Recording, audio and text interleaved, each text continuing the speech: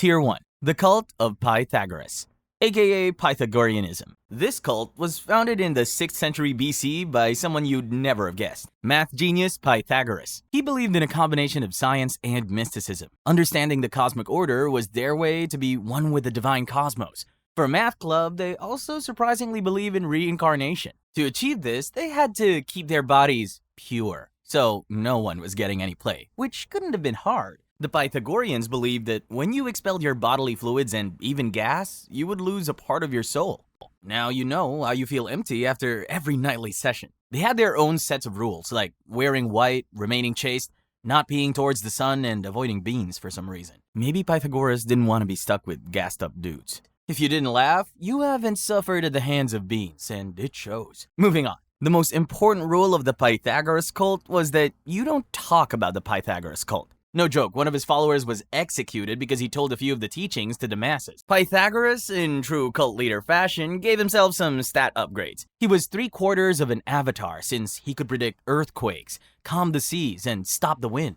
And he could also remember past lives. After the death of Pythagoras, which was ironically by fire, he was elevated to god status by his students, and his cult lived on. The Church of Copimism, or the Masonry Church of Copimism, was founded in Sweden in 2010 by Isaac Gerson and Gustav Nipe. This church considered the act of copying and sharing information to be divine and sacred, even calling it a virtue. Identity thieves are going to love this one. In true nerd fashion, they don't conduct physical congregations.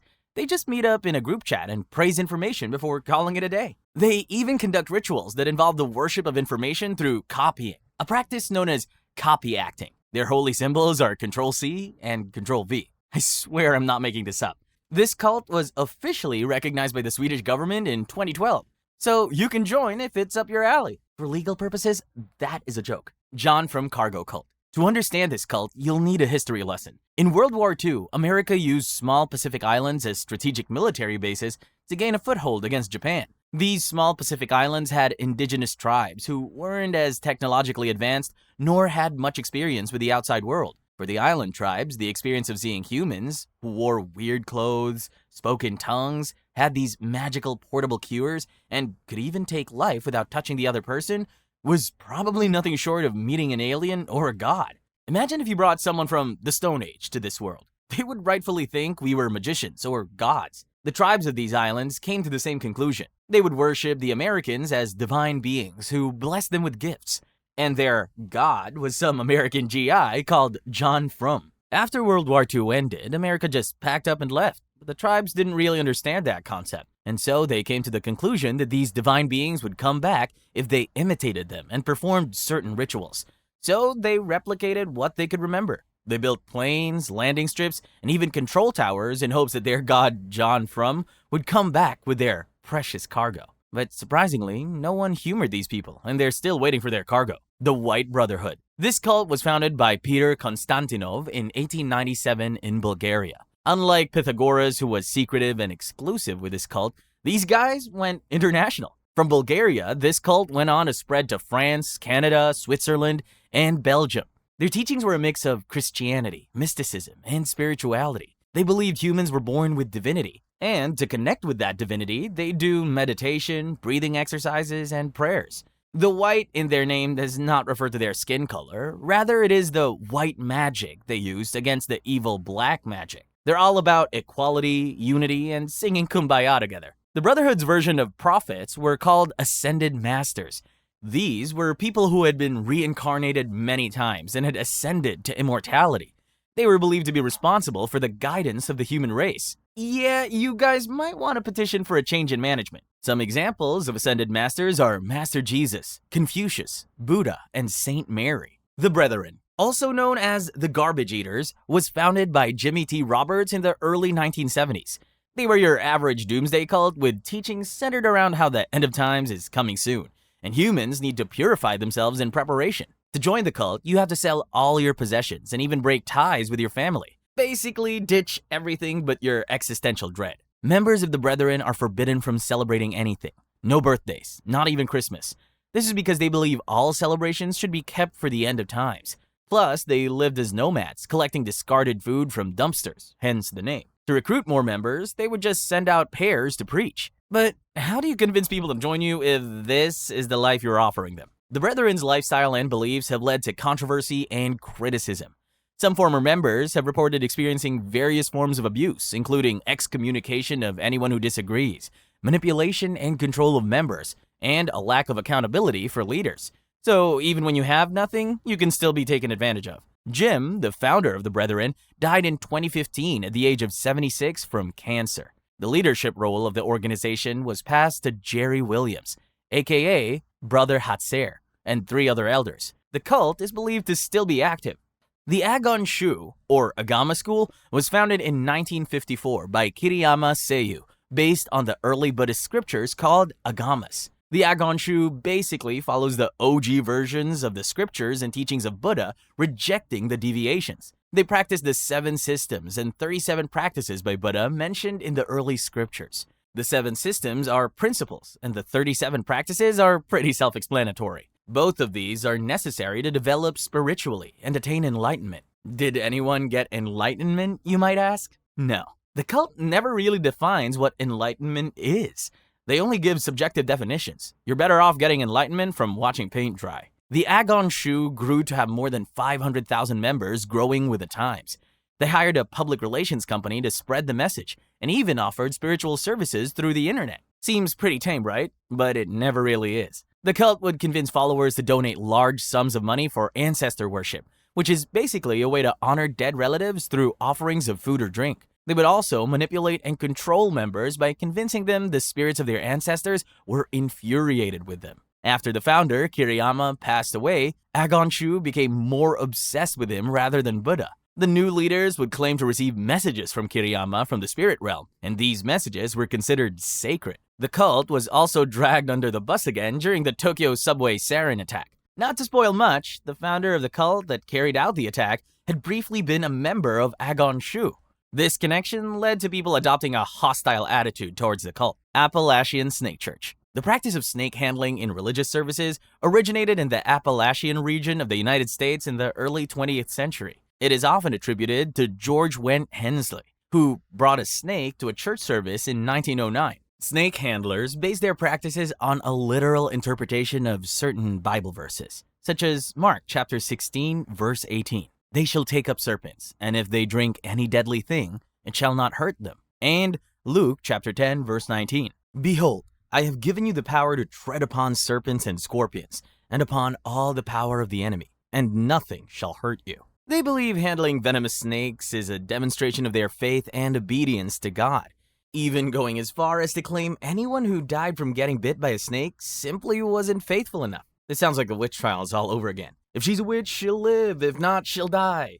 Do you see the big brain logic? Snake handling was primarily practiced in small, isolated churches in the southern Appalachian region, particularly in Georgia, Tennessee, and the Carolinas. During services, believers will pick up and handle venomous snakes as an act of faith. Children are generally prohibited from participating, thank God. Ironically, George Hensley later on died from a snake bite. Karma does its work. The Church of Scientology. This is one of the more famous entries you've probably heard of. The Church of Scientology was founded in December 1953 by L. Ron Hubbard, a science fiction writer. Do I need to go on? Okay. In Scientology lore, in a faraway galaxy, there existed the Galactic Confederacy, ruled by an evil, tyrannical ruler, Xenu.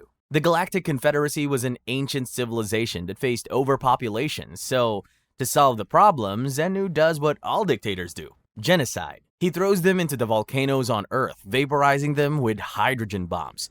And here, their spirits, known as Thetans, attach themselves to all living things. Here's where Scientology comes in. They claim that by buying their course, you can control and harness the Thetan inside of you to gain various superhuman abilities. But this level of knowledge is locked behind many paywalls. To reach the level of operating Thetan, or OT, will cost you thousands, and that will only give you access to some information. To reach OT3, where you supposedly get the good stuff, you need to spend hundreds of thousands of dollars, along with a good portion of your time. I'll save your money and tell you where to find this super secret C-grade creation scripture. It's called Revolt in the Stars by the father of Scientology, L. Ron Hubbard. I mean, what do you expect? Just look at this building. Does it not look like Villain HQ? Their appraisal also stems from the fact that you can believe in any other religion while being a Scientologist, but saying everybody can enter doesn't mean everybody can leave. There's a lot of harassment involved for leaving, along with dissuasion tactics, and finally, an NDA. While celebrities like Tom Cruise, John Travolta, Grant Cardone, Danny Masterson enjoy their relationship with the church, ex-members like Ron Miscavige, Katie Holmes, and Leah Remini have come out to expose what the cult is really like. David Miscavige, the current leader of the Church of Scientology, is working the marketing department to the bone, it seems. Upbeat music, flashy commercials, they even managed to get a Super Bowl commercial. All that marketing has another function though, burying their scandals and controversies.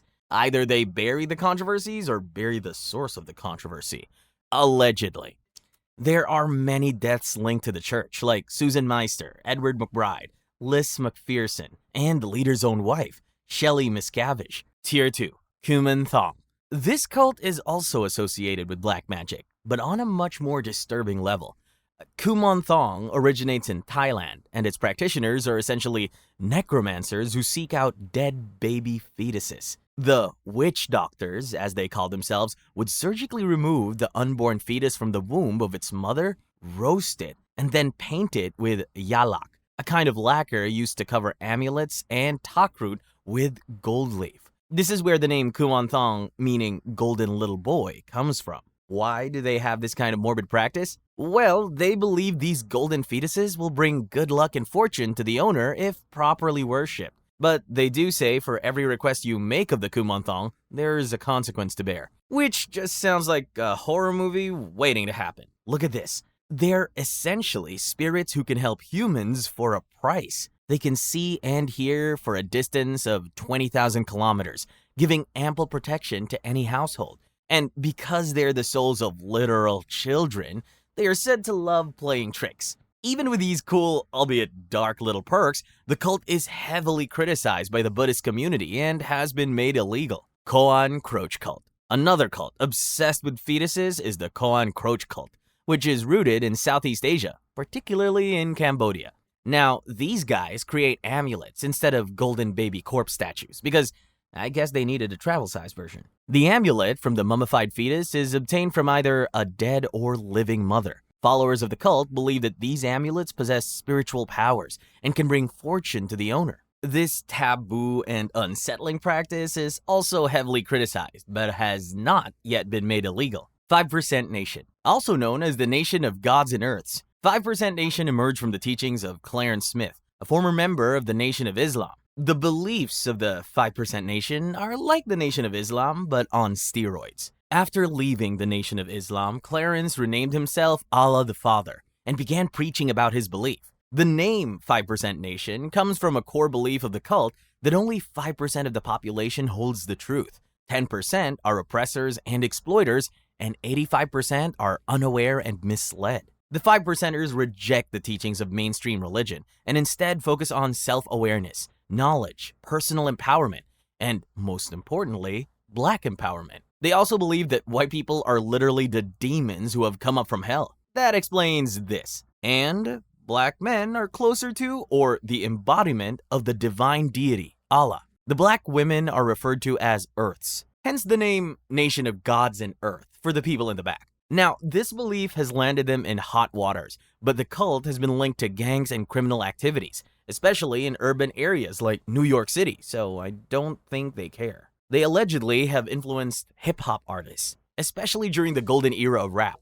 Artists like Rakim, Big Daddy Kane, Wu-Tang Clan, Brand Nubian, Nas, and Jay-Z have either been members of the 5% Nation or incorporated its teachings into their music. Jay-Z was actually seen wearing a medallion associated with 5% Nation. The medallion of the 5% Nation has a 7 with a star and sun as part of its symbolism. The number 7 on the medallion represents God, the star symbolizes knowledge, and the sun represents the authority of God over the planets and stars, as well as the proper order of the universe. This symbolism reflects the core principles of knowledge, wisdom, and the divine nature of black people within the universe. Though whether Jay-Z is an active member or not is unclear. The Church of the Firstborn. This cult is an offshoot or spin-off of the mainstream Mormon church founded in the 1950s by Joel LeBaron. Being an offshoot, their belief system differs from mainstream Mormonism. They consider the Bible the ultimate source of doctrines and practices. They also rejected the Christian interpretation of the Holy Trinity, where they described God as three separate persons: the Father, the Son, and the Holy Spirit. The Church of Firstborn used the term non-Trinitarianism to describe their stance. Non-Trinitarianism is the belief that God is one indivisible unity, or exists as three manifestations of himself. The Christian belief is that God exists as three distinct entities, and some people just stop at God exists, ? The cult is very patriarchal and encourages polygamy. They also don't believe in medicine, going as far as to call it a weakness of faith or even a sin. Instead, they opted for faith healing, which is basically pray the gay away, but with illnesses. The church was slammed with manslaughter lawsuits because of this, and legal action was also taken against individuals, such as parents who let their kids be victims of faith healing. The Church of Firstborn holds many beliefs that are considered controversial, such as rejecting participation in war, advocating for traditional gender roles where women are expected to stay at home and care for children, and promoting the practice of greeting each other with a holy kiss. The founder, Joel LeBaron, was murdered in 1972. The hit was allegedly orchestrated by his own brother, Ervil LeBaron, who is just one letter away from his true form. But we'll be getting into that later on. The Love Israel family. This was a communal cult founded in 1968 by Paul Erdman, who later changed his name to Love Israel. Members of the cult collectively adopted a single surname, Israel, along with biblical first names. The core teachings of the cult were love, oneness, and bringing the presence of God into everyday family life. The name Love Israel is a play on one of their 4 affirmations: love is real. The other 3 are we are one, love is the answer, and now is the time. The commune says it had ground marriages, but it's mainly Paul or Love just trying to catch them all. He created his own harem, enforcing a strict rule: no outside relationships and no birth control. He would also loan his wives to elders who worked below him. He held complete authority and power within the group. His word was law for them. He controlled the finances of the group and demanded obedience if they wanted to remain there and be taken care of. The members were subjected to strict discipline, being told how to dress, eat, and behave. The hierarchical structure of the group didn't really let the parents raise the children. According to the cult, they weren't your children anymore. They were our children. A layer of elders operated just beneath Love Israel, overseeing houses, managing business affairs, and addressing social concerns. This being a patriarchal family structure, the women were on the back burner following the traditional gender dynamics.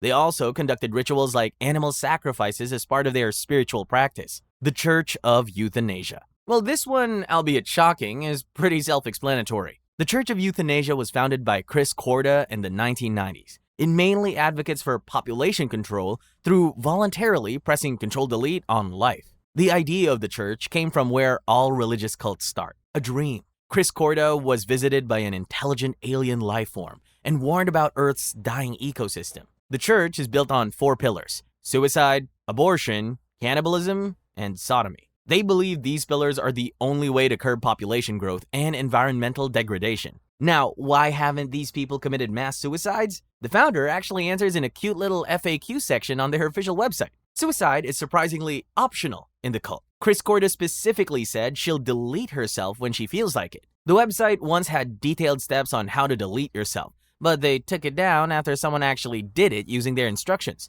The body was found with a printout from the website, so there was no denying it for them. I just want to mention that their reason for encouraging cannibalism is that eating animals hurts the environment, and humans are in abundance, so you might as well solve your problem there.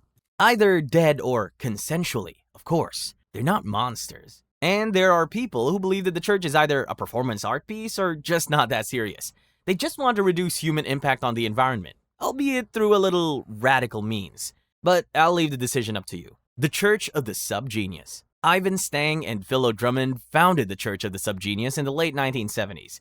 When you go up looking for answers as to what the church is on its website, you get this response: pity the poor human earthbink who comes looking for a simple, short explanation of the Church of the Subgenius, TM. One that he or she can understand quickly. If the church could provide that, it would be bigger than Islam or Christianity by now, and probably much, much worse. Talk about an introduction. The group has been described as a performance art piece, irony, satire, or a money-grabbing scheme.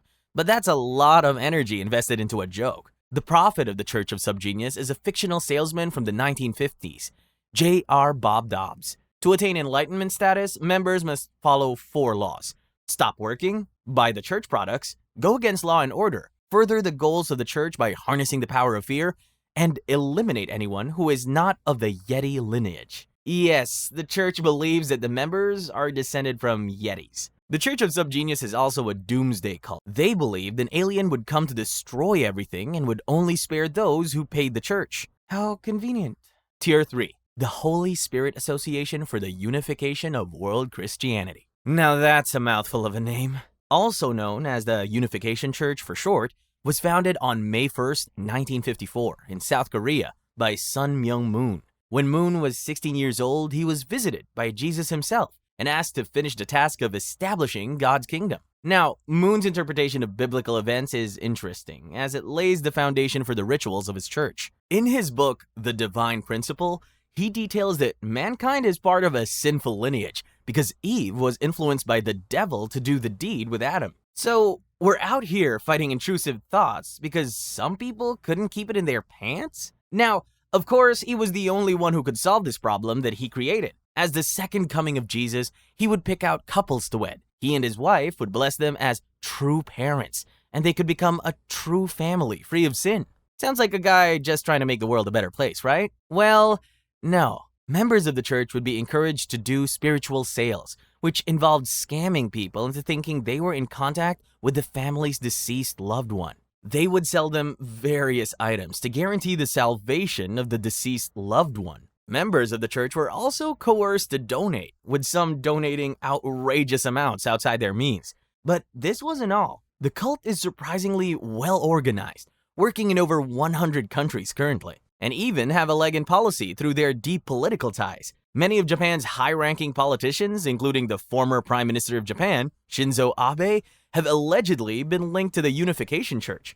Political corruption, orgies and scandals, financial coercion, and scamming aside, this cult has become the cause of death of Shinzo Abe. His murderer was the son of a grieving mother who was financially taken advantage of by the church. The murderer's life was just a roller coaster of tragedy after tragedy. I'll leave that for the paragraph guy in the comments. Also, Moon's dead, but the cult lives on through his wife and children. The Coconut Cult, or more popularly known as Sonnenorden, Order of the Sun, was founded by August Engelhardt, a German nudist and vegetarian in 1902.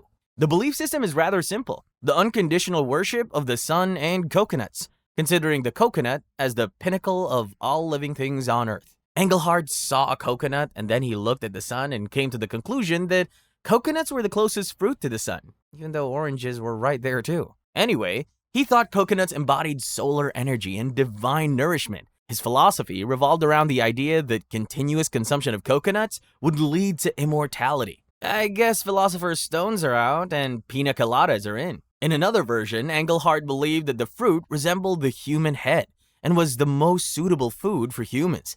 He even allegedly wrote devotional poems and treatises extolling the virtues of coconuts, viewing them as a divine creation closely linked to human existence. So the members of the cult stayed on a coconut-only diet to gain immortality. But of course, this diet has severe health consequences for many of his followers.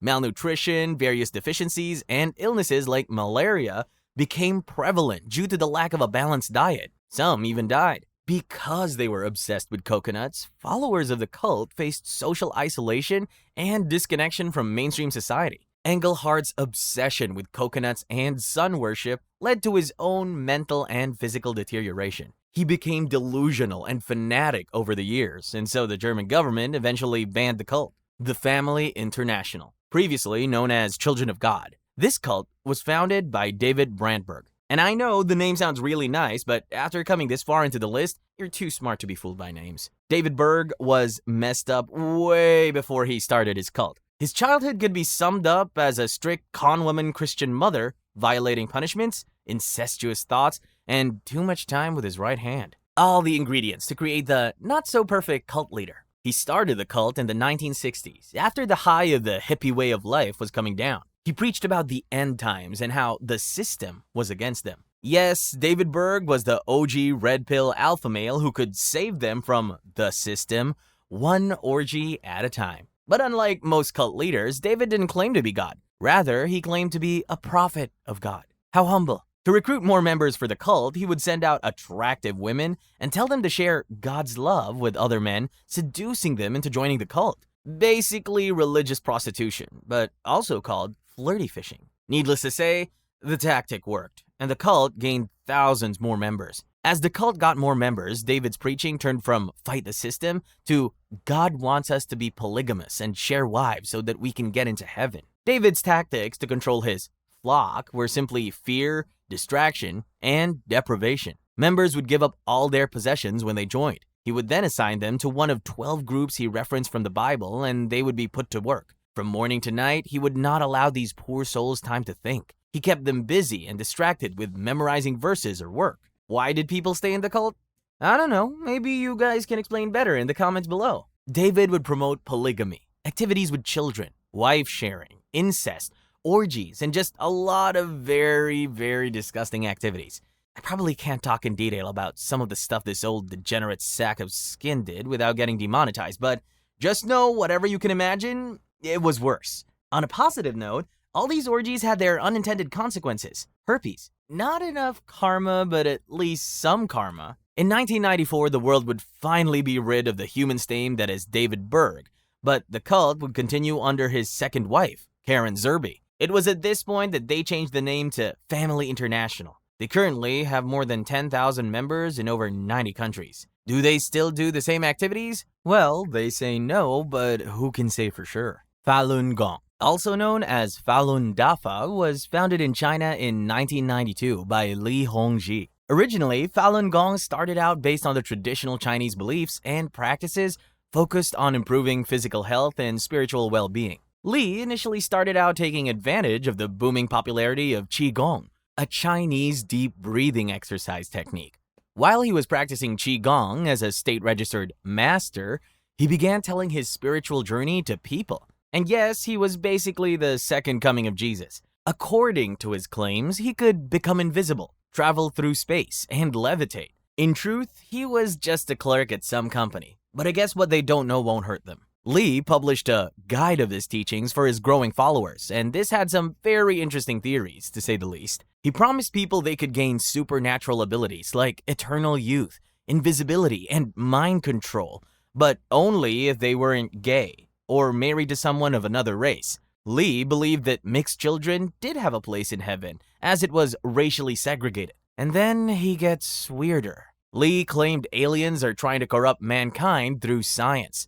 All the modern innovations like computers, airplanes, modern medicine, etc. were given to humans by the aliens. Why, you ask? Well, because they want to replace humans and live on Earth. I don't know what's crazier, his ideas or the aliens actually considering living on this crumbling planet. The members were also expected to devote their entire lives to Li Hongzhi and the cult. They would be monitored and pressured to follow the teachings without question. Li's growing popularity and absolutely brainwashed followers were being noticed by the secular Chinese government, especially after Li ordered that responding to criticism from the government would be an essential step in gaining enlightenment. Maybe Li thought he was untouchable with his 2 to 3 million followers, but he was playing with fire here and it finally burned him. After brutally suppressing many protests in 1999, China officially banned Falun Gong. It's never as simple as just passing an order with China. The crackdown on Falun Gong members led to cases of torture, disappearances, enforced ideological conversions, forced labor, and even death. The Creativity Movement. Formerly known as the Church of the Creator, it was founded by Ben Klassen in 1973. It was called a church, but in reality, they were an atheist group that believed in a form of social Darwinism.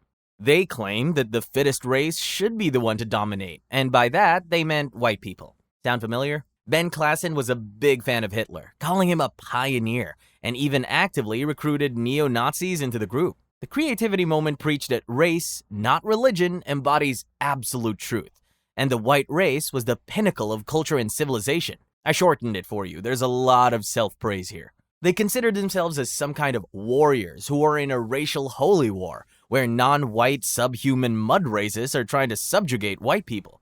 And to prevent humanity from descending into slavery and misery, the white race must win.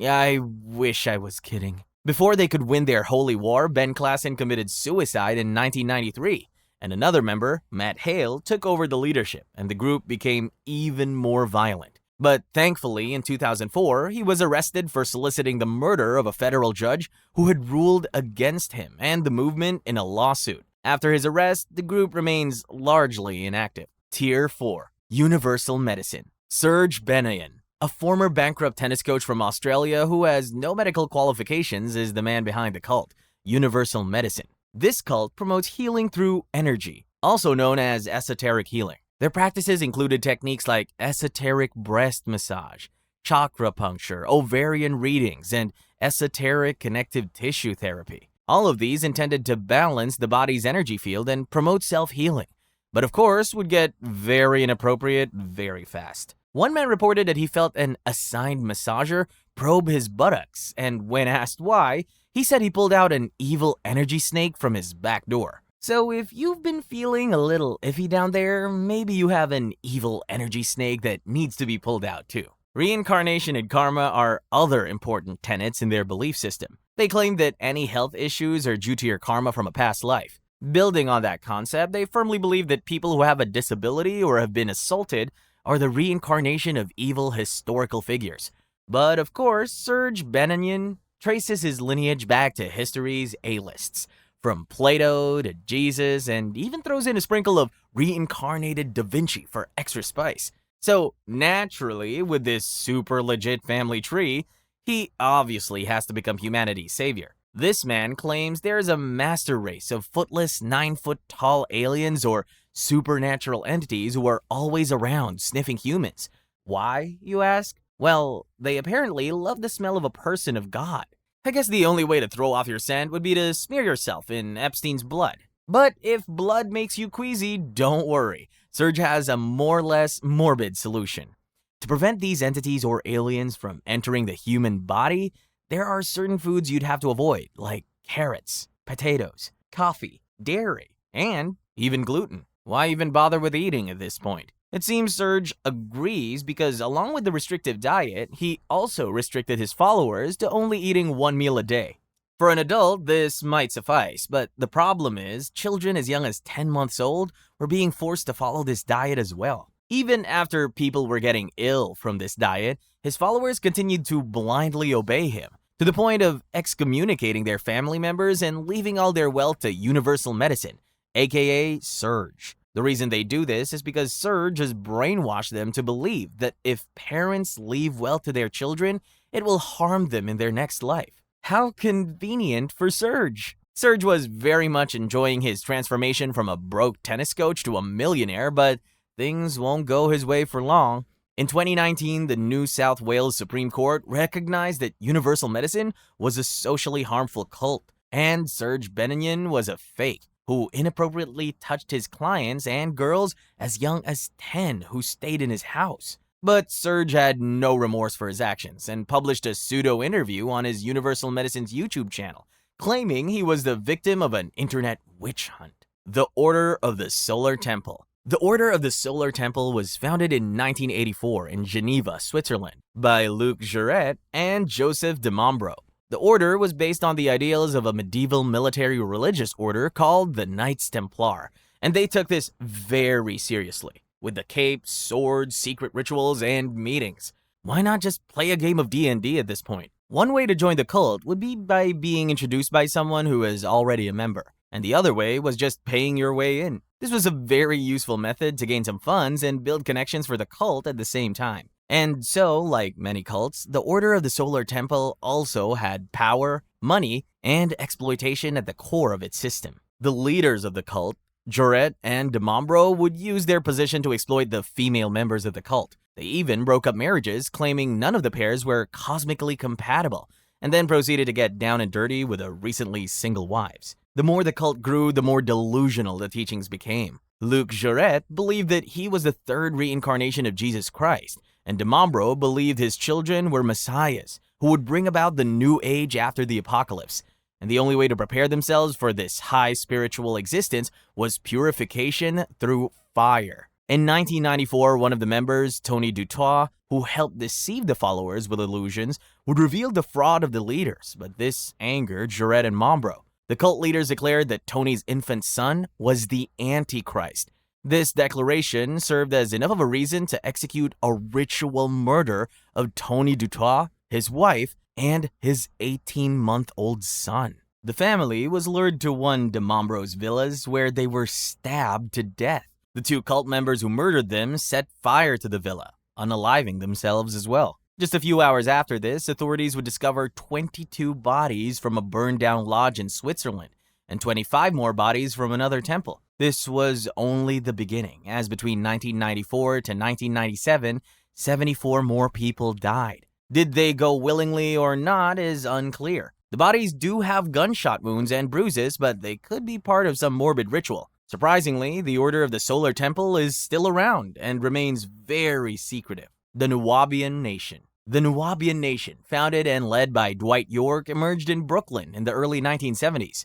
York was heavily influenced by the Nation of Islam's ideology of black supremacy, so he began his own black Muslim group to get a piece of the pie. York either knew what he was doing too well or he had no idea and was winging it. I'd bet my money on the latter, because over time, York changed the group's teachings and names multiple times, incorporating concepts from various religions and esoteric beliefs, gaining some followers from all his various beliefs. It's astounding to think people would trust themselves to someone who just wakes up every day and says, "No, this is the right religion today." It doesn't even stay in the same theological categories. Nuwaubian Nation came into being in 1991 on one such day. York moved his followers to a remote area and built an ancient Egypt-themed compound. They had 2 pyramids, obelisks, and statues of Egyptian leaders. The belief system of the cult is rather bizarre and complex. They're a mix of black supremacist ideas, Egyptian worship, UFO conspiracy theories, the Illuminati, throw in some Abrahamic religious teachings, and just a smidge of Eastern philosophy. This man was playing gotta catch 'em all religion version. And of course, at the center of this belief system was York himself as God. And as God, he was entitled to everything his followers could offer: their time, finances, resources, their wives, and even themselves. York would often put the men to work, and while they worked, he'd have his way with their wives. He kept families separate and often engaged in intimate behavior with men, women, and also children. In one case, he adopted a girl illegally from Uganda and proceeded to treat her like a slave, even withholding food, forcing her to sleep on the floor, and violating her. This does have a positive end. In 2004, York was sentenced to 135 years in prison for molesting children and other crimes. After York was arrested, the Nuwaubian Nation declined, with most followers abandoning the group. But it's still around. The Church of the Lamb of God. Remember the Church of the Firstborn led by Joel LeBaron? Well, now we continue the story after he was allegedly murdered by his brother. The Church of the Lamb of God was founded by Ervil LeBaron. As all cult leaders do, Ervil threatened to execute those who refused to accept him as God's representative and obey him. Whether they were a part of the church or not, everyone had to believe him. He brings back the former Mormon principle of blood atonement to use against anyone he deemed a threat. Blood atonement is pretty self-explanatory. To save the souls of people who committed a sin, they needed to atone with their blood. The group was very violent, with an estimated 20 to 30 murders attributed under their belt. The church was also polygamous, with Ervil having 13 wives and at least 25 to 50 children. And he wasn't just abusing the women and children of his family, he was doing it to all the members of his cult. He was doing everything nasty under the sun, abusing members of his cult, indoctrination, assault, child abuse, underage marriages, human trafficking, and the list goes on. Because of all the violence and abuse, the cult would move around quite often. Did all the moving stop them from being violent? Nope. They continued this pattern till Ervil was finally sentenced to life in prison for ordering the murder of rival Mormon cult leader Rulon C. Allred in 1977. Ervil became paranoid in prison and thinks his former followers are betraying him. He writes a hit list for his children and uses the blood atonement practice to convince them to murder the lost followers. And one of his sons takes it seriously. His son plans a series of murders together with some other members. He murdered many of his brothers and sisters along with other cult members, and Ervil would die in prison at the age of 56 in 1981. which seems like an easy death for a very depraved man. The Raelian movement, also known as Raelism, was founded in 1974 by Claude Virilin. Claude started the cult after coming into contact with aliens in France. These aliens chose to impart knowledge of the origin of humanity to him and appointed him as their messenger. He was then tasked to prepare the Earth for their arrival. Claude rose to the occasion, renaming himself Rael and establishing Raelism. He began preaching to others that humans weren't created by God, rather they were created by highly intelligent alien life forms called Elohim. Rael is the last prophet among a line of prophets including, but not limited to, Buddha, Jesus, and Muhammad. The cult is hierarchical, with different membership levels from 0 to 6, with Rael holding the highest position as prophet. Their practices are also just as bizarre as their beliefs. Raelians practice sensual meditation, a guided meditation technique that aims to transmit their love to the Elohim. The ultimate goal of the meditation is to achieve a cosmic orgasm. They're really giving reaching nirvana a whole new meaning. Surprisingly, this cult also fought for many progressive causes like LGBTQ rights, bodily autonomy, peace, and also against female genital mutilation, which is called clitorade. And I just want to know what went on in their mind. Financial exploitation is basically like a subscription service where members of the cult are encouraged, not forced, to donate 10% of their income to finance the construction of an embassy for Elohim in Jerusalem and to maintain a pure genetic code by avoiding caffeine, cigarettes, and recreational drugs. I think some drugs might do them well because if they're like this sober, I need to see what they'd be like high. Raelians are also big on cloning. They believe immortality can be achieved by advanced cloning. They claim to have successfully cloned a female baby, but for privacy reasons, they will not show her to the world. Unlike other cults or religions, you don't have to die to meet the gods that created you. Rael prophesies that the Elohim will return in 2035, and if humanity doesn't have its shit together and doesn't build him a welcome back embassy on neutral territory, one of two things will happen. Either humans get obliterated or they just won't share their advanced technology with us. But if the Elohim decides to stay, they will establish a geniocracy, where only people who are 50% above the mean IQ can hold office, and people 10% above the mean can vote. So if the average IQ is 100, the lowest IQ for a candidate would be 150, and for a vote would be 110. More than half the US won't be able to vote in this government. But as always, the good never lasts with cults. There are accusations that the cult advocates for children to be more intimately active. 2 former members were even found guilty of systematically corrupting teenage girls in 2006. Rael also recruits attractive women into his Order of Angels, who either fulfill Rael's depraved desires or save themselves for the Elohim when they return. But Rael can still go all the way with them because he belongs to the prophet bloodline, which connects to the supreme alien Yahweh. Even with these criticisms, the cult thrives with over 80,000 members worldwide. They aren't as can murder you, will murder you, but based on the sheer absurd claims, I couldn't help but place them higher on this list. Tier 5. The Agori. The name is derived from the Sanskrit word agor, meaning fearless. The Agori are based on Hinduism, in the sense that they just took everything taboo in Hinduism and made a cult out of it. 2 of the Hindu goddesses, Shiva the Destroyer and Kali the Goddess of Death, are central to their belief system and practices. The Agori embrace the death in everything they do, whether it's living near cremation sites or rubbing the ashes of some poor guy all over themselves. They justify this by saying their practices help destroy the ego inside humans and help them see the beauty in everything, even death. Also, they believe it protects them from diseases. They also see no difference between good and evil or between human and animal flesh. Great.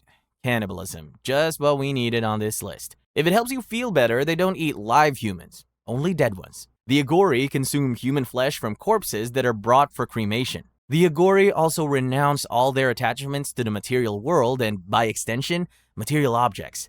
Sadly, that includes clothes as well. They often remain only in a loincloth or nude. Speaking of controversial choices, they also use human skulls as utensils, as it helps them break the barrier between life and death. The Agori are also associated with black magic and the use of intoxicants.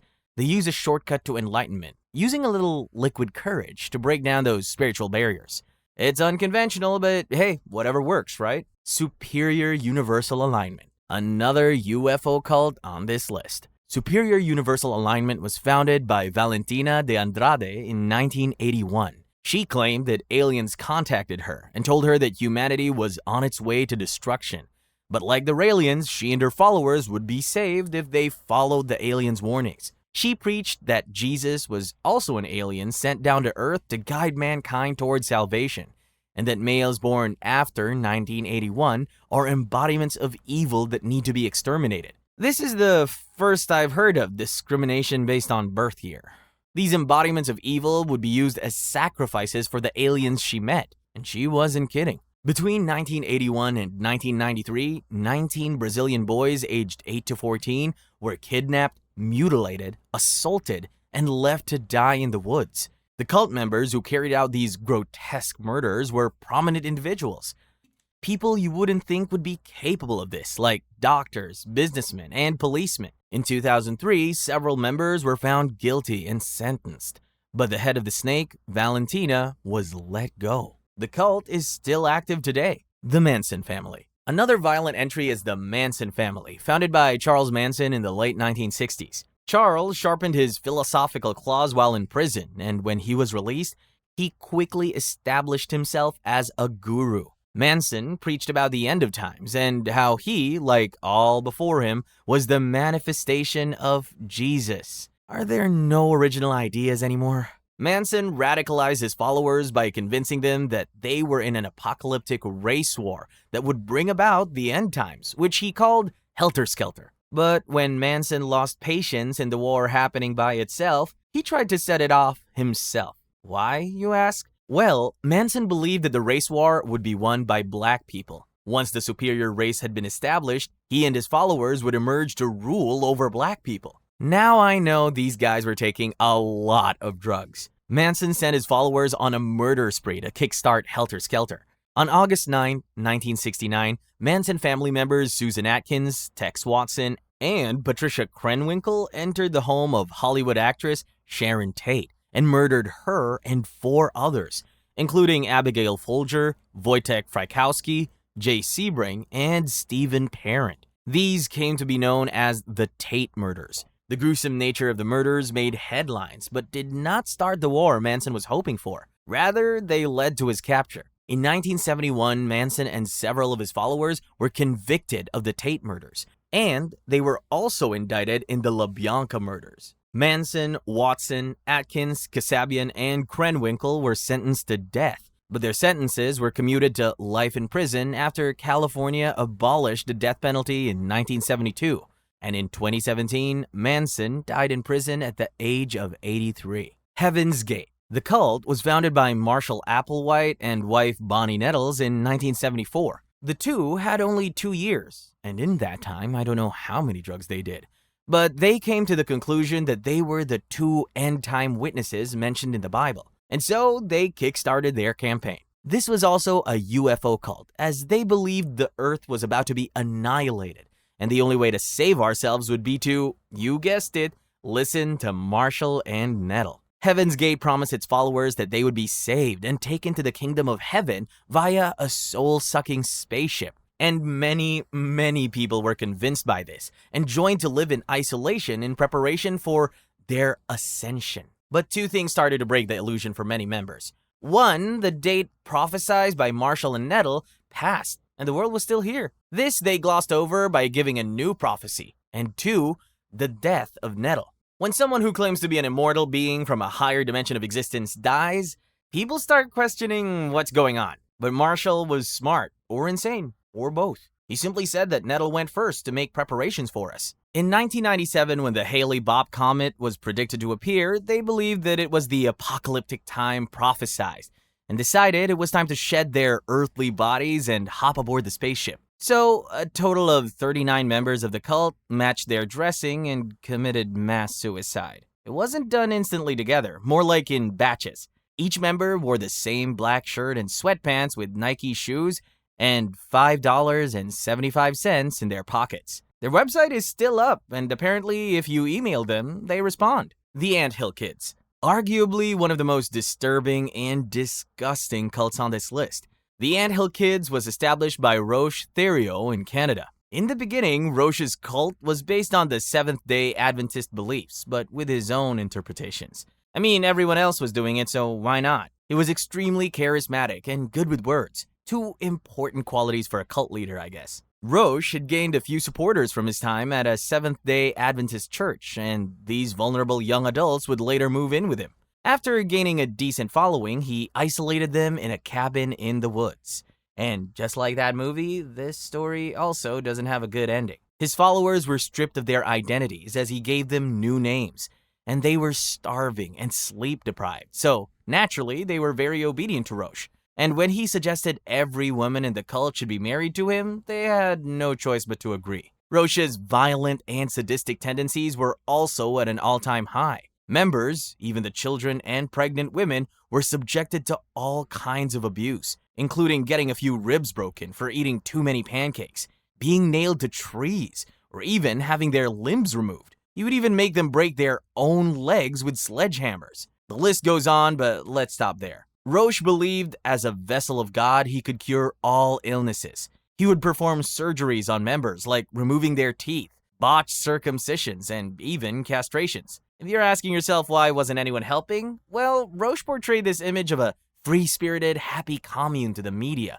who wrote positive articles about the Anthill Kids. But Roche's sadistic rampages would soon be his downfall. Roche performed another one of his healing operations on a woman named Solange, who had stomach pains. He would proceed to cut her open and rip out her intestines with his bare hands and then crudely stitch her up and leave her there. She died, but that wasn't enough for Roche, so he dug her up again and, well, let's just sum it up with skull necrophilia. In 1993, he was convicted for the murder of Solange and one of the many infants he murdered. He received a life sentence and was later executed by a cellmate in 2011. Aum Shinrikyo, also known as Aum and Aleph, was founded by Shoko Asahara in 1987. Shoko Asahara started the cult as a yoga and meditation class, and he, like all the others before him and those that would come after him, claimed that a god came down from the heavens and appointed him as the god of light to fight against all evil. Their beliefs were pretty standard as cults go. Doomsday was around the corner and only the people who followed Shoko Asahara would be saved.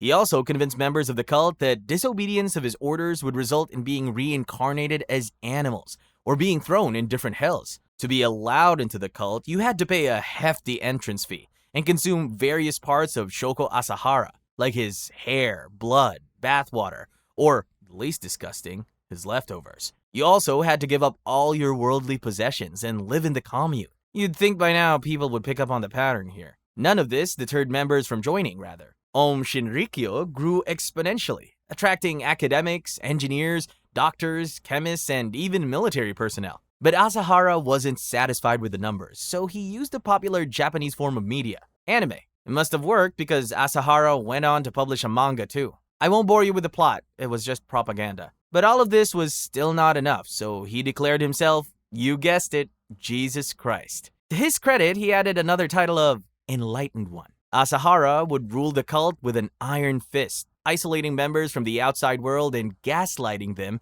into doubting themselves, to the point that the only person they trust is Asahara. Aum Shinrikyo would also threaten and physically assault people if they tried to leave. The families of the members of the cult would plead to the media outlets, and one anti-cult lawyer, Tsutsumi Sakamoto, would jump in to help and prepare to launch a lawsuit against Aum Shinrikyo and also make a documentary of sorts destroying the divine image of Asahara with proof. But tragedy struck when the footage was leaked to the cult before it could be aired. Tsutsumi Sakamoto, along with his wife and infant child, disappeared overnight. I won't leave you in suspense. They were brutally murdered by members of the cult, and their bodies wouldn't be found till 6 years later when the sarin attack happened. But this display of intimidation didn't work, and people continued to work against the cult. And Shoko Asahara decided it was time to work on a higher scale. The chemists and military personnel of the cult came together to create sarin gas, which is an odorless and colorless gas that will murder you in the most painful way possible within 10 minutes. They tested the gas first on a neighborhood, and 10 people died, but it wasn't linked to Aum Shinrikyo. And on March 20, 1995, carried out their main attack on the busiest Tokyo subway station. Cult members released the inside of it to the train, resulting in 13 deaths and 6,000 injured. Shoko Asahara and 6 other members were sentenced to death. Asahara's sentence was carried out on July 6, 2018. Aum Shinrikyo separated into 2 cults, Aleph and the Circle of Light. Both deny any relation to Shoko Asahara's teaching, but with cults, you never know. People's Temple, the cult that is infamous for the mass murder-suicide of 909 members in Jonestown. Jim Jones started the People's Temple in Indianapolis, where he preached a mix of Christian and socialist ideologies. And because this was the 1950s, he attracted many African Americans with his woke vision of an integrated congregation. Jones would also perform these miracles, which were fake, of course, but the people ate it up. Like, how do they not find the guy who wears sunglasses indoors and at night sus? Jones was very charismatic, with an enthusiastic worship style he copied from black preachers and speakers. He was like an evil little white Les Brown. His style, fake miracles, and leftist sermons gained him a massive following. Jones wanted to build his own private utopia, so he invited these people to live in a commune, which went well for a while. But with his narcissistic god complex, it was bound to fail at some point. His cult drew criticism from the media with accusations of financial fraud, physical mistreatment of members, and abuse of children in its care. Members of the cult were reportedly beaten, sleep-deprived, and forced to go through loyalty tests, which is self-explanatory. Jones didn't allow anyone to leave, going as far as threatening to murder them if they did. And just when you think Jones couldn't get worse, he does. He would take advantage of all members, male or female, of his cult. Anyone who rebelled was instantly punished with reduced food rations, harsher work schedules, public ridicule, humiliation, and sometimes physical violence. To escape the bad press and keep his hold on his cult, he took his followers to Guyana in 1977. He convinced them to come by telling them the world was ending soon. And the abuse continued there as well. Jones would often hold white night rehearsals, where he'd play mind games with members, telling them they had been poisoned when it was just Kool-Aid. Jones also pitted members against each other by asking them to turn in anyone who wanted to leave. In November 1978, Congressman Leo Ryan of California visited Jonestown at the request of concerned relatives of the cult members. All seemed well on the surface, but after a while, some members would tell him they wanted to leave. Ryan and his party took the 20-plus defectors of the cult to the airstrip with them. This made Jones furious and unhinged, and so he does what any insane cult leader does. He sends an armed party to murder them. Congressman Leo and many others at the airstrip were murdered by the armed temple members. Back in Jonestown, Jim Jones spiraled into madness fueled by his paranoia. He gathered all of his followers and convinced them that more people would come here and take their children away to torture them. He said the only way to escape perceived threats of the outside world was revolutionary suicide, as if normal suicide isn't morbid enough. The children were the first to be given cyanide-laced Kool-Aid to make sure parents would not have any reason to resist. Many of the adults were forced to drink the Kool-Aid at gunpoint, and some had cyanide injected into them. Some drank it willingly, staying loyal to Jones till the end. Jones, being the coward that he was, didn't drink the Kool-Aid, rather died via a gunshot wound to the head. The death toll from this mass murder-suicide was 909 people, with 304 children under the age of 18. That's all the cults we have today. Tier 1. The Brazen Bull. The one thing you shouldn't do if you happen to be the subject of a tyrannical ruler is enable their behavior in hopes of getting rewarded. Unfortunately for Paralaus, the inventor of the Brazen Bull, he had to learn this the hard way. According to the legend, Paralaus was what you could call an evil genius. He believed if he could design a new execution method that pleased Phalaris, the then ruler of Sicily, he would be rewarded. So he got to work designing the Brazen Bull.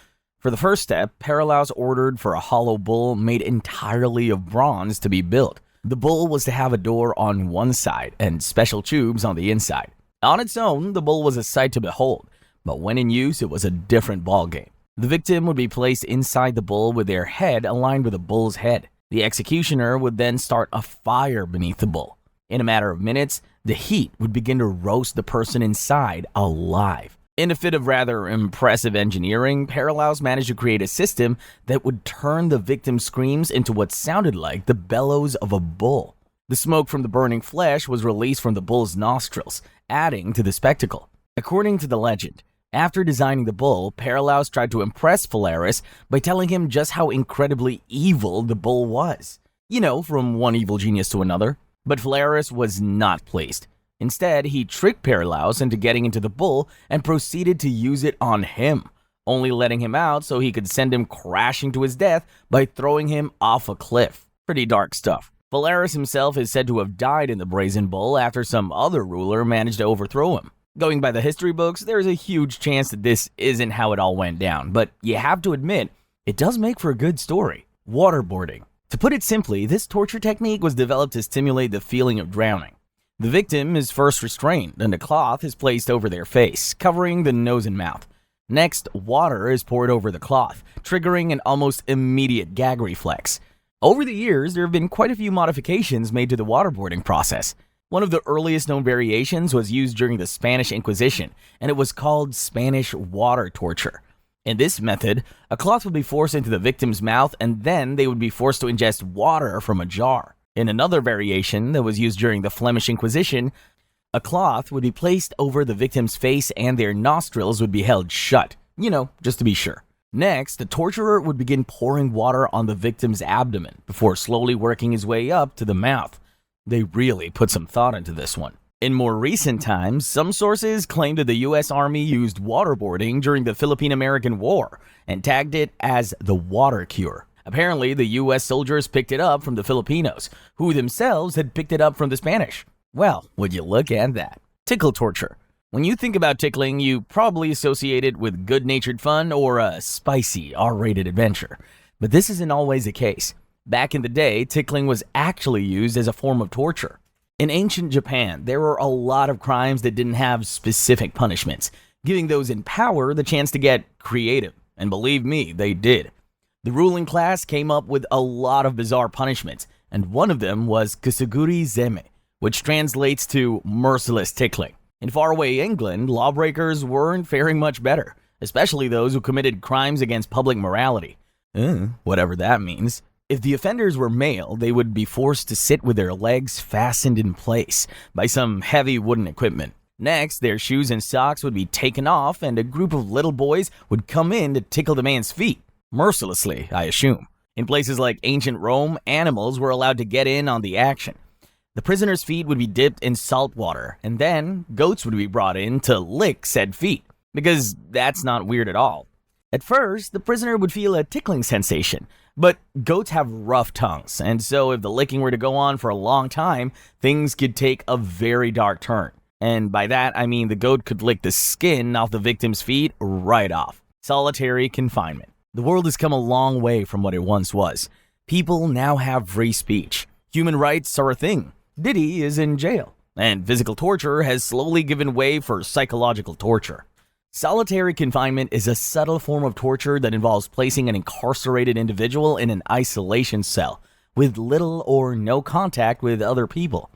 In extreme cases, the cell is intentionally designed to be dark and small. The more miserable, the better. One of the earliest recorded uses of solitary confinement was in the late 18th century, when a religious group decided to use it as a substitute for public beatings. From this point on, the practice slowly began to gain popularity, and soon solitary confinement had become an accepted method of punishment in prisons across the world. In Scandinavian countries like Denmark, there have been reports of solitary confinement being used as a way to extract information from prisoners. In extreme cases, U.S. prisoners in isolation cells spend as much as 23 hours a day alone. According to several studies, this torture technique has a long list of side effects, including anxiety, depression, anger, obsessive thoughts, paranoia, and psychosis. In some cases, prisoners in solitary confinement have tried to take their own lives just to escape the torture. In May 2014, a prisoner being held in an isolation cell at the Airway Heights Correction Center near Spokane succeeded in taking his own life. In the aftermath of the tragic accident, his family went to court and won a $500,000 settlement. Occasionally, prisoners are put in isolation cells for their own protection. but more often than not, it's used as a form of punishment. Standing torture. You could probably guess where this is going, but it's a lot worse than you think. Standing torture is an ancient torture technique that made a comeback in the 19th and 20th centuries, following the invention of standing cells. A standing cell is exactly what it sounds like, a space so small that the only way a prisoner can fit in is by standing. In a typical standing cell, a prisoner's back touches one wall while their knees rest against the opposite wall. So, who exactly was throwing people into these coffin-sized closets? Well, for one, the Nazis. But they weren't the only ones. Joseph Stalin and the Soviet Union were in on it too. In the Nazi concentration camps at Dachau and Auschwitz, prisoners of war were sent to standing cells for anything and everything. If someone asked for a second portion of food, they got sent to a standing cell.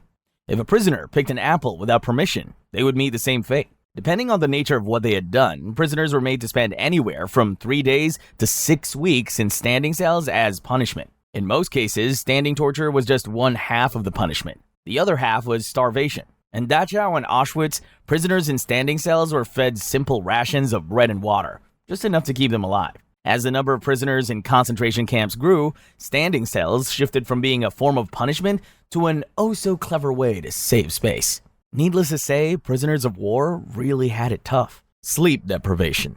You probably already know the basics about sleep and its importance. You most likely also know that the average adult needs about 7 to 8 hours of sleep every 24 hours. What you don't know is just how bad prolonged sleep deprivation is, and how many times it's been used as a torture technique throughout history.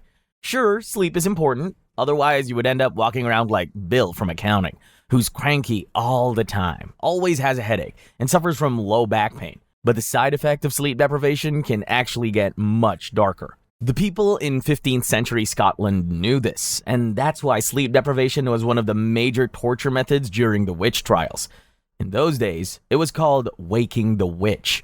The women who had been accused of practicing witchcraft would be kept awake for days until they began to hallucinate and say some batshit crazy things.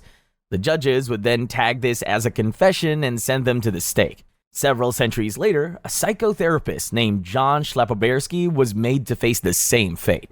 Not the witchcraft part, obviously. In the 1960s, Schlapobersky, alongside some other people, were tortured by means of sleep deprivation. By day 2, Schlapobersky noted that he was hallucinating. By day 3, he noticed that some of the people around him had begun having dreams while awake, which, by the way, is a form of psychosis. Schlapobersky also started having trouble keeping up with the concept of time. Me too, buddy. Me too. It is said that the US military used sleep deprivation as a form of torture up until 2009, and that sleep deprivation is classified as one of the 5 illegal interrogation techniques still being used by the British military. Cold cell. By the late 20th century, world powers realized that torturing people wasn't exactly a good look. Plus, now they had to worry about consequences. To sidestep this, they had to get creative and start thinking up new methods of torture that wouldn't leave any marks. Eventually, they hit the jackpot: cold cell torture. As the name suggests, cold cell torture involves locking people up in freezing cold cells. Being exposed to dangerously low temperatures for long periods is as painful as it is life-threatening. But apparently, it's also a fantastic way to get people talking, which is why it's listed as one of the CIA's interrogation techniques. Or at least it was back in the day. One of the first recorded cases of cold cell torture dates back to 1961 at Parchman, Mississippi's state penitentiary. Prison guards sprayed civil rights detainees with a fire hose. They cranked the air conditioning up to full blast for 3 days straight. In another instance, Abu Zubaydah was stripped naked and left in an air-conditioned room for about 2 to 3 weeks, with nothing to do but freeze his ass off. As it turns out, the US was not the only country on the lookout for clean torture techniques. In 1965, British forces in Aden proved that they were also fans of cold cell torture. Individuals who were taken prisoner by the Brits at around that time reported being stripped down and thrown into freezing cells, with air conditioners and fans cranked up to full speed. In some other countries, prisoners have complained about being forced to stand or squat in front of blasting air conditioning units for hours while being interrogated. Chinese water torture. This torture technique has been around for a really long time, and despite its name, there's actually next to no evidence that it's of Chinese origins. The name does sound kind of mysterious though, who knows? Maybe that's what they were going for. Like many of the other torture methods you'll see on this list, Chinese water torture has been passed down for centuries, and in that time, people have taken it and added their own spin to it. In the most popular method, which many people believe to be the original, the unlucky victim is tied down, while cold water is slowly dripped onto their scalp, forehead, or face for what feels like an eternity. Okay, so just a few pesky drops of water every now and then. Shouldn't be that bad, right? Wrong. At first, it's not so bad. But the irregular pattern of the drops means it's only a matter of time before the victim is overcome with anxiety, waiting for the next one. Also, back in the day, many of the victims believed the water would somehow bore a hole in their heads. So yeah, scary stuff. In recent years, there's been a lot of debate over whether Chinese water torture actually works. The TV show Mythbusters took a crack at it and found that while it's definitely a bad situation to be in, most of the suffering comes from the overall situation, not just the water. So basically, it's more of a bad chair situation than a water problem. Sometime later, the Mythbusters host came out to say that after the episode, they received an email from someone claiming that Chinese water torture could actually cause a psychotic break in under 20 hours, if done correctly. According to this anonymous and frankly terrifying individual, the trick is to ensure that the water drops fall in an irregular pattern. Tier 2. The thumb screw. The thumb screw, a simple vise sometimes fitted with protruding studs, was designed with one goal in mind: extracting confessions. And it was disturbingly effective because, let's be honest, it's pretty difficult to keep secrets when your thumbs, or in some cases toes, are being crushed into a bloody pulp, which is exactly what the thumb screw was made for. Since there seems to be an endless supply of creativity where torture devices are concerned, it didn't take long for new variations of the thumb screw that could accommodate all 5 fingers of one hand, or all 10 toes, to be invented. What most people consider to be the popular instance of a thumb screw being used was during the trial of Italian painter Agostino Tassi. Agostino was accused of assaulting Artemisia Gentileschi, who happened to be the daughter of his colleague Orazio Gentileschi. The assault took place in the Gentileschi household when Orazio was away. When he learned of it, Orazio decided not to press charges because he believed Agostino would wed Artemisia and restore her virtue. When that didn't happen, Orazio took the matter to court, not because he wanted justice for his daughter, but because he believed Agostino had brought disgrace to his family. During the trial, Artemisia was subjected to a form torture meant to crush the fingers as a way to verify her testimony. Some accounts of the story suggest that a thumbscrew was used, but historians have said she was tortured with a device called the Sibyl instead. Thumbscrew torture was also popular among slave traders and is said to have been used on slave ships. Bastinado. Unlike most of the other torture techniques on this list, this one was more about causing pain and humiliation than actually causing injury to the victim. Think of it as public shaming. To carry out foot whipping, the torturer would often use a knotted cord, a light rod, a lash, or a cane. In some cases, the victims would be restrained before the strokes are administered. The first recorded instance of foot whipping in Europe took place in 1537, but some reports suggest that it was already a long-standing practice in China by this time. In ancient China, foot whippings were pretty common. They were used as a way to punish minor offenses, and the number of strokes to be administered was dependent on the nature of the crime.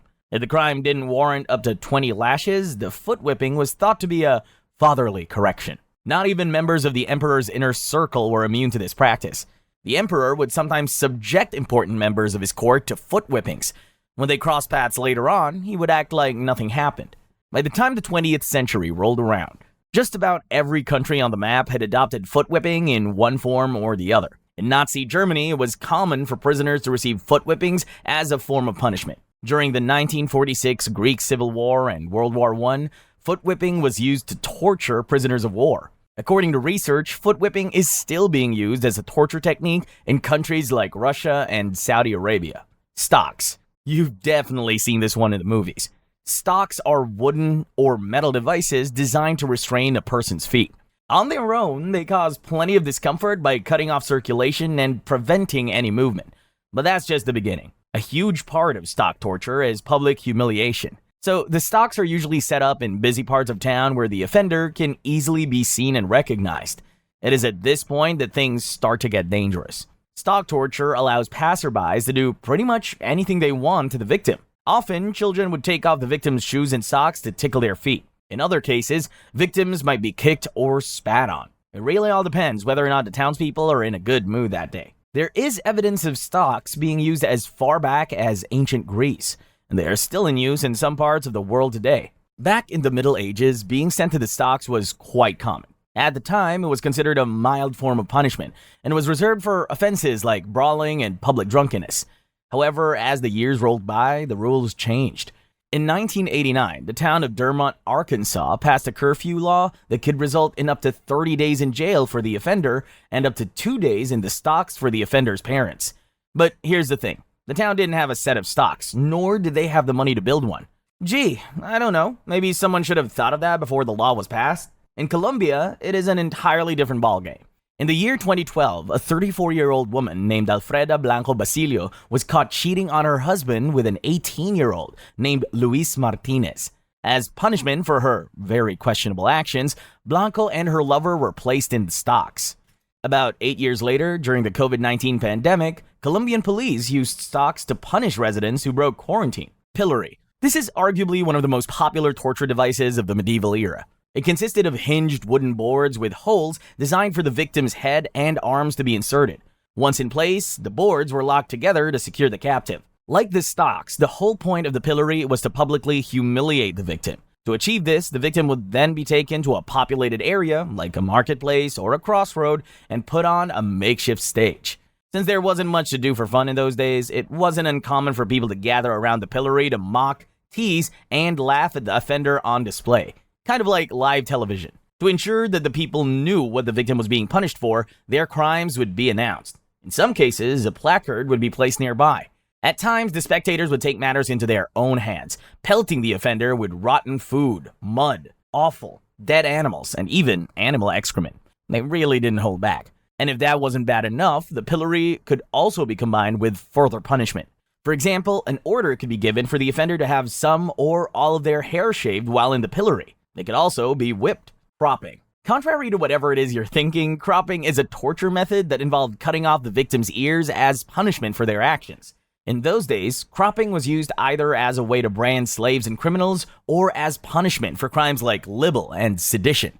The proactive was carried out in one of two ways. In the first method, it was used as a standalone punishment, and the victim's ears would simply be sliced off using a sharp blade. The second method was a lot more brutal, as it combined cropping and pillorying. After being inserted in the pillory, the victim's ears would be nailed to the contraption.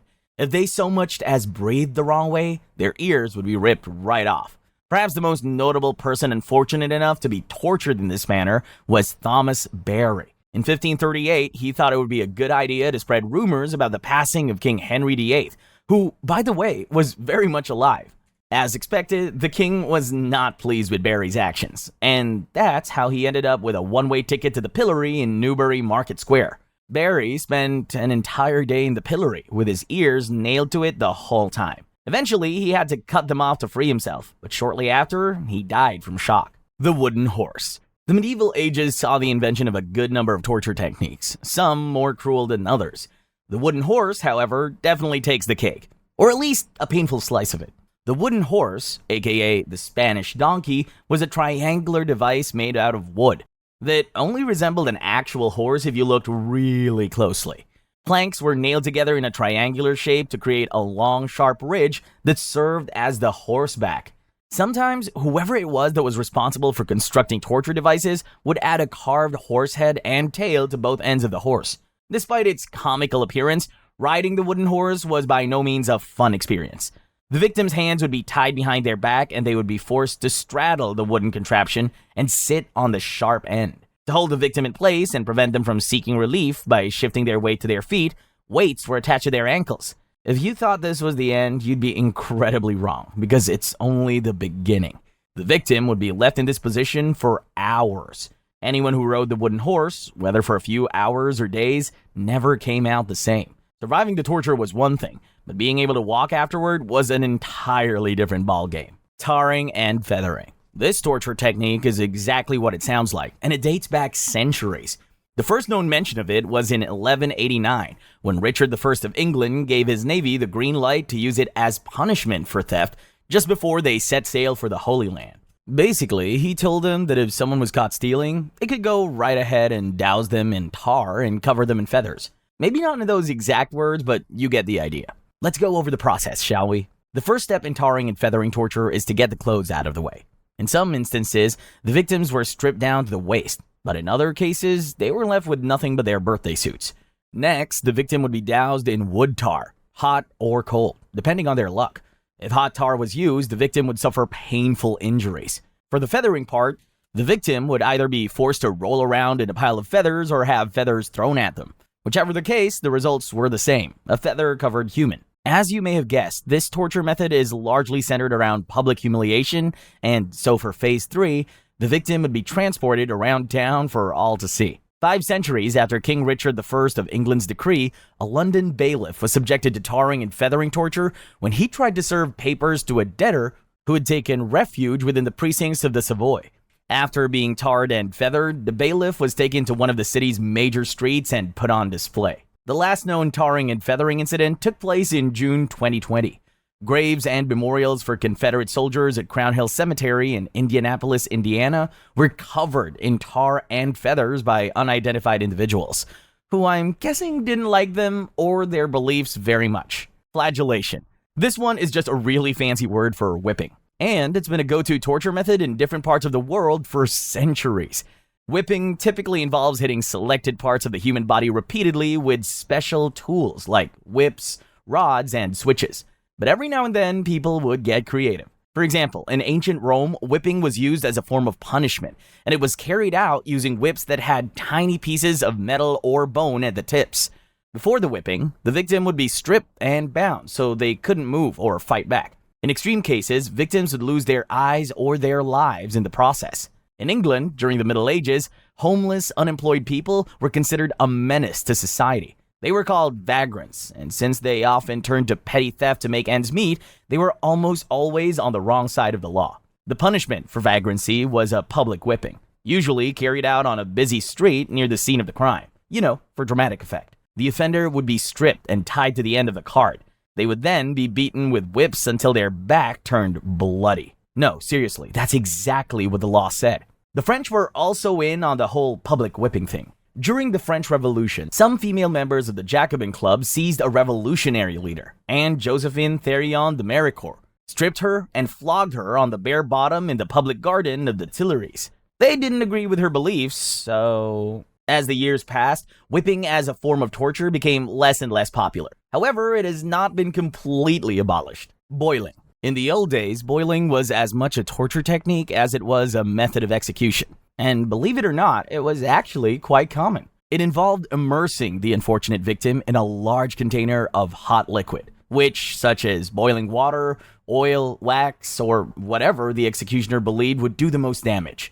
Some people even used molten lead. During his reign, Emperor Nero wasn't exactly a fan of Christians, so when he wasn't busy indulging in life's pleasures, he was ordering them to be boiled in oil. In 12th century England, people who were found guilty of poisoning others, whether it be their partners or their bosses, were chained and lowered into boiling water. The guy was also a fan of burning Christians alive and feeding them to animals, but yeah, boiling wasn't off the table. Even though it had been going on since the 12th century, it wasn't until 1531 that death by boiling was signed into law. The law was passed by none other than King Henry VIII. He made it so that poisoning was considered an act of petty treason. The most popular case of death by boiling was a cook named Richard Rouse, who put poisoned yeast in porridge prepared for the household of the Bishop of Rochester and the poor members of Lambeth Parish. A total of 17 people fell ill as a result, and 2 people lost their lives. The cook was found guilty of petty treason and was publicly boiled at Smithfield. The public spectacle, however, didn't serve as much of a deterrent, because just a few months later, a maidservant poisoned her mistress and was made to face the same fate. Elsewhere, in France and Germany, death by boiling was reserved for people found guilty of coining. Coining was the process of scraping fragments of already existing coins and then melting the metal to make new coins. Think of it as money doubling. Of course, the government didn't like this, seeing how it was bad for the economy, and so they decided to boil all guilty parties. Tier 3. The Drunkard's Cloak. As you very well know, the people of old were huge fans of public spectacles. This is probably why a good number of ancient torture methods are centered around public humiliation. Or maybe the people back then were just really kinky. The drunkard's cloak was one of such punishments, and it was humiliating, all right. In the mid-1500s, drunkenness was declared a civil offense in England. But apparently, that wasn't enough to stop people from drinking themselves silly every other night. Enter the drunkard's cloak, the perfect punishment for repeat offenders. The drunkard's cloak was by no means a piece of fabric. It was instead an empty beer barrel that had holes for the victim's head and arms to pass through. Once the offender was properly fitted into the barrel, they would be forced to parade through the town, and as they walked by, people would hurl insults at them. This torture method was mostly used to punish drunkards, but some accounts say it was also used to punish women who were accused of being promiscuous. Although I'm not entirely sure what shoving a woman into an empty beer barrel would do to curb her sexual appetite. Ducking stool. As you will soon realize, back in the day, people were very invested in torturing women for saying things they didn't like. The ducking stool was one of the many ways they devised to do so. Although it was primarily invented to punish women for offenses like backbiting, scolding, and prostitution, a few dishonest businessmen also found their way to the stool.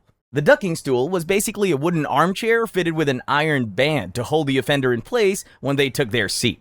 The whole point was to publicly humiliate the offender by putting them on display, either outside their home or at the site of the crime. Because of its simple design, nearly everyone took it upon themselves to add their own spin to the ducking stool. Some people added wheels to the chair so the offender could be dragged around the parish because, apparently, taking them for a spin would somehow make the whole thing twice as humiliating. But it still wasn't enough. It was only a matter of time before people started attaching ducking stools to long wooden beams balanced like seesaws at the edge of ponds and rivers, and using them to immerse offenders in the water. This practice became so popular that it's essentially how the ducking stool got its name. Like many other devices invented to torture women, the ducking stool made an appearance in several witch trials. It was sometimes used in a practice called ducking, which was designed to determine whether or not a woman was a witch. Although the ducking stool was not designed to be a tool for execution, it was not unheard of for people to lose their lives in the process. Scold's bridle. Depending on who you ask, this torture device could also be called gossip's bridle, or a witch's bridle, because at the time, women could only be one or the other. If she was lucky, she could be both. Said to have originated from Scotland in the late 1500s, the scold's bridle was an iron muzzle that enclosed the victim's head, with a bridle bit placed in her mouth and pressed down on her tongue, often with a spike. The bridle had one job, to shut its wearer up completely and stop her from gossiping, because heaven forbid a woman got the chance to speak her mind. Throughout history, quite a number of women were tortured using the scold's bridle. One of them was Bessie Taillefer. She allegedly accused Thomas Hunter, a local government official, of using false measures, and let's just say he wasn't very pleased. Dorothy Waugh, a well-known member of the Religious Society of Friends, also met the same fate, but for an entirely different reason. In 1655, Dorothy visited Carlisle and quickly began sharing her beliefs with others. It wasn't long before the Carlisle courts received word that she was spreading the word on ungodly practices. The mayor, concerned that Dorothy might affect the town, turned to the bridle for help. Unknown to them, Dorothy was learned. She went on to write and publish an account of her experience in Carlisle. In some female workhouses, the scold's bridle was used as punishment for other unrelated offenses. In such cases, the person being punished would often be beaten in addition to wearing the bridle. Tongue terror. In today's world, saying something the vast majority of people or the ruling class don't agree with will probably get you shadow banned on Twitter. In the past, though, things were a bit more extreme. Believe it or not, freedom of speech is a luxury the people of old did not enjoy. In those days, everyone was one wrong statement away from a tongue-tearing appointment. The tongue terror was an iron device that looked an awful lot like a cross between pliers and a pair of scissors. Before use, it would be placed over a fire to heat up. The victim would be tied up and their mouth forced open. The tongue terror would be inserted into the victim's mouth, and once the torturer had a firm grip on the tongue, they would twist it 3 times before yanking it out. In some cases, the torturer would simply tighten their grip and tear out the organ without the twisting motion. Back in the day, this brutal punishment was reserved for heretics and blasphemers. Pear of anguish. Depending on who you ask, the pear of anguish, aka the choke pear, was either a brutal torture device or some kind of fruit juice extractor. The choke pear is said to have been invented in the early modern era, but no one knows for sure who the inventor was and what their intentions were. What we do know is that a 1639 book titled The General Inventory of the History of Thieves credits a robber named Capitaine Gachero de Paglioli, who lived during the time of Henry of Navarre, with inventing a device that sounds suspiciously like the choke pear. Paglioli's invention was described as a mechanical gag, and since the choke pear consists of a pear-shaped metal body with spoon-like segments that can be spread apart by a spring or turning a key, it sounds about right. Those who claimed the choke pear was a torture device believed it was inserted into a victim's mouth, rectum, or genitals, and then expanded. Well, that's one way to cause excruciating pain. Those who do not believe the pear of anguish was a torture device have held their ground for years, and they might be onto something. Scientists have examined the remaining choke pears and concluded it would have been pretty tricky to open the device's spoon-like segments once inserted. In fact, contrary to popular belief, some of the surviving choke pears actually have mechanisms for closing the segments, not opening them. So, you see, the juice extractor theory isn't so bizarre after all. Bamboo torture. This torture method is perhaps the most bizarre example of humans teaming up with nature to inflict unspeakable pain on fellow humans, which, by the way, happens a lot more than you think. In this torture method, the victim is carefully positioned above young bamboo shoots and then tied in place. Over the next few days, they would get to watch as the fast-growing shoot inched closer and closer. For context, bamboo shoots are incredibly fast-growing plants, capable of sprouting multiple feet in a single day. Eventually, the shoots would penetrate the victim's body and emerge on the other side, puncturing a good number of vital organs along the way. Needless to say, there were no survivors. There's been a lot of debate about whether or not this torture method was actually used. But if the stories are to be believed, a good number of Allied prisoners of war lost their lives this way during World War II. In a 2008 episode, the cast of the TV program Mythbusters carried out a little experiment to confirm if bamboo shoots could actually penetrate human skin and how long it would take. Long story short, yes they can, and it would take roughly 3 days. And now you have one not-so-fun fact to add to your collection of things that will never come up in real life. The Iron Maiden. As far as torture devices go, this one was really quite simple. The Iron Maiden was a torture device thought to be from medieval times. It was a solid iron cabinet lined with spikes tall enough to fit a human being. So you see where this is going. The incredibly sharp spikes inside this human-shaped box were designed to pierce the victim's body on either side when the box was shut.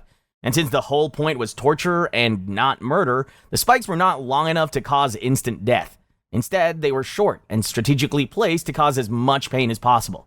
But there is a catch. Although the Iron Maiden is by far one of the most brutal contraptions the human mind has thought up, there's little to no evidence to prove it actually existed or was used. Despite the Iron Maiden's reputation as a medieval torture instrument, its existence before the 19th century is more of a myth than anything else.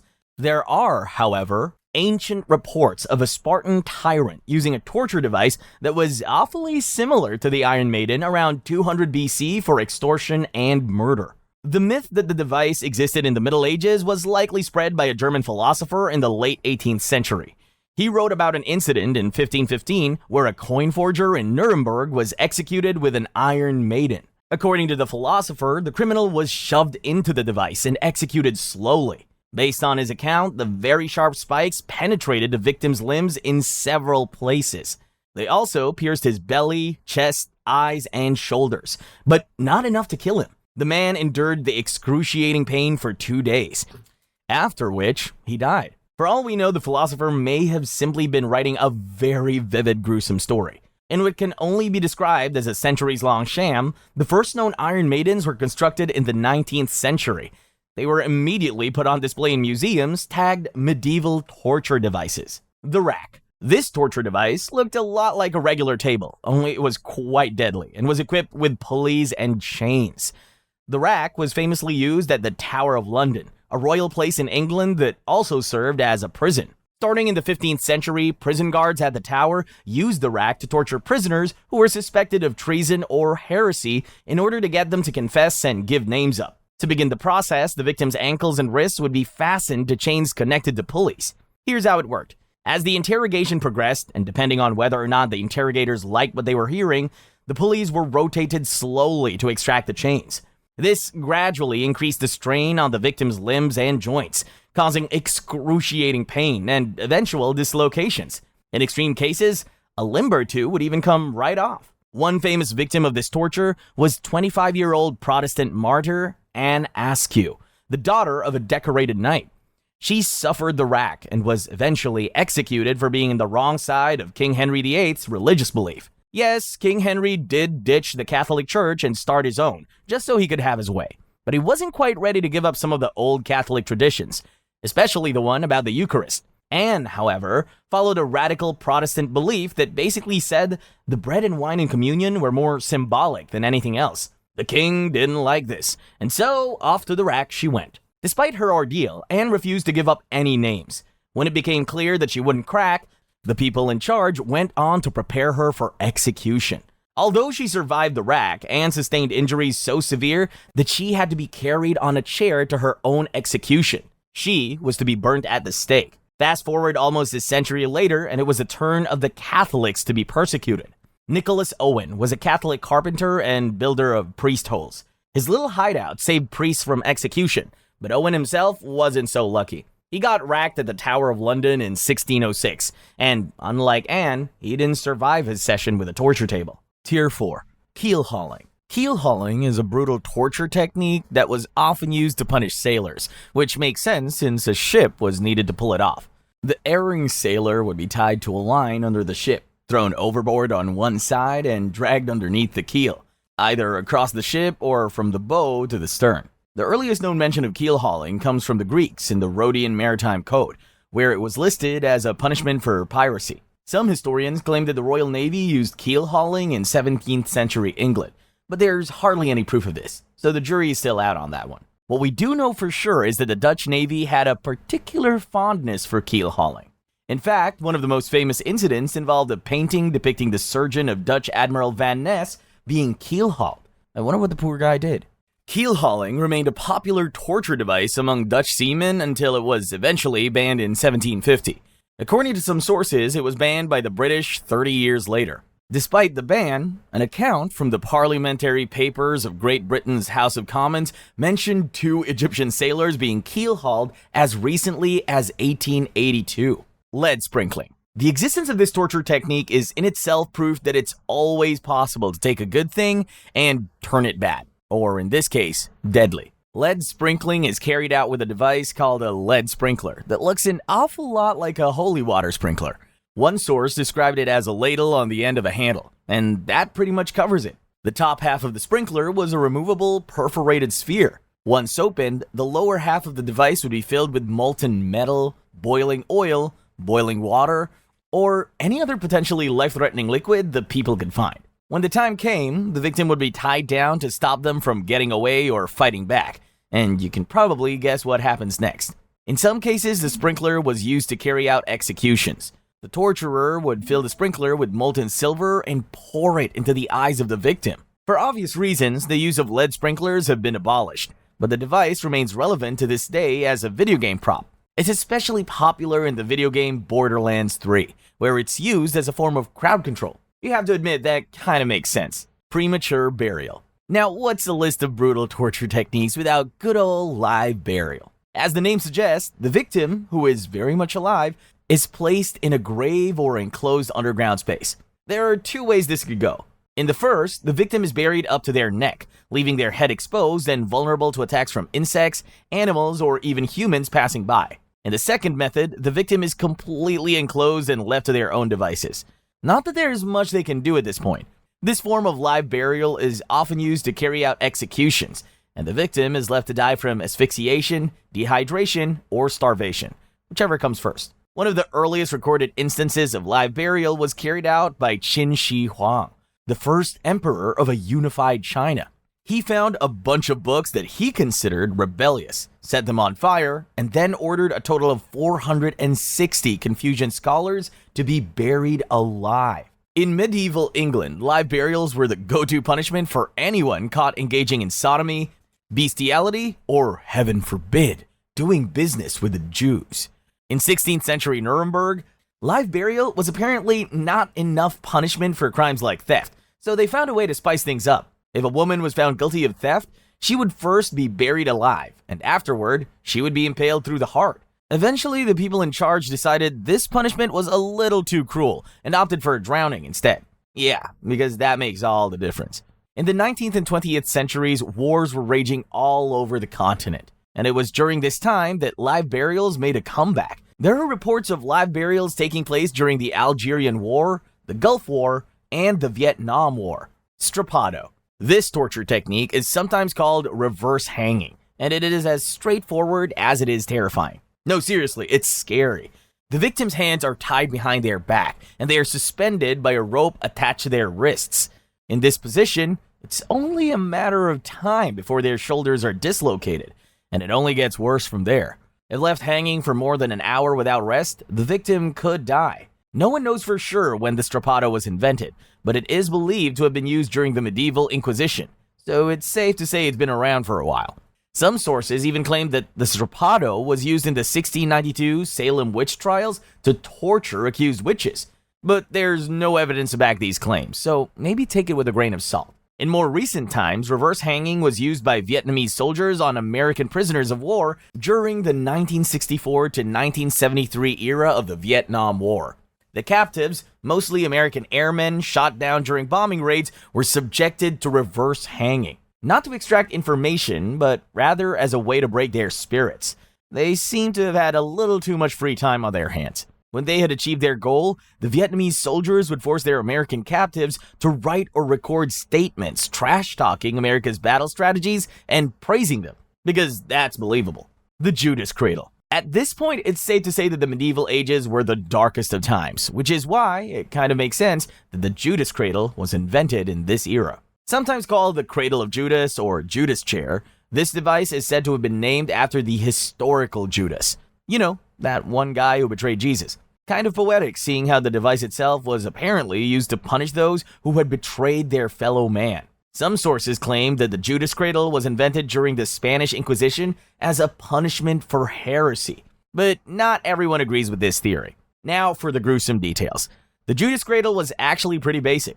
It was usually some variation of a pyramid-shaped seat with a sharp-pointed tip. It took more than one person to get the cradle going. Together, the torturers would lower the victim onto the tip of the pyramid, typically using suspended ropes. Gravity would then sit in, gradually forcing the sharp tip into the victim through their genitals or anus. At this point, the torturer would either shake the victim or have them slide up and down on the pointy end. As you may have guessed, the whole point of this contraption was to inflict excruciating pain and suffering on the victim, often resulting in severe internal injuries. To make matters worse, the device was never cleaned. And so, even if the victim somehow managed to survive being impaled by a pyramid-shaped seat, which, let's face it, is a long shot, they would probably catch something life-threatening in the process. Apart from being a suitable punishment for traitors, the Judas Cradle was also a very effective interrogation tool. Back in the day, people feared the cradle so much that just the mention of it would have them singing like canaries. Tier 5. Rat torture. This here is undoubtedly one of the most barbaric torture methods to ever exist. Whoever invented it took cruelty and cranked it up to a whole new level. Originating in medieval Germany, rat torture was used to punish criminals and get even with enemies. Here's how it typically went down. The torturer started by putting rats directly on the exposed abdomen of the victim and trapping them in a cage. It's at this point that things really start to get ugly. Heat from fire or hot coals would be applied to the top of the cage, making the rats scurry around in search of an escape route. In no time, the rodents would realize that there's only one way out, through the victim's skin. And that's when they would begin to eat and claw their way out through the victim's abdomen. Desperate to escape the heat, the rodents would continue to scratch and chew away at the victim's flesh. Eventually, they would eat their way through to the organs, leaving the victim screaming in agonizing pain. As if things weren't already bad enough, the 20th century brought about an even more twisted version of this method. In 20th century Argentina, during the country's military rule, political rebels were subjected to particularly horrific treatment, including one sickening variation of rat torture. It involved inserting a tube into the victim's anal cavity and forcing a rat to crawl down said tube, burrowing its way through. One dictator in Chile during the same period reportedly used the method on female prisoners, only he opted to force the rats into their lady parts. The breaking wheel. This is one of those torture methods that had way too many variations, with each one turning out to be worse than the one before. There was only one rule: a wheel had to be used. Actually, scratch that, there were two rules. The second was that there had to be an audience. The wheel to be used was not much different from a large wooden wagon wheel, although sometimes iron spikes would be added to its outer edge. Towards the end of the Middle Ages, the most popular variation of the breaking wheel involved transporting the victim to a public execution site and tying them to the floor. The torturer would then pick up the wheel and get to work on the victim's leg bones. From there, he would work his way up. On some occasions, the ordeal would end with the torturer delivering the final blow to the victim's neck. In another variation, the victim's limbs would be broken from the initial bludgeoning and their battered body would be braided through the wheel and tied to its spokes. From here, things would go one of two ways. The wheel would either be mounted on a mast, crucifixion style, or thrown into a fire with the victim still attached. Because of its brutal nature, the wheel was reserved for the worst of the worst. Murderers, arsonists, and people who committed treason or robbed churches. If a victim were to fall off the wheel at any point during the process while still alive, it was assumed that God had miraculously forgiven them and had granted them a second chance at life. So falling off was essentially a sign from God. There are reports of different variations of the breaking wheel being used in France, Scotland, Hungary, Russia, Sweden, and the United States. The last known use of the wheel was in the execution of Rudolf Künefel in August 1841. Scaphism. As crazy as it sounds, this torture method actually starts out with a sweet treat. The victim is fed milk and honey, which sounds like a good time, except for the small fact that said victim would be lying face up with their body trapped between two boats. The boats, designed to leave the victim's head, hands, and feet exposed, would also serve as restraints. Next, whatever is left of the milk and honey concoction is poured all over the victim's exposed body parts. And that's when things start to get ugly. The victim, still very much trapped between the two boats, is left outside in the sun. And it's only a matter of time before flies and other insects show up, drawn in by the sweet scent of milk and honey. Hours would slowly turn into days, and the victim would have no choice but to relieve themselves in the boat. This would in turn attract even more creepy crawlies. The cycle would then go on like this until the victim eventually dies. The first known mention of scaphism was in a book written by Greek philosopher Plutarch. The book detailed the life of Artaxerxes II, a hotshot ruler of the Achaemenid Empire, and it mentioned that he sentenced Mithridates, a young Persian soldier, to death by scaphism for striking his brother, Cyrus the Younger, or at least claiming that he did. Cyrus the Younger was in the middle of trying to usurp the throne, but I guess that's no excuse for striking a prince. Mithridates managed to stay alive for 17 days before he finally succumbed to his injuries. Flaying.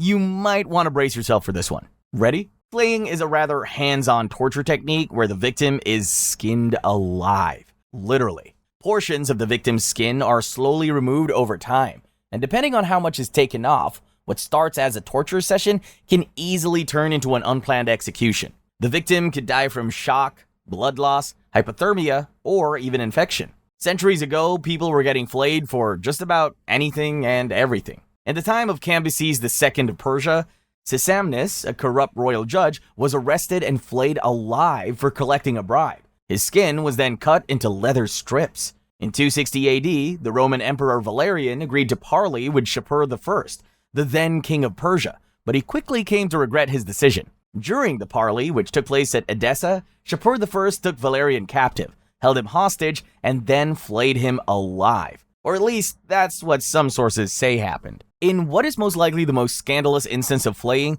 the daughters-in-law of King Philip IV of France were accused of adultery by his own daughter, Isabella. When the princess's lovers were identified, they were flayed alive, castrated, and beheaded. But that was not all. Their bodies were put on display for all to see. The last recorded instance of flaying was in 1957, when a victim of American murder, suspected serial killer, and body snatcher, Ed Gein, was found dressed out like a deer. In his day, Ed Gein, aka the Butcher of Plainfield, was known to exhume corpses from local graveyards and fashion keepsakes from their bones and skin. His actions are said to have been inspired by stories of the Nazis making lampshades and other items out of human body parts, because that's not creepy at all. The Blood Eagle. Depending on who you ask, the Blood Eagle was either a torture method, a ritualistic execution style, or a myth that the Vikings made up to scare their enemies. The Blood Eagle is said to have been popularized by the Vikings, which makes sense given its brutal nature. In this torture technique, the victim would be restrained while lying face down with their back exposed. Using a sharp tool, the torturer would separate the ribs from the spine, pulling the bones and skin back to form what looked a lot like bloody wings, hence the name. Even if the victim somehow managed to survive the first part, they wouldn't be as lucky by the time Phase 2 rolled around. Phase 2, aka the grand finale, involved removing the victim's lungs from their chest cavity, effectively killing them. The Blood Eagle appears in Scandinavian literature, and it was pretty popular within Viking society because it focused on ritual and revenge. They were really into that stuff. The most famous account of the Blood Eagle ritual is found in the tale of Ragnar Lodbrok's sons taking vengeance on King Aela of Northumbria. As the story goes, King Aela executed Viking leader Ragnar Lodbrok by throwing him into a pit of snakes. As you would expect, Ragnar's sons were outraged by their father's execution, and so one of them, who went by the name Ivar the Boneless, went out and captured King Aela.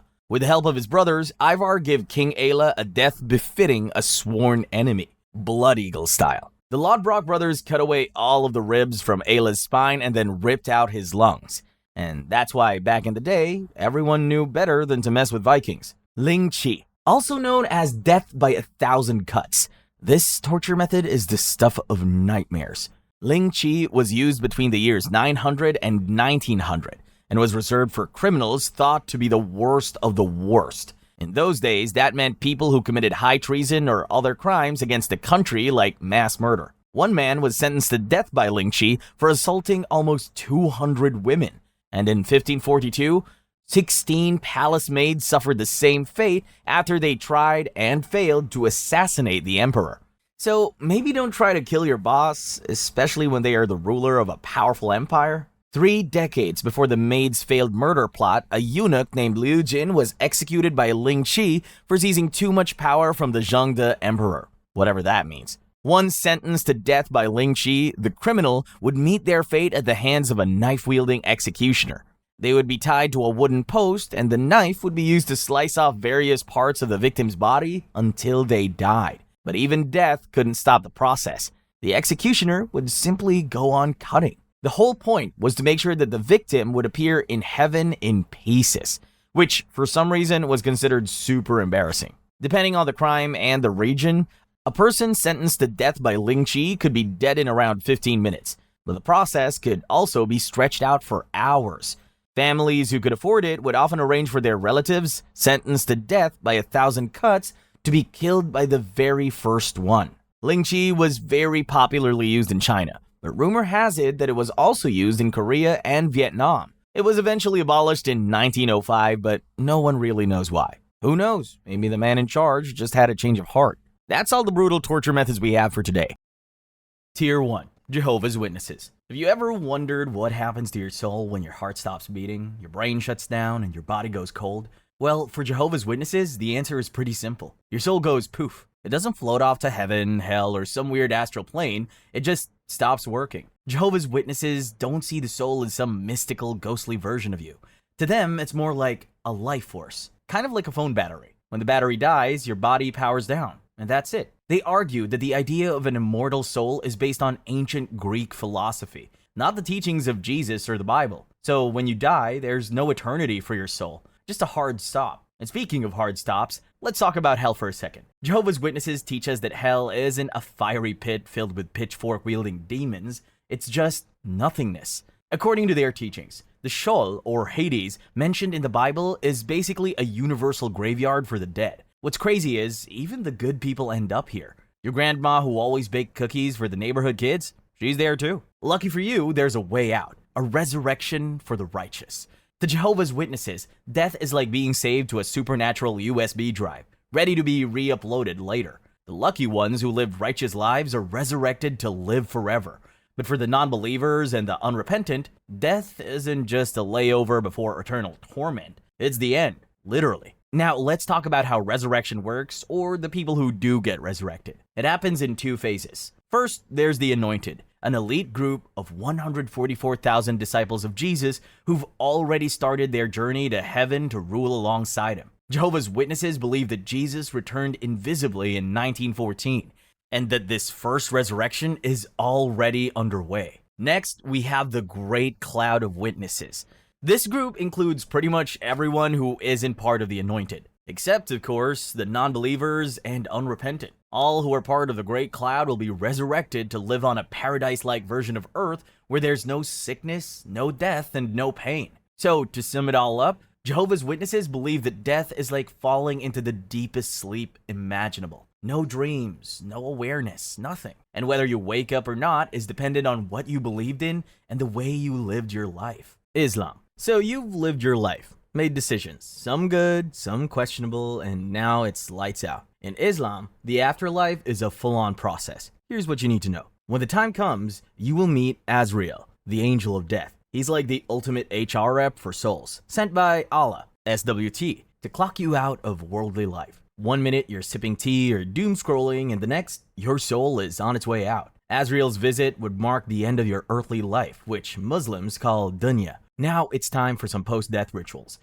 Your family swings into action, starting with a full-body purification ritual. Then comes the funeral prayer, and finally, they lower you 6 feet under, alone. No phones, no snacks, just you, the dirt, and 2 big scary angels on their way. When the angels Munkar and Nakir arrive, the first thing you will realize is that they didn't drop by to make small talk. They've got 3 critical questions for you. Who is your Lord? Who is your prophet? And what is your faith? Answer confidently and you get to chill in peace until Judgment Day. Fail the test and, well, your grave will suddenly become more like a medieval torture dungeon than a resting place. Just like that, you've entered Barzakh, the limbo-like stage between worlds. If you lived the righteous life, you would get VIP treatment and all the good stuff. But if your track record wasn't great, let's just say you'll have a really hard time.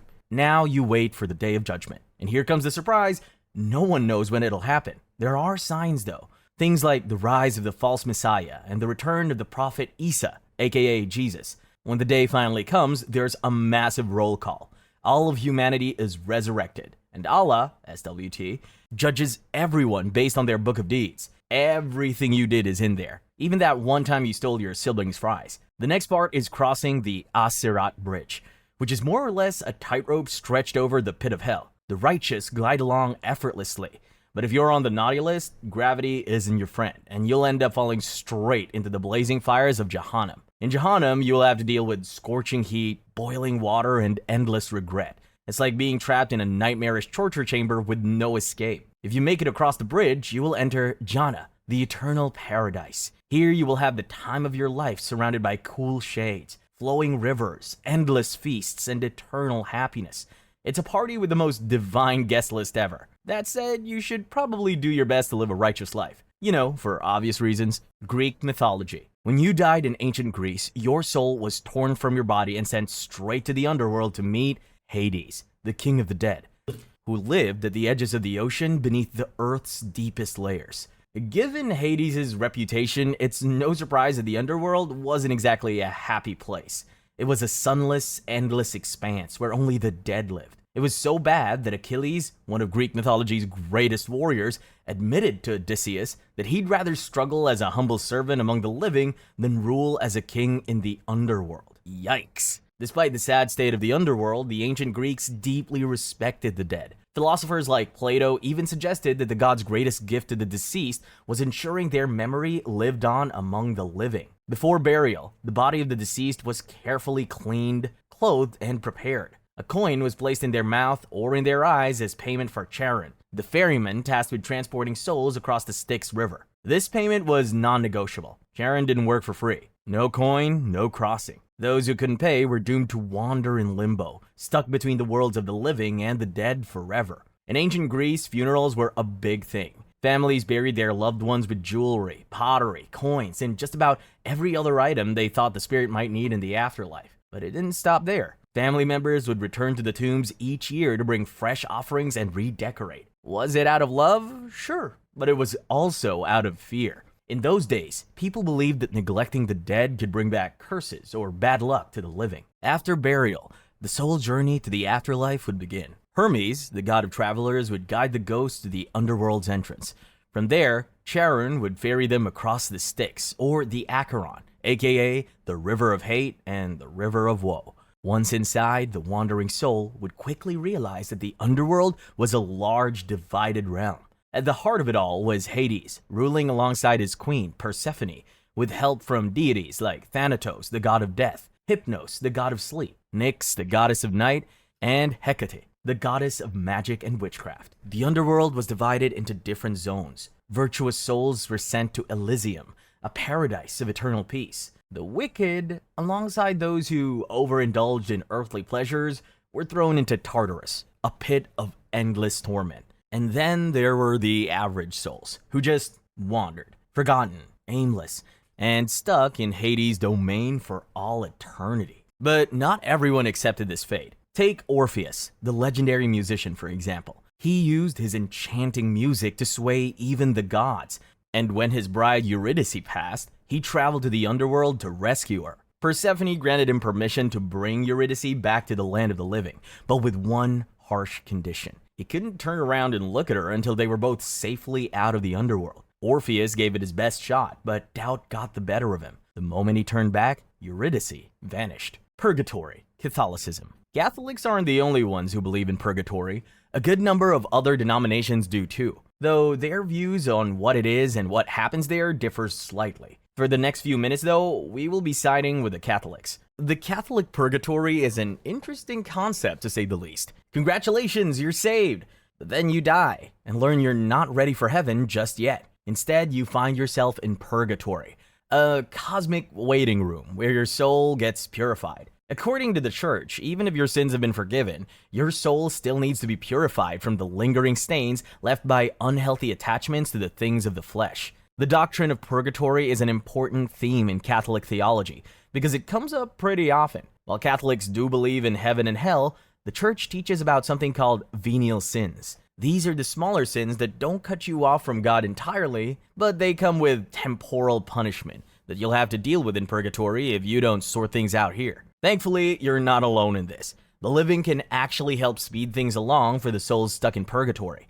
Catholics believe in something called the communion of saints, which basically means that the good energy from the living and the saints in heaven can help purify souls faster. Think of it like getting extra credit on a group project. I would play nice with my loved ones if I were you. Catholics think of time in purgatory as a necessary transformation, rather than punishment for punishment's sake. The theologian Joseph Ratzinger, who would go on to become Pope Benedict XVI, described it as a process where one becomes capable of God. If you think this all sounds abstract, you're probably right. But there's more. Some saints and mystics, like Saint Catherine of Genoa, describe purgatory as a place of profound longing. Souls there apparently want to undergo purification because they're so desperate to be with God. It's pain, but with a purpose. Rebirth. Buddhism. The first thing you should know about rebirth is that after you die, you might wake up as an animal or a ghost. Hold on, let me explain. The Buddhist afterlife isn't a straightforward heaven or hell situation. Instead, when you die, you get looped into an endless cycle of suffering, dissatisfaction, and pain.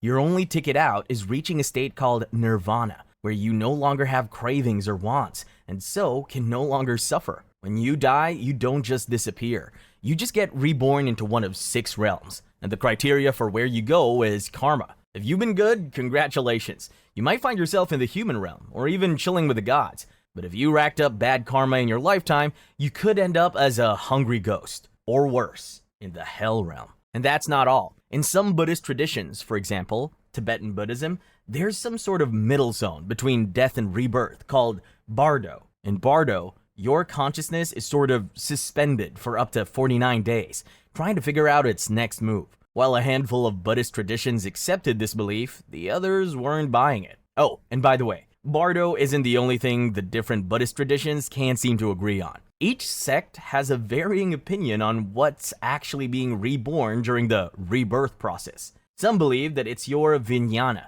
or consciousness, that flows like a stream from life to life, while others argue that nothing physical or conscious carries over, only the consequences of your actions. Either way, next time you're tempted to skip a meditation session, you should think about this and maybe get in some good deeds before it's too late. Tier 2. Egyptian beliefs. The Egyptians believed that in the afterlife, their spirits had to survive a dangerous underworld journey, face trial with 43 divine judges, and pass the ultimate heart-weighing test to earn a spot in paradise. Living Egyptians didn't wait until death to get ready for the afterlife. They knew it was going to be a bureaucratic nightmare and wanted to be prepared. First up, shopping. Funerary essentials like protective charms, doll-like statuettes called shabtis, and custom copies of the Book of the Dead were must-haves. If you were rolling in wealth, you could splurge on jewel-covered coffins and private tombs. Now, about those shabtis. They were creepy little figurines that came to life in the afterlife to do all your hard labor while you relaxed, possibly sipping paradise cocktails. When you die, your spirit would have to navigate a terrifying underworld filled with monstrous gatekeepers and mean gods.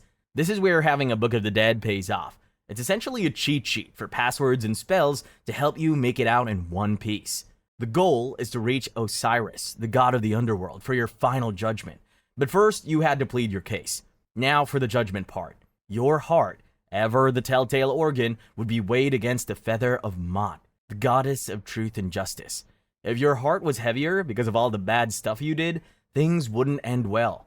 Ammit, the devourer, would eat your heart, and your soul would be sent into eternal darkness.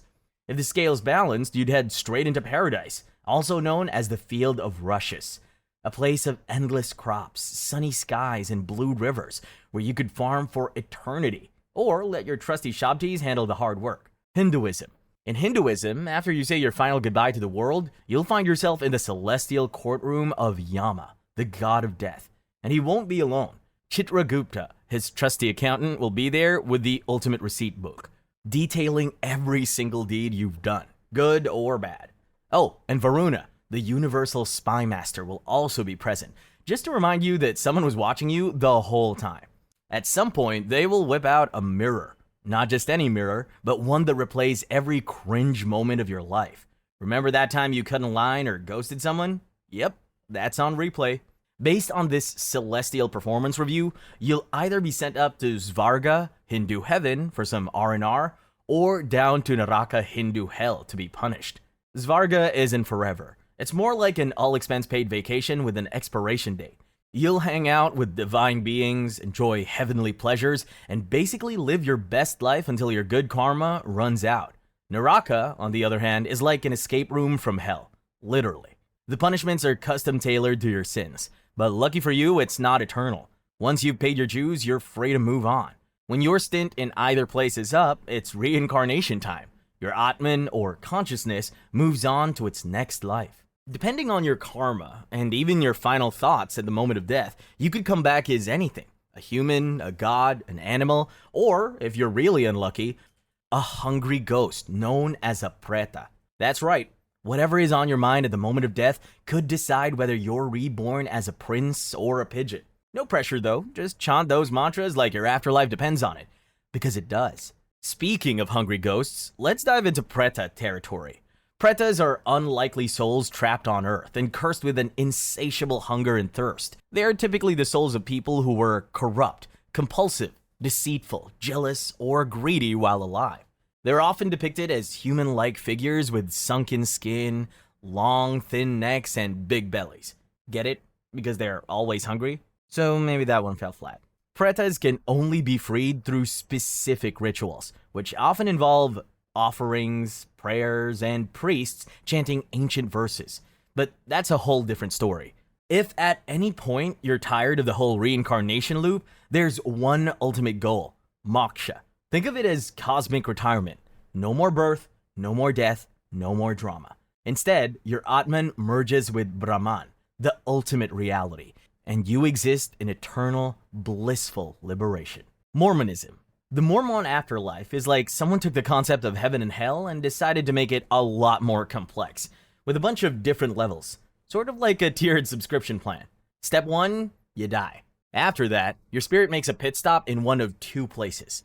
If you lived a decent life, you would be sent to spirit paradise, where you can chill, relax, and wait for the second coming of Christ. But if you weren't so great, welcome to spirit prison. The good news is that it's not exactly a fiery dungeon. The bad news, guilt, regret, and spiritual FOMO are the main attractions. Oh, and no matter where you end up, everyone's bummed out because they're stuck without their bodies, which apparently is a big deal. Fast forward to Judgment Day when God decides your eternal fate. The Mormon afterlife has 3 kingdoms of glory, ranked from gold membership to, at least you made it in. The Celestial Kingdom is the top tier package. It's more or less the VIP lounge of the afterlife. Only devout, baptized Mormons who checked all the boxes, including eternal temple marriage, get in here. And yes, it's divided into 3 sublevels, because apparently even the elite need a hierarchy. The top tier folks get to hang out full time with God the Father, Jesus Christ, and the Holy Ghost. Not much is said about what the people in the lower celestial tiers are up to, but hey, they're still doing better than everyone else. The middle tier is called the terrestrial kingdom, and it's reserved for honorable people who were blinded by the craftiness of men while on Earth. You can think of them as good people who didn't quite make the cut. They get occasional hangouts with Jesus, but God the Father is off limits. The last level is the telestial kingdom, aka the afterlife probation zone. This is where the unrepentant sinners and those who couldn't get their act together end up. There's no God here, no Jesus either, just the Holy Ghost dropping by occasionally to keep things running.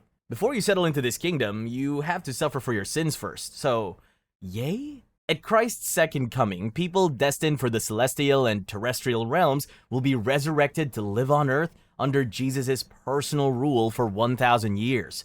Sadly, those headed for the telestial kingdom have to wait it out. They remain stuck in limbo without their physical bodies.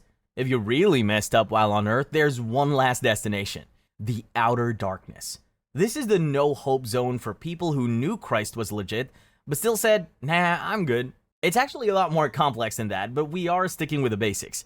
The outer darkness is often referred to as Mormon hell. Eternal despair, no gods, and definitely no upgrades. Yep, definitely hell. Shinto. Shintoism, or the way of the gods, is one of Japan's oldest belief systems. And when it comes to the afterlife, it's got some really fascinating theories. When a Shinto believer dies, their kami, which is basically their spiritual energy or essence, breaks free from the body and heads off to one of a few destinations. First up, there's Takamanohara, essentially Shinto heaven, where the VIP deities kick back. Then there's Yomi, the underworld, which is about as welcoming as a moldy basement. Dark, damp, and generally unpleasant. Lastly, there's Tokoyo, a mysterious place just beyond the sea. Unlike the others, Tokoyo isn't all that flashy or grim. In Shintoism, your kami doesn't get to clock out and relax just because you're dead. It still needs food, drink, and maybe even some entertainment to keep things going. Through rituals and prayers, families honor their ancestors, and in return, the kami keeps an eye on them. But fair warning, you've got to keep up those offerings, or you might end up with a moody ghost situation. Dying in Shinto isn't a simple lights-out deal. For a smooth transition, you've got to leave the world with no grudges, regrets, or unresolved drama. Forget about that friend who owes you money. If you hold on to it, you might end up haunting them or something just as crazy. Now, because Japan has a knack for blending traditions, Buddhism brought its own ideas to the party. Cremation became the standard, and concepts like Jodo, or Pure Land, and Jigoku, a fiery, icy hell, joined the mix. Fun fact, Jigoku isn't just a spooky metaphor. There are actual places in Japan, like Beppu and Mount Osore, where bubbling hot springs and sulfur clouds are said to mark the entrances to this hellish underworld. Imagine dying and finding out your portal to the afterlife is in a literal volcanic hotspot. Yikes. One of the most beautiful traditions tied to the Shinto afterlife is Obon, a summer festival where the spirits of ancestors are invited back for a visit. During this time, families go all out, cleaning graves, offering food and flowers, and lighting up colorful lanterns to guide the spirits home. There's even the Bon Odori dance, which is more or less a cheerful ghost reunion. If you've got good kami vibes and a diligent family, the afterlife might not be so bad after all. Sikhism. Imagine a life where every decision you make determines if your soul takes a step closer to freedom or tumbles down into another lifetime, as, say, a goat. That's the Sikh perspective on the afterlife. In Sikhism, humans are not the only creatures with souls. All living beings have them, including animals. The soul is a divine spark, a gift from God, who they refer to as Waheguru, and it goes through something called the cycle of samsara. If you screw things up during your lifetime, you risk cycling through 8.4 million life forms in an endless cycle of reincarnation. Now that's a lot of costume changes. But that's not all. The body your soul gets assigned to in its next life isn't random. Much like the Buddhist afterlife, your fate will be determined by karma. To put it simply, every action, word, and even your thoughts leave a mark on your karmic scorecard. Rack up enough good karma and you might land a human body. But if you screw things up, well, I hope you enjoy being a cockroach. Humans hold a special place in Sikhism because we have the unique ability to break free from samsara, aka the seemingly endless reincarnation cycle. This liberation is the ultimate goal, and it's achieved when the soul merges with Waheguru and returns to the source of all creation. No more lifetimes, no more suffering, just eternal peace. But how do you get there? Sikhs believe that being liberated is dependent on the grace of Waheguru, but good deeds are also important. That part is actually pretty straightforward.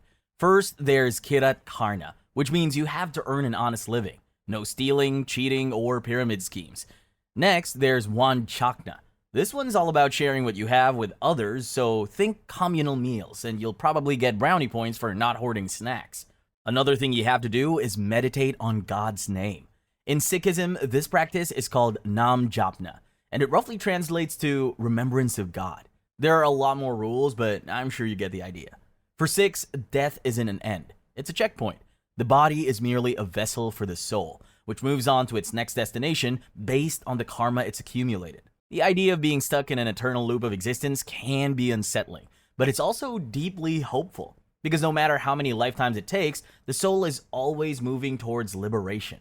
Tier 3. Judaism. Unlike many of the belief systems we have explored so far, Judaism doesn't give us a crystal clear roadmap to the afterlife. For starters, it focuses heavily on this world and prioritizes things like good deeds, helping others, and making this earthly life count. It's not that Jews don't care about what happens after we die, it's just that they're too busy living their best lives to stress over it. That said, here's what we know about the world to come, which to many Jews is the afterlife. It's a perfected version of existence, where life is full of sunshine, rainbows, and eternal bliss.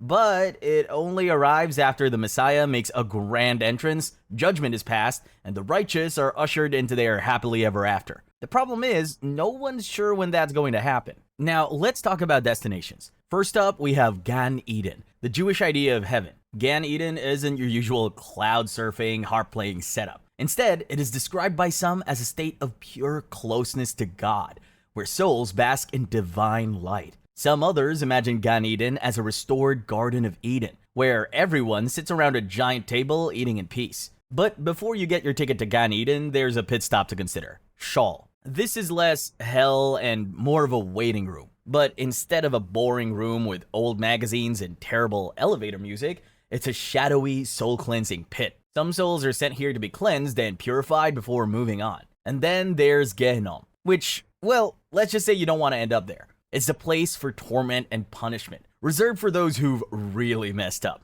Murderers, traitors, people who wear skinny jeans. The good news is, in Judaism, this torment isn't eternal. Most souls get a time limit before they move on. Unless, of course, they were the worst of the worst. Now, it wouldn't be Judaism without a good resurrection plot twist, would it? Many Orthodox Jews believed that when the Messiah shows up, the dead will literally rise again. Because of this belief, traditional Jewish burial customs strictly forbid cremation. You have got to keep the body intact for its big comeback. Aztecs. In Aztec mythology, violent deaths seem to be the golden ticket to the best afterlives. If you died in battle or were sacrificed, congratulations, you hit the Aztec afterlife jackpot. Warriors who died in combat or on the altar went on to an eastern paradise where they helped lift the sun every morning. And after a few years, they transformed into hummingbirds and butterflies.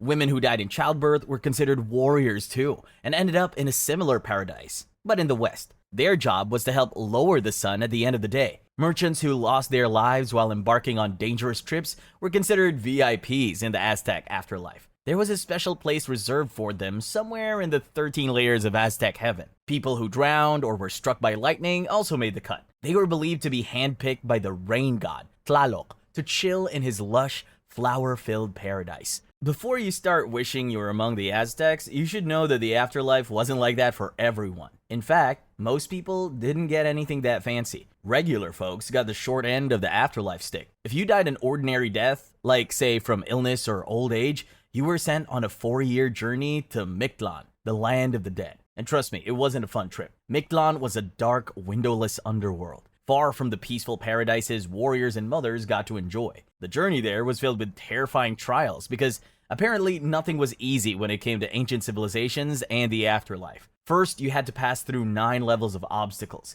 each more horrifying than the last. There were paths swarming with snakes, winds sharp enough to slice your skin, demons eager to eat your heart, and mountains smashing together to crush you as you passed. At one point, you'd face a river of blood filled with jaguars ready to attack. Luckily, you weren't completely on your own. The Aztecs believed a spirit dog named Xolotl guided souls through the underworld. This trusty canine would help you cross rivers and survive other dangers. Without your dog, you were as good as stuck. After 4 years of enduring these horrors, you'd finally reach the 9th and final level of Mictlan. There, you'd meet Mictlan Tecutli, the Lord of Death, and his equally terrifying wife, Mictlantecuhtli. Mictlan Tecutli is often described as a partially decayed skeleton with a necklace of human eyeballs, claws for hands, and a hunger for human flesh. Pretty nice guy. He was often accompanied by bats, scorpions, and spiders, or whatever other creepy animals he felt like hanging out with that day. Limbo, Catholicism. This one's actually pretty grim.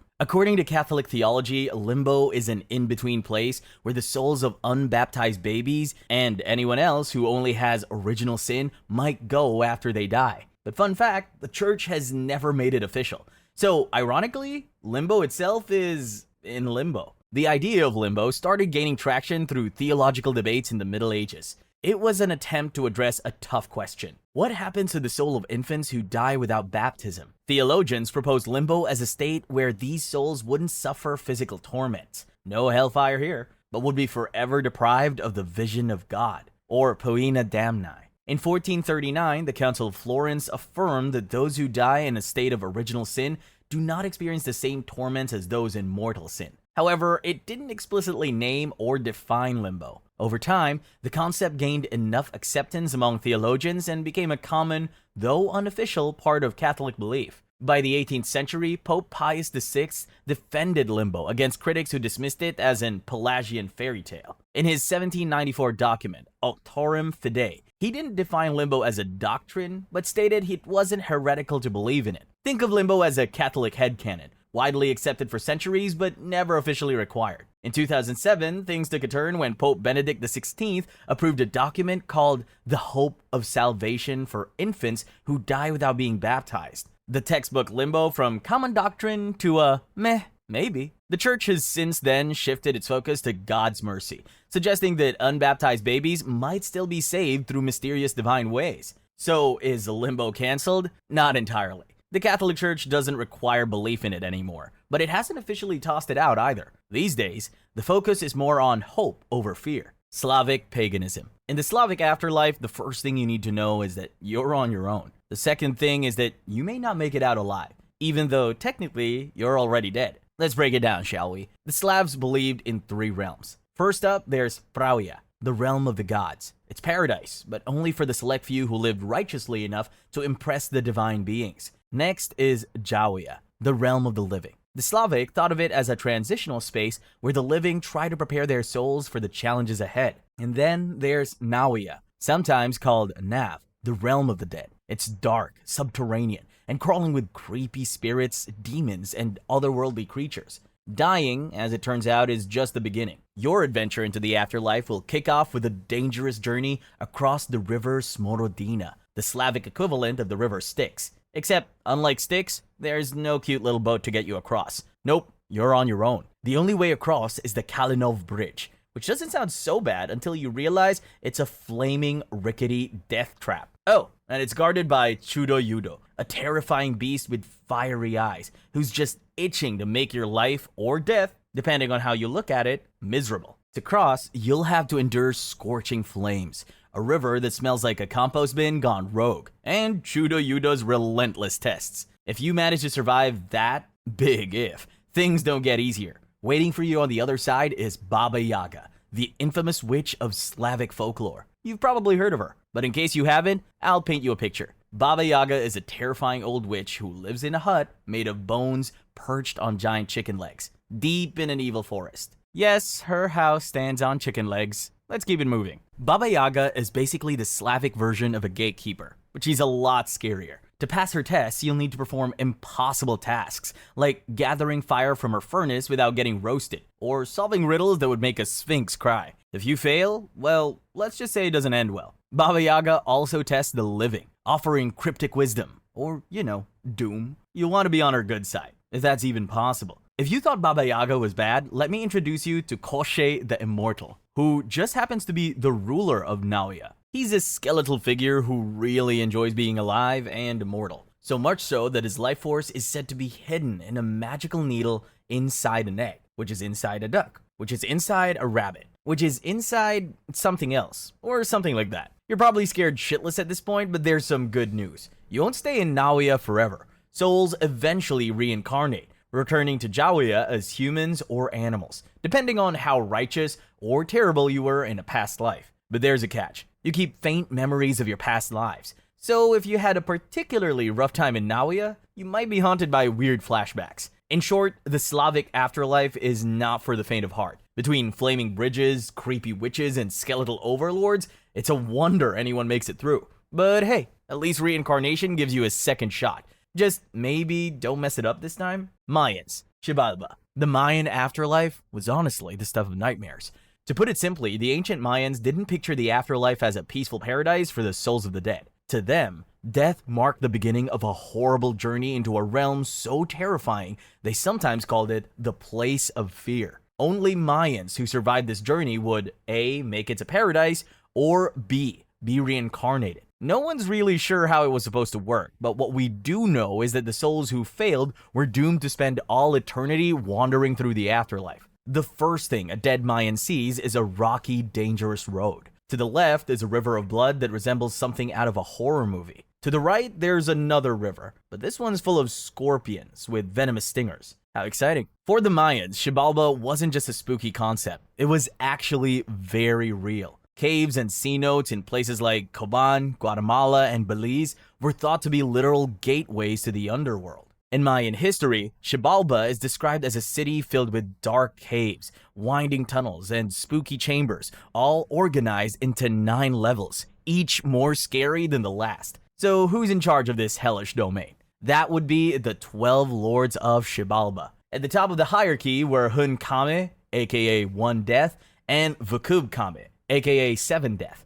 These two were tyrants who got their kick out of devising different means to torture the unfortunate souls who stumbled into their realm. The other 10 lords were assigned specific tasks, things like spreading disease, causing starvation, or plotting grotesque deaths. When they weren't busy wrecking lives, they oversaw Xibalba's most infamous attractions, the Houses of Terror. First up, there's Dark House, where total pitch black darkness messes with your mind until paranoia sets in. Then comes Cold House, where frost and hail rattle your bones. Next is Jaguar House, where, you guessed it, there were hungry jaguars on the prowl. If you somehow survived that, you'd face Bat House, that was of course teeming with screeching, bloodthirsty bats. Or Razor House, where sentient blades slice through the air, looking for flesh to shred. Finally, there was Hot House, a blazing furnace so intense, it would probably make the devil break a sweat. The next time you're having a bad day, just remember that things could be a lot worse. You could be a Mayan trying to make it through Xibalba. Wicca. Wiccans call their version of the afterlife the Summerland. It's a place where spirits can take a breather, rest, and reflect after enduring a lifetime of heartbreaks, unending bills, bad decisions, and that one regrettable haircut. So maybe I am projecting just a little. What sets Summerland apart from all the other afterlife theories is how chill it is about your earthly screw-ups. Unlike the heaven or hell theories where every wrong step brings you closer to eternal torment, Wiccans believe in introspection over judgment. You, yes you, review your life, figure out what went right, what went hilariously wrong, and then prep for the next round of existence. It's like a performance review, but you're the boss, the employee, and the HR team. Now let's talk aesthetics. Summerland isn't just peaceful.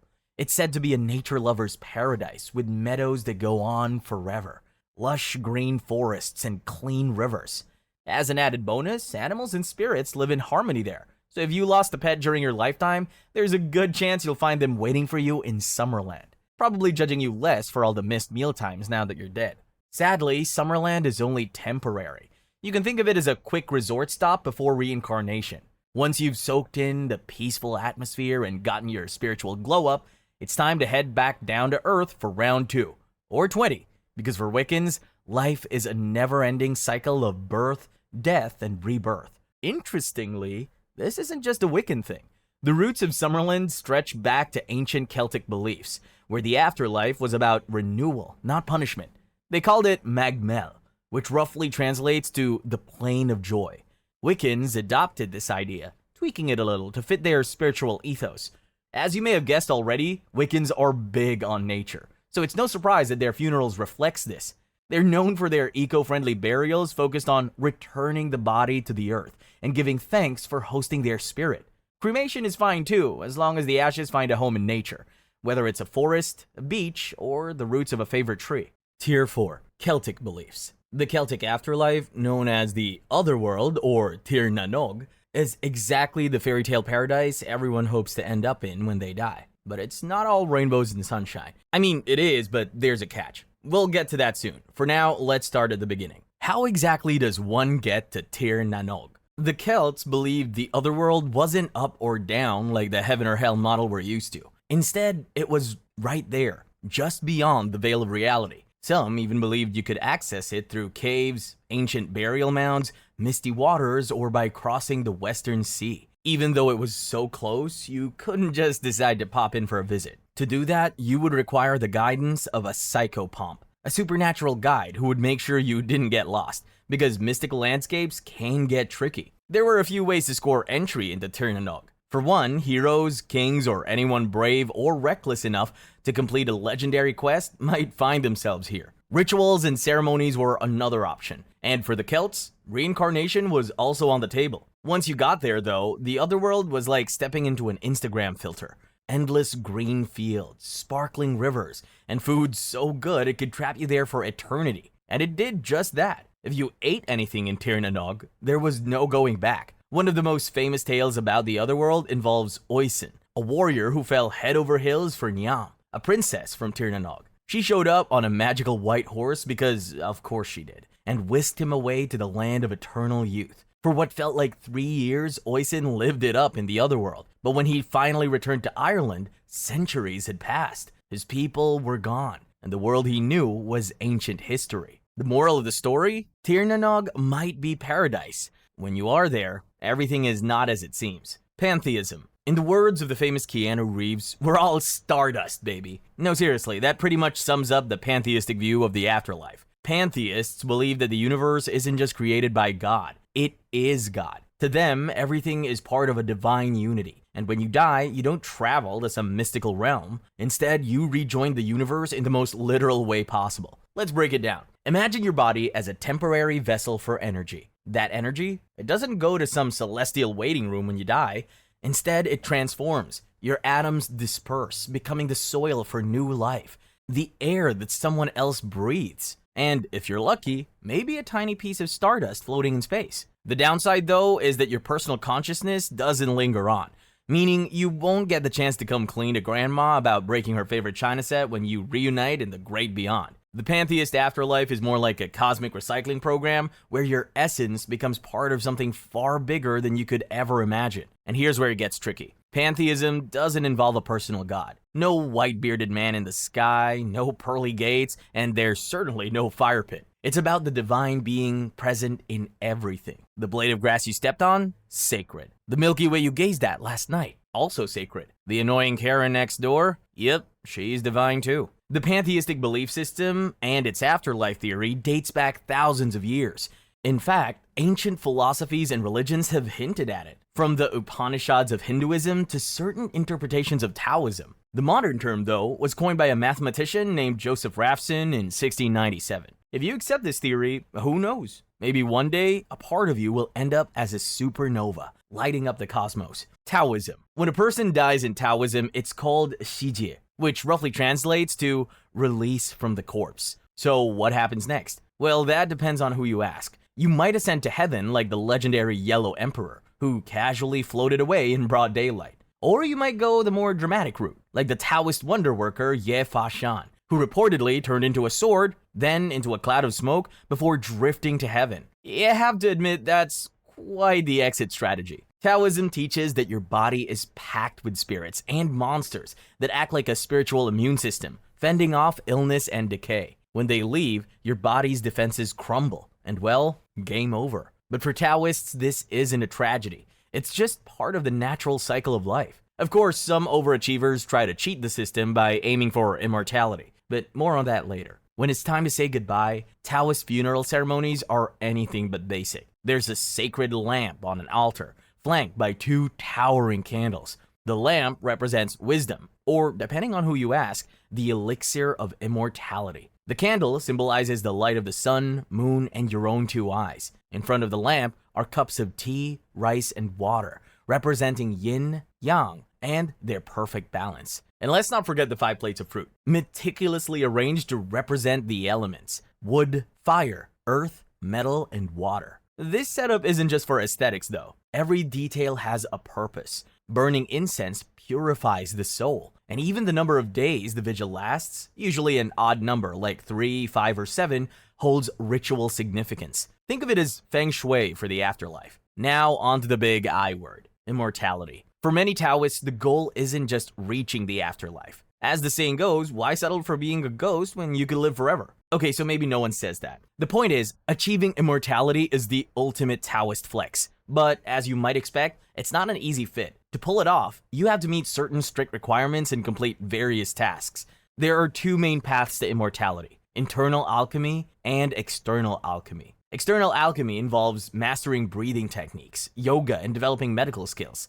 It's a whole thing. Mandaeism. You'll need some context for this one. The Mandaeans are an ancient ethno-religious community whose roots stretch back to Mesopotamia. Their religion is centered around prophets like Adam and John the Baptist. There are a bunch of others, but John is the star of the show. Now that you're up to speed, let's talk about the afterlife. The Mandaeans believe in 2 opposing realms: the world of light and the world of darkness, the ultimate forces of good and evil. On one side, you have the Alma di Nura, the heavenly light world, ruled by the supreme deity Hammurabi, who is sometimes called the Great Life. This god is said to be so vast and incomprehensible that I'm not even going to try to describe him. Surrounding Hammurabi are countless celestial beings called Uthras, who spend their eternal existence singing praises. On the other side is the world of darkness, a realm of chaos born from dark waters. A monstrous dragon named guards the gates, while Ruha, an evil queen, runs the show. Together, they've spawned demonic offspring who control the planets and zodiac constellations. Yeah, the stars you're wishing on, not as innocent as you thought they were. The material world is seen as a mashup of light and dark. Humans are basically walking contradictions. Our bodies, crafted by dark forces, are destined to rot, but our souls are tiny fragments of light, desperately trying to escape. And that's where the baptism comes in. Unlike other religions where one baptism seals the deal, Mandaeans believe in multiple baptisms throughout life to keep scrubbing away the darkness. Water isn't just important, it's sacred, the express lane to the light world. But no matter how many times you get baptized, salvation still isn't guaranteed. When you die, your soul embarks on a dangerous journey through layers of darkness. It's like a cosmic obstacle course, complete with demons and creepy dark waters. If you pass, congrats! You ascend to Alma Danura and get to bask in eternal light. But if the darkness wins, well, let's just say you'll be stuck in the bad part of the universe forever. Baha'i. The Baha'i perspective on the afterlife is either incredibly comforting or a little too intense, depending on how you feel about eternal journeys. In Baha'is teachings, life starts at conception, not just biologically, but spiritually. The moment you're conceived, your soul clocks in, ready to work. When death comes around, it's not the end, it's just the next chapter. To understand this, imagine your body as a cage and your soul as a bird. When the cage breaks, the bird isn't destroyed. It actually soars, happier, sharper, and freer than ever. Still talking about your soul, by the way. After death, your soul is believed to go on a journey toward perfection. The goal is to leave behind physical limitations and strive to reach the highest form of spiritual existence. So what does this look like? Baha'u'llah, the founder of the Baha'i faith, describes it as a dimension so different from our world that comparing the two is like comparing a baby in the womb to an adult in the real world. To put it simply, it's beyond your wildest imagination. Here's the catch though, because of course there's always one. How you live now sets the stage for what comes next. Life on Earth is like a spiritual boot camp where you build the skills you'll need in the afterlife. Good deeds, kindness, and selflessness, that's your workout routine. And even after you're gone, prayers from your loved ones can give your soul a little extra boost. Baha'u'llah calls death a messenger of joy, something that's just there to take your soul to a better place. Tier 5. Aboriginal Australian beliefs. With so many tribes, languages, and traditions, it's no surprise that the Aboriginal people of Australia don't have a one-size-fits-all afterlife theory. Still, many Aboriginal cultures share the idea of a land of the dead, an otherworldly place where spirits go after leaving the physical world. In this case, though, your entry into the land of the dead has nothing to do with how good or bad you were in your lifetime. There's no divine scale weighing your deeds or misdeeds. What really matters is the proper performance of funerary rites. When someone dies, their community gathers to guide their spirit on its journey. They offer an elaborate combination of prayers, sacred songs, medicines, and rituals to clear the way for the spirit to leave the body and find its place in the eternal cycle of life, death, and rebirth. Without these ceremonies, spirits may become restless and unable to move on. A key part of Aboriginal spirituality is the dreaming, a sacred, timeless realm where the past, present, and future all exist at once. It's the source of creation stories, and it connects spirits, ancestors, and the land itself. The dreaming explains not just the origins of life, but also what happens after death. It's believed that once spirits are properly sent off, they return to the dreaming, where they can be reborn as a person, an animal, a tree, or even a rock. But here's the problem. Spirits that aren't properly sent off can get stuck. When that happens, these unlucky spirits have no choice but to wander the land and bother the living. Because, let's be honest, what else is there to do? The fear of loved ones facing this fate has deeply influenced many Aboriginal customs surrounding death. Some tribes even avoid saying the name of the deceased to avoid, accidentally calling their spirit back. Aboriginal people also believe that the land itself is alive with spirits. When someone dies, their body is returned to Mother Earth, often with possessions like tools or ornaments. In some areas, the dead are buried, and in others, their remains might be placed in caves or even wrapped in special shrouds. It's a whole thing. Zoroastrianism. In Zoroastrianism, your soul doesn't immediately check out of the physical realm when you die. Instead, it lingers around for 3 days, like a house guest that doesn't know when to leave. During this time, your spirit will either be chilling or agonizing, depending on your life choices near your body. If you were a good person, your soul would be feeling pretty smug, reciting joyful chants from the Ustaviti Gathas at the head of your body. But if you were one of the wicked ones, you would find yourself stuck wailing at the feet of your corpse, reciting the yasna in despair. After your 3-day earthbound vacation, you would be greeted by a visitor. If you lived a life of good thoughts, good words, and good deeds, the Zoroastrian trifecta, a beautiful maiden would appear to guide you. She's basically the personification of all your goodness, and honestly, she sounds like a great time. If you were the opposite of a good person while on Earth, it shouldn't surprise you that your greeter is a horrid, naked hag ready to drag you to the next stage. Next up is crossing the Chinvat Bridge, Zoroastrianism's version of Final Judgment. At the bridge, you'll face Roshnu, a divine being with a set of scales that will determine your fate. Alongside Roshnu are other divine judges, who come together to hold the most stressful panel interview ever. If your good deeds outweigh the bad, congratulations. The bridge widens, and you get to walk across to paradise, probably fist-bumping Roshnu as you go. But if your bad deeds tip the scale, the bridge becomes razor thin. And who's waiting to greet you? The same ugly hag from before. Only this time, she's there to pull you into the horrors of hell. But wait, there's a third option. If your deeds are perfectly balanced, you will be sent to Misvan Gatu, the place of the mixed ones. It's not heaven, but it's not hell either. It's just a gray, meh existence with no joy, but also no real suffering. It's like purgatory's blander cousin. After crossing the Chinvat Bridge, your soul's journey doesn't necessarily end. Zoroastrianism entertains the idea of spiritual evolution, possibly leading to rebirth or final purification. So there's something to look forward to.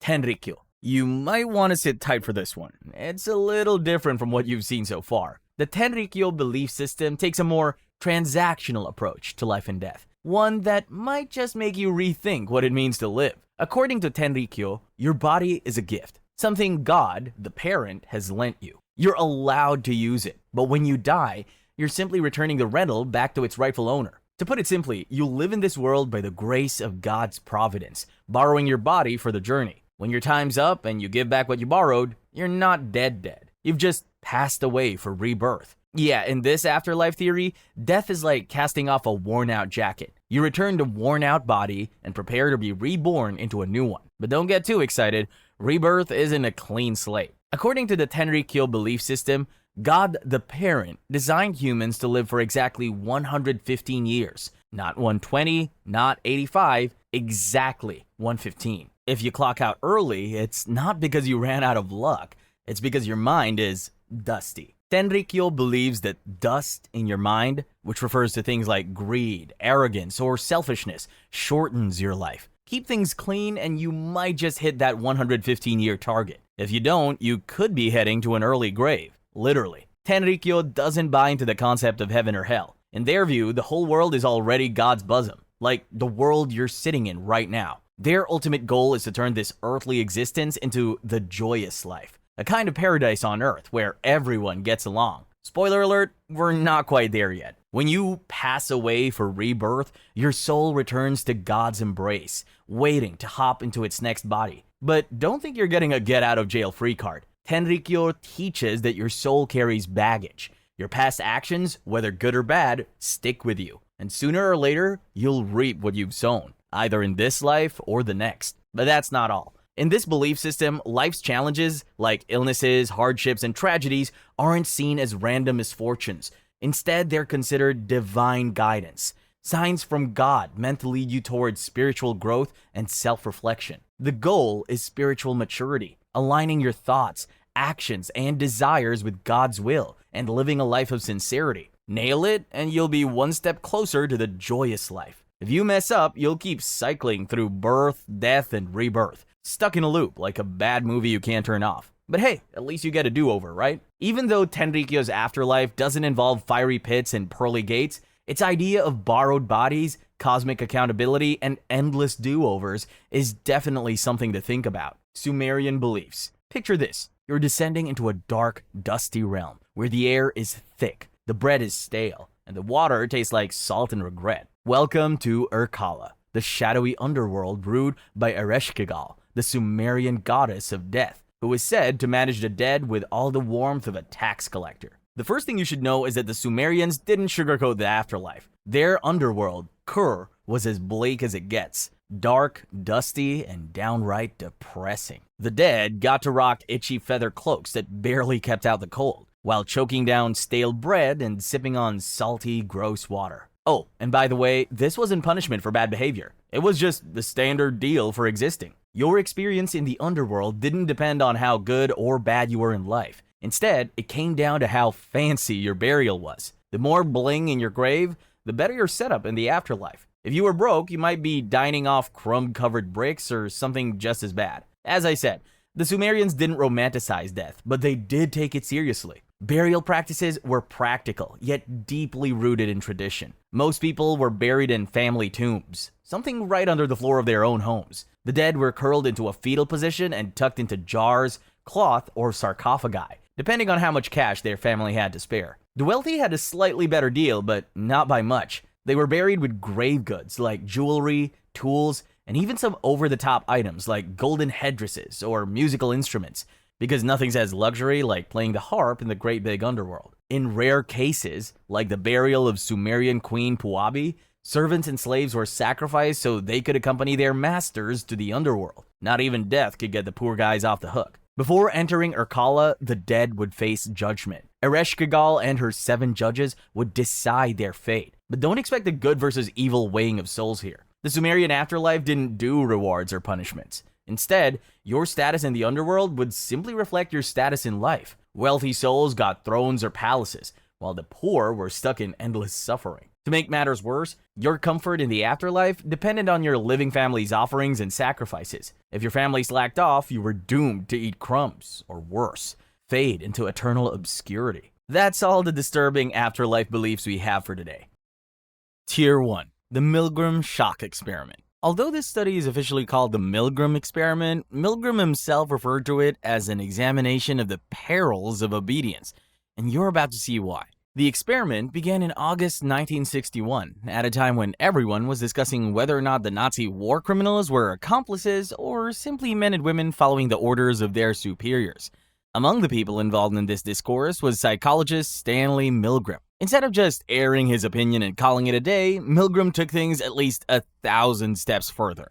He devised a series of social psychology experiments to get answers. The study aimed to see how willing people were to follow orders from an authority figure, even when those orders went against their own morals. The participants were led to believe they were helping a learner improve their memory by administering punishment in the form of electric shock whenever the learner got an answer wrong. The kicker is that the shocks would increase in intensity every time until it reached fatal levels. In a not-so-shocking turn of events, many of the participants went on delivering the shocks even after the learner began to show signs that they were hurt and in pain. In reality, the learners were paid actors, and the shocks weren't real. But if they were, let's just say nearly all the participants would have blood on their hands simply because an authority figure prompted them to do so. Although no one was physically hurt during this experiment, a lot of people still got mad at Milgram because A, he kind of lied to the participants about what they were there for, and B, many participants showed signs of tension and stress. They were willing to deliver the shocks, but that doesn't mean they enjoyed doing it. False memory implantation. Imagine going on for just another regular therapy session and walking out of the consultation room with a new set of not-so-great memories that never existed. This is called false memory implantation. And yeah, it's as bad as it sounds. Developed in the 1990s, false memory implantation was a technique used in cognitive psychology to investigate human memory. It was supposed to provide evidence of how easily people's memories of past events could be distorted. At the start, the false memories that were implanted in people included stuff like being lost in the mall as a child, taking a hot air balloon ride, and putting slime in a teacher's desk in primary school. But as with pretty much every other novel scientific discovery, someone was going to misuse it sooner or later. One of the most infamous instances of false memory implantation involved a Wisconsin woman by the name of Nadine Kuhl, who, in 1986, sought psychiatric therapy to deal with a traumatic incident involving her daughter. During sessions, her psychiatrist used hypnosis and other suggestive techniques to dig out buried memories of abuse that Kuhl herself had allegedly experienced. As a result of this, Kuhl became convinced that she had repressed memories of having been in a satanic cult, eating babies, and being forced to watch the murder of her 8-year-old friend. She also came to believe that she had more than 120 personalities. As time passed, Nadine Kuhl eventually realized her memories were implanted by her psychiatrist and successfully sued him for malpractice. One could say she had the last laugh though, because she did win a settlement of $2.4 million. But unlike Kuhl, other victims on this list were not so lucky. Little Albert experiment. Perhaps the most heartbreaking aspect of the Little Albert experiment is that it didn't achieve much beyond scaring a baby. In the mid-20th century, American psychologist John B. Watson and his graduate student, Rosalie Rayner, decided to carry out a flawed experiment that was to serve as proof of classical conditioning in humans. Watson believed that the fearful response of children to loud noises and sounds was an unconditioned response. He also believed that if a child was taught to associate something they originally did not fear with these sounds, they would eventually come to fear the object. To test out this theory, he selected a 9-month-old child from a hospital. Before the experiment officially began, he exposed the child to a bunch of objects, including a white rat. At first, the baby showed no sign of fear around the rat, but that changed after he was forced to listen to a loud noise whenever he tried to touch the rat. In no time, the baby learned to fear not just the rat, but a bunch of other furry objects as well. Despite the success of his experiment, Watson himself admitted that the child's fearful response was not long-lasting. In the aftermath of the experiment, Watson came under fire for his unethical behavior. Some people speculated that the baby's mother had no idea her son was being forced to participate in such a study. Another issue that came up was whether or not the child Watson and his students spent hours experimenting on was healthy in the first place. Some sources claimed that the infant used in the experiment was very sickly, and that he died around 5 years after the experiment. However, these claims have been challenged successfully. Whichever the case, no baby should be intentionally exposed to loud noises over and over again, whether it be for the good of science or not. Stanford Prison Experiment. The Stanford Prison Experiment sounds like a psychologist horror movie plot, only it did happen in real life, to very real people. In the year 1971, Stanford University psychology professor Philip Zimbardo and his team decided to carry out a psychological experiment to see how students would behave in a makeshift prison environment. They put out ads in the local paper offering to pay $15 a day to anyone who volunteered to participate in what they called a psychological study of prison life. Many male students saw the experiment as a way to make some easy money, so they signed up. Unknown to them, things were about to get ugly. After the participants had been selected, they were randomly separated into two groups: guards and prisoners. The guards had one task. They had to keep the prisoners from escaping by any means necessary. So you see where this is going. Things really started to go left on the first day of the experiment when the people who had been assigned prisoner roles were arrested by the local Palo Alto police. For context, the poor guys had no idea this was part of the experiment. By the second day, inmates were full-on rebelling against the guards, and the guards, desperate to hold on to power, didn't hesitate to pull out the big guns. I mean, they didn't pull out actual guns, but they did spray fire extinguishers at the inmates. And then they took all of their clothes and mattresses as punishment. Halfway into day 2, one inmate named Douglas Corpy, aka Prisoner 8612, had what looked to be a mental breakdown. He basically started yelling that he was burning up and that he couldn't bear to spend another night in the makeshift prison, so the organizers let him go. By the 6th day, it had become clear that the whole thing was a mess, and so it was eventually shut down within a week. Also, the findings of the experiment have been called fraudulent and unscientific. Apparently, the guards were given specific instructions on how to act, just so the lead scientist could say his hypothesis was right. Turns out, no one told the guy that that's not how science works. Operation Sea Spray. Time and time again, the US military has proved that they will do just about anything, including conducting biological warfare experiments on civilians. In this case, the US Navy decided to get creative by spraying not one, but 2 dangerous bacteria over the San Francisco Bay Area. Their goal? To see how vulnerable the city might be to a bioweapon attack. In simpler terms, they carried out a bioweapon attack of their own as a test run. The US Navy claimed that the bacteria they released were harmless to humans, but barely 3 weeks after the incident, 11 residents checked into the Stanford Hospital in San Francisco, all suffering from very rare, serious urinary tract infections. 10 of the 11 patients recovered, but the last one was not so lucky. He had recently had a prostate surgery and eventually died of a heart valve infection. Other hospitals in the area, however, did not report receiving visits from people with similar conditions. What they did report was an increase in the cases of pneumonia in the area. And although a clear connection has not been established, you know what they say, if it walks like a duck and talks like a duck.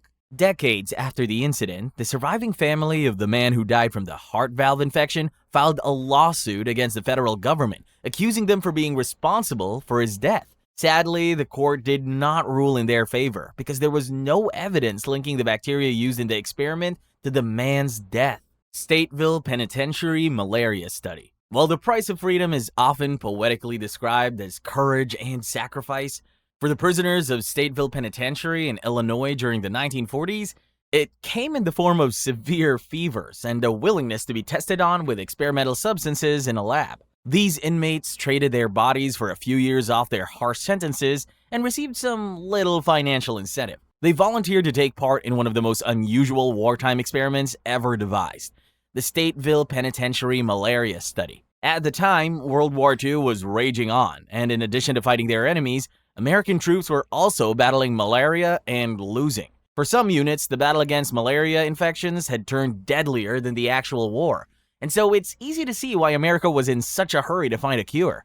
In 1944, and over the course of the following 2 years, more than 400 prisoners at the Stateville Penitentiary were subjects in an experiment aimed at finding an effective drug for malaria. Prisoners taking part in the experiment were infected with a deadly disease and then treated with experimental anti-malaria drugs.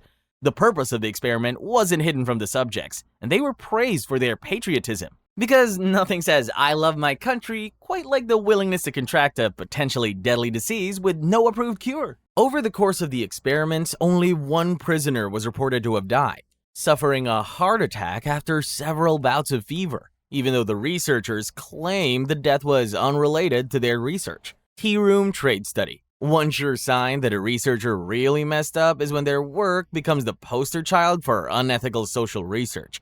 That's exactly what happened to the American sociologist Laud Humphreys, the guy behind the Tea Room Trade Study. The study analyzed men who engaged in anonymous sex in public toilets, a practice that was pretty common in the late 1960s and early 1970s. Depending on what part of the world you lived in, it was either called tea rooming or cottaging. Tea rooming typically involved 3 people, and not in the way you're thinking. The third person, who was often referred to as the watch queen, acted as a lookout, while the other 2 got down to business. By offering his services as a watch queen to what I assume was an alarming number of freaky people, Humphreys was able to gather all the data he needed. By the end of the study, Humphreys found that 38% of his test subjects were neither bisexual nor homosexual. 24% were bisexual, 24% were single and in the closet, and only 14% correspond to the popular stereotype of homosexuality, whatever that means. Perhaps the most interesting conclusion drawn from the study was that these encounters were consensual. It proved that gay men weren't lurking in public bathrooms waiting to jump the first straight man in sight, so the police could turn their attention to investigating actual crimes. So why did Humphreys come under fire? To put it simply, he lied to his test subjects about his intentions and his identity. He also didn't seek their consent beforehand. As if that wasn't enough, he used their license plate numbers to track them down so he could conduct follow-up interviews, during which he, once again, lied about their identity and intentions. Tier 2. Project Artichoke. You know how the movies portray the CIA as a bunch of government agents in really cool suits who operate mostly undercover to save the day? Or wait, was that just Men in Black? Anyway, it turns out that the CIA isn't as cool as you think. In the 1900s, they were up to all kinds of crazy stuff, and Project Artichoke is arguably the craziest of them all. Okay, maybe not the craziest, but it's somewhere in the top 10. Project Artichoke was a mind control program designed to gather as much information as possible about a bunch of dark stuff by any means necessary. One part of the project was geared towards finding the most brutal and effective interrogation techniques, and let's just say the agents in charge tried it all. From hypnosis and total isolation to forced use of hard drugs, nothing was off the table. Speaking of hard drugs, that was another huge aspect of Project Artichoke. Agents were known to experiment with cocaine, marijuana, heroin, peyote, and mescaline. The experiments often involved unwilling participants, and if the rumors are to be believed, not even CIA agents were safe.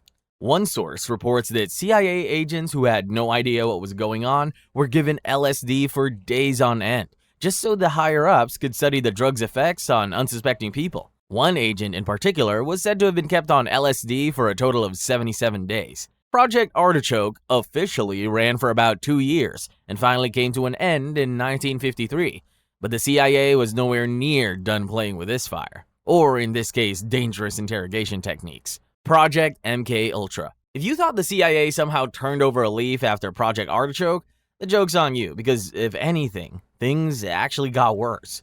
In the same year that Project Artichoke ended, Project MK-Ultra began with pretty much the same evil objectives.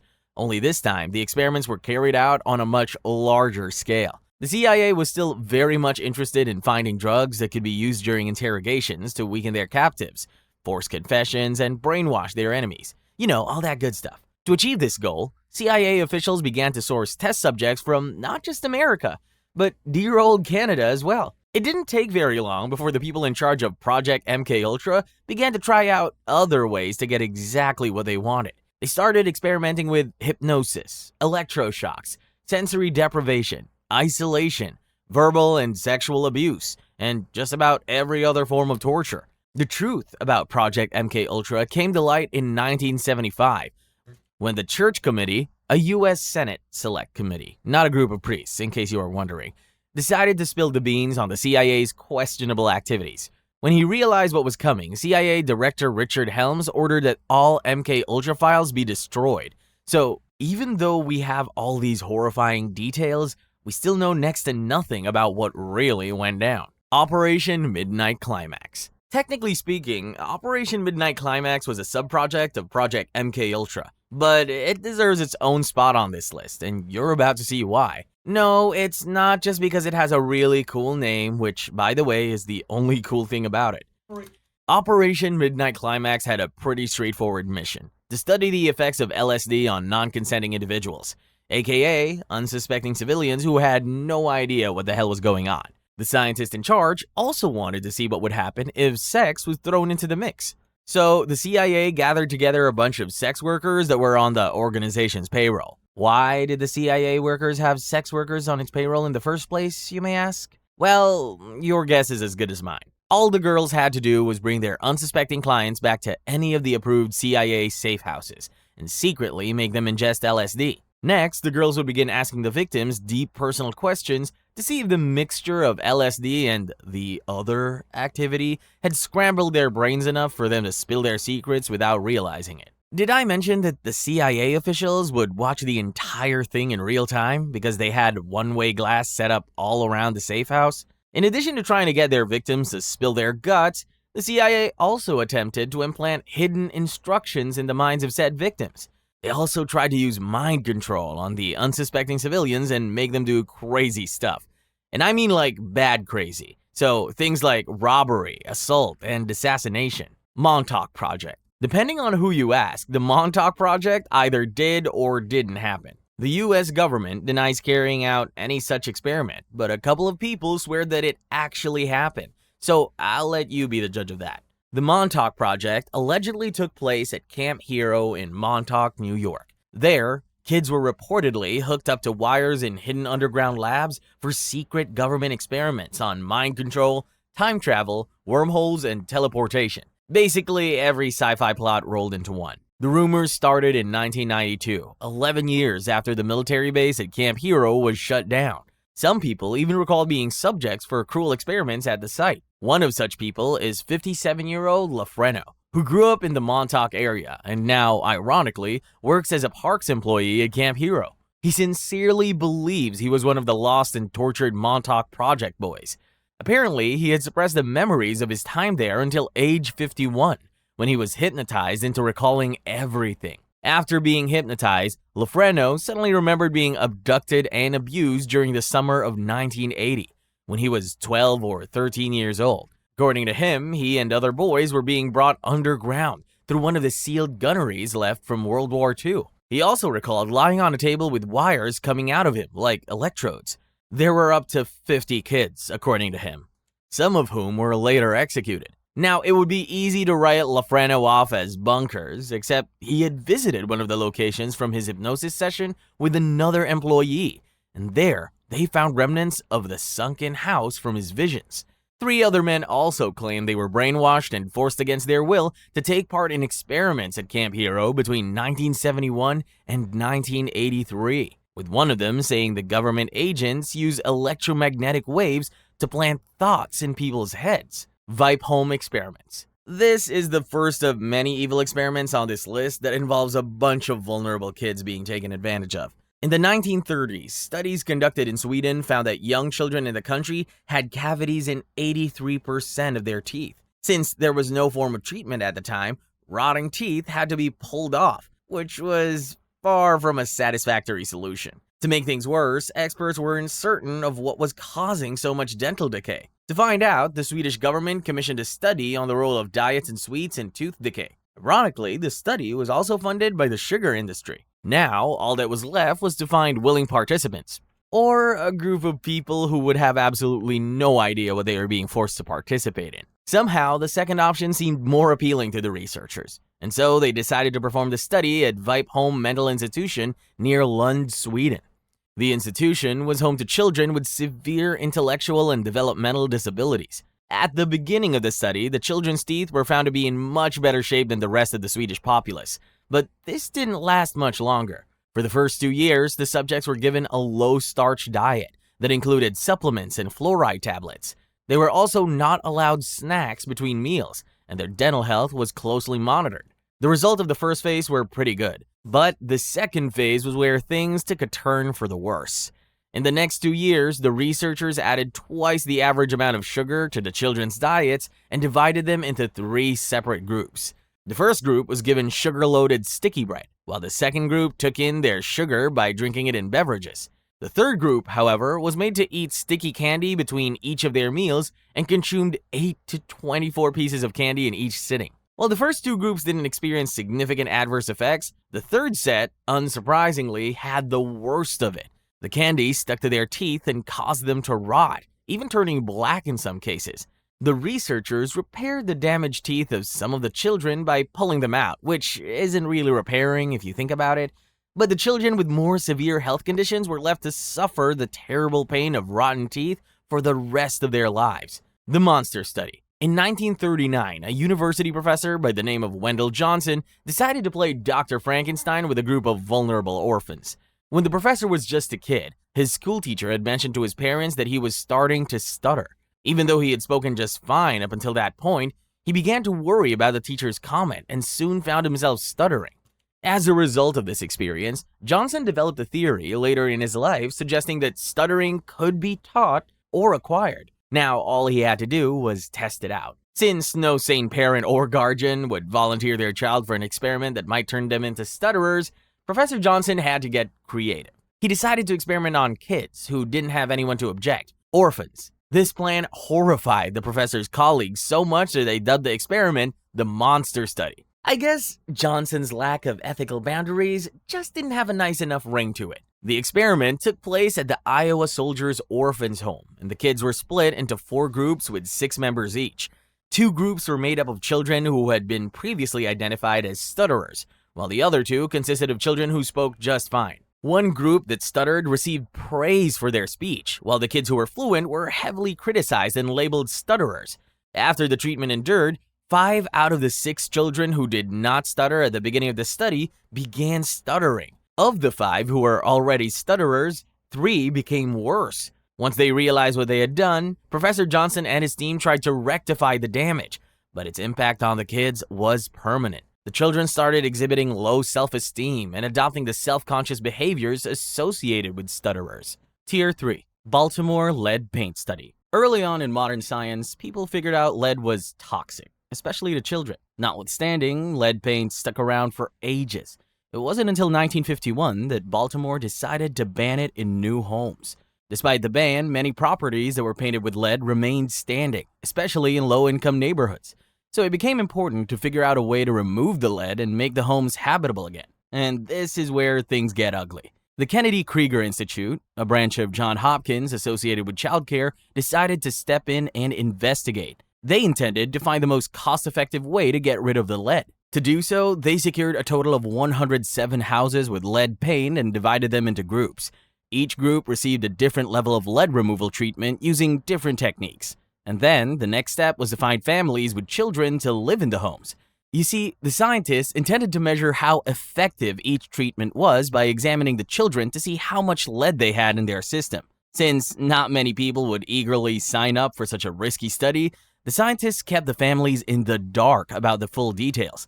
Unfortunately, by the time the study came to an end, many of the participants had developed neurological disabilities. In the aftermath of the cruel experiment, the Kennedy Krieger Institute came under fire. In 2001, a class action lawsuit for deliberate exposure and negligence was filed against the institute, and the Johns Hopkins Internal Review Board was widely criticized for allowing the study to proceed in the first place. Willowbrook Hepatitis Study. If there's one thing you'll learn as this video progresses, it's that in the past, scientists absolutely loved carrying out dangerous experiments on vulnerable children. One of such experiments was the Willowbrook Hepatitis Study. The study took place at the Willowbrook State School, which was, at the time, the biggest state-run institution for people with mental disabilities in the U.S. The institution was opened up in the late 1940s, and by the early 1950s, the students were facing a hepatitis outbreak. At first, the disease was being spread naturally, but then the New York School of Medicine, led by Dr. Saul Krugman, decided to interfere.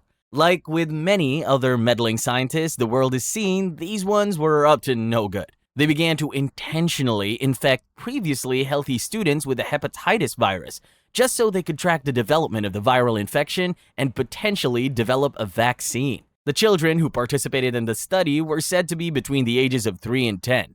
So it didn't take long for the inhumane nature of the experiment to come to light. When people asked questions about the morality of their actions, Dr. Krugman's team simply shrugged their shoulders and claimed that since there was already a hepatitis outbreak in the institution, the students would have been infected regardless. They also tried to justify their actions by saying if they did succeed in finding a cure, the children would benefit from it. Tuskegee Syphilis Study. another deadly disease for which a cure needed to be found at the cost of barbaric human experiments: syphilis. The Tuskegee experiment began in 1932, at a time when there was no known cure for the venereal disease. After being recruited under the false promise of free medical care, 600 African American men in Macon County, Alabama, were enrolled in the experiment, which aimed to study the full progression of syphilis. The participants were mainly illiterate farmers who had never visited a doctor before. They consisted of a group of 399 men with latent syphilis, and a control group of 201 others who were free of the disease. But all they knew was that they were being treated for bad blood, which was a term commonly used at the time to refer to a variety of disorders. The men were monitored by health workers, but were only given placebos, even though penicillin became the recommended treatment for syphilis 15 years into the 40-year-long study. Local doctors were even convinced not to offer the subjects any form of treatment at all, in order for researchers to track the full progression of the disease. To this effect, no effective care was provided as the men died, went blind, or even insane due to the untreated disease. The medical personnel just stood back and watched everything unfold, taking down notes. The researchers initially intended to keep tracking the participants until all had died, so autopsies could be performed and the project data analyzed. But news of the project broke in 1972, prompting public outrage and forcing the study to finally shut down. By this time, 28 subjects had already died from syphilis.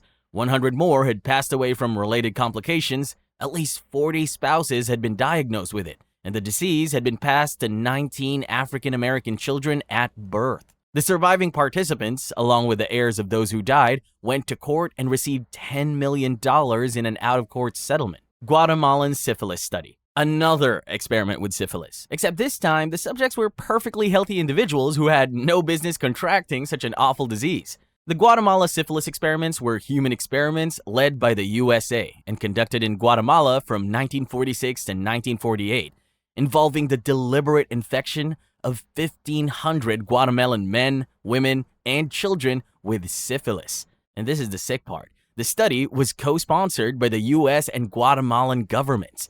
Interestingly, it was led by physician Dr. John Charles Cutler, who was also involved in the Tuskegee syphilis experiment on African American men in Alabama. U.S. Public Health Service researchers infected people in Guatemala with syphilis, gonorrhea, and cancroid. This included soldiers, orphans, inmates, and hookers, all infected with the diseases without their informed consents. Bacteria that caused the STDs were administered to the unsuspecting individuals in the form of a pinprick vaccination or a pill. The researchers were said to have systematically and repeatedly violated the vulnerable individuals.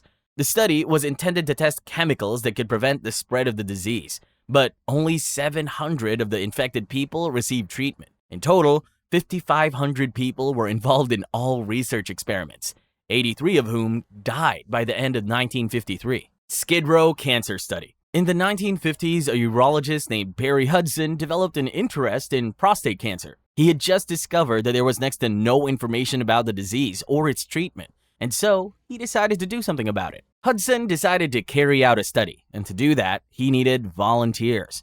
The only problem was that the methods of diagnosis he intended to use were untested and had several side effects, so educated people were very unlikely to volunteer. To get the participants he needed, Hudson made his way to a low-income neighborhood in Manhattan. He approached over 1,000 homeless men and offered them food, shelter, and free medical care in exchange for their participation. In a not at all surprising turn of events, the homeless men jumped at the offer. The few of them who had reservations were assured by Hudson that his methods were perfectly safe and harmless.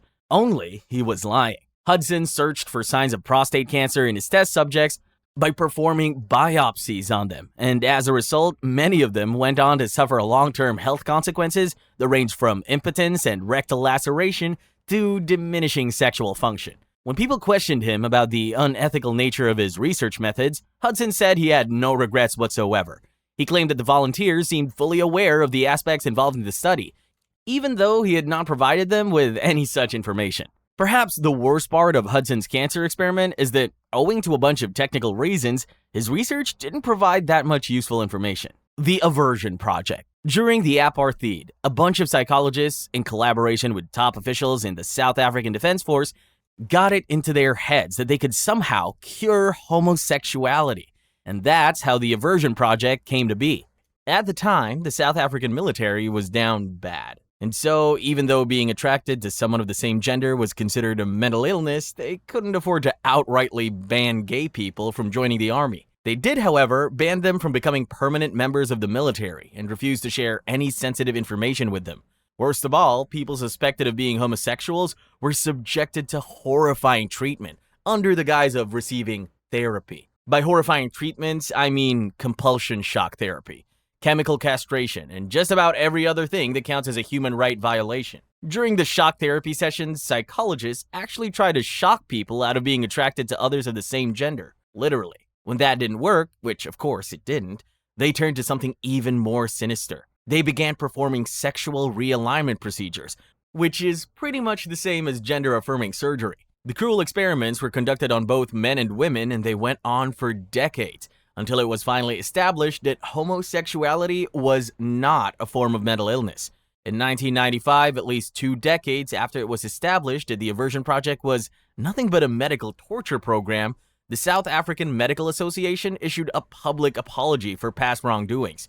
Because, that's helpful. As far as consequences go, there weren't exactly many of those. In 1995, Aubrey Levin, the psychologist who led the program, moved to Canada and acquired a license to practice medicine. He went on to become the professor of clinical psychiatry at the University of Calgary.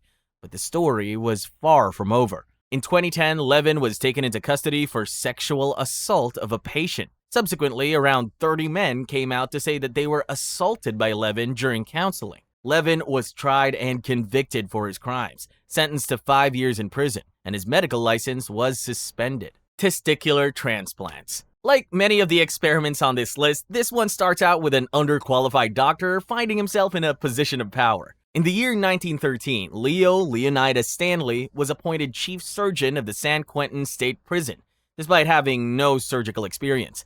This meant he was the boss, and he didn't have to answer to anyone. What Stanley lacked in surgical experience, he made up for in questionable and, quite frankly, dangerous beliefs. For example, he believed that diseases were the cause of crime, and that testicular transplants were the key to remaining young forever. So you see where this is going. As soon as he got comfortable in his shiny new office, Stanley began to carry out testicular transplants. He would transplant the testicles of executed prisoners to other living inmates, and whenever he couldn't secure human testicles, he would simply improvise. By improvise, I mean Dr. Stanley didn't mind attaching the testicles of animals like goats, boars, and deers to his living patients. In fact, he believed that his testicular transplants had the potential to cure depression, asthma, acne, and mental depravity. A little over 2 decades later, Stanley had performed over 10,000 testicular implants in San Quentin. But he wasn't a one cruel experiment kind of guy, so he had also ventured into sterilization. Stanley encouraged inmates at the prison to volunteer themselves to be sterilized because he believed stopping convicted offenders from having kids would drastically reduce crime rates. Speaking of reducing crime rates, Stanley was also known to perform plastic surgery on inmates. According to his very flawed logic, enhancing the inmate's appearance would increase their chances of finding honest work, and this would in turn keep them from committing crime. I wasn't crazy when I said the guy had some pretty crazy beliefs. Tier 4. Camera experiment. Back in the 20th century, before the dissolution of the Soviet Union, the Soviet Secret Services operated a covert research facility that manufactured and tested poisons. It was known by a few different names, the coolest of which was Camera, meaning the cell in Russian. Not that there is anything cool about manufacturing poison in a lab. On February 20, 1939, the poison lab became known as Laboratory 1 and was headed by Grigory Maryanovsky. Maryanovsky and his colleagues tested various lethal poisons, including mustard gas, ricin, and cyanide on, you guessed it, unsuspecting prisoners. The team of researchers had one objective during these experiments. They wanted to identify a tasteless, odorless chemical that could not be detected even after the victim's demise. Candidate poisons were disguised as medicines and administered to the victims along with a meal or drink. All that evil eventually paid off, as the Russians did find what they were looking for. A concoction with the desired qualities was developed and referred to as C2. According to testimonies from witnesses, the victims experienced physical changes, such as a rapid weakening and reduction in height. followed by a calm demeanor, which eventually resulted in the death of the victim within 15 minutes. Interestingly, the victims included prominent individuals too, like the president of a certain country and a Nobel Prize laureate. Blood coagulation experiments. It would be impossible to talk about diabolic, unethical experiments on humans without mentioning Nazi Germany. They started a war and were willing to go to any length to win it, including using the civilian prisoners as lab rats. As you can imagine, Nazi scientists were as brilliant as they were evil. They created a substance that could potentially aid blood clotting and reduce bleeding from gunshot wounds sustained during combat. Before this wonderful substance could be handed over to soldiers, the scientists had to assess its effectiveness and ensure that it was safe for human consumption. Of course, that's where things got ugly. The people in charge didn't think twice about picking up some random prisoner to test out the substance.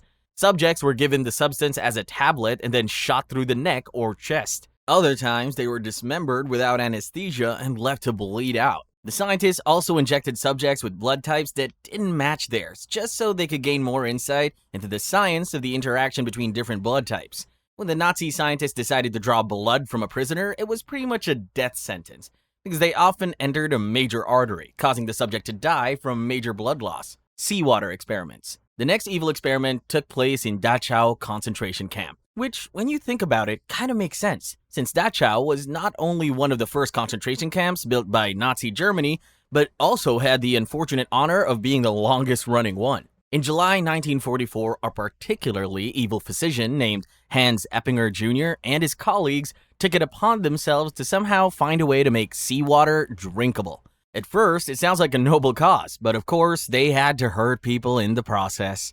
Hans and his team put together a group of 90 gypsies and forced them to drink nothing but filtered seawater. They denied the group access to food and any other form of sustenance, forcing them to make do with seawater and nothing else.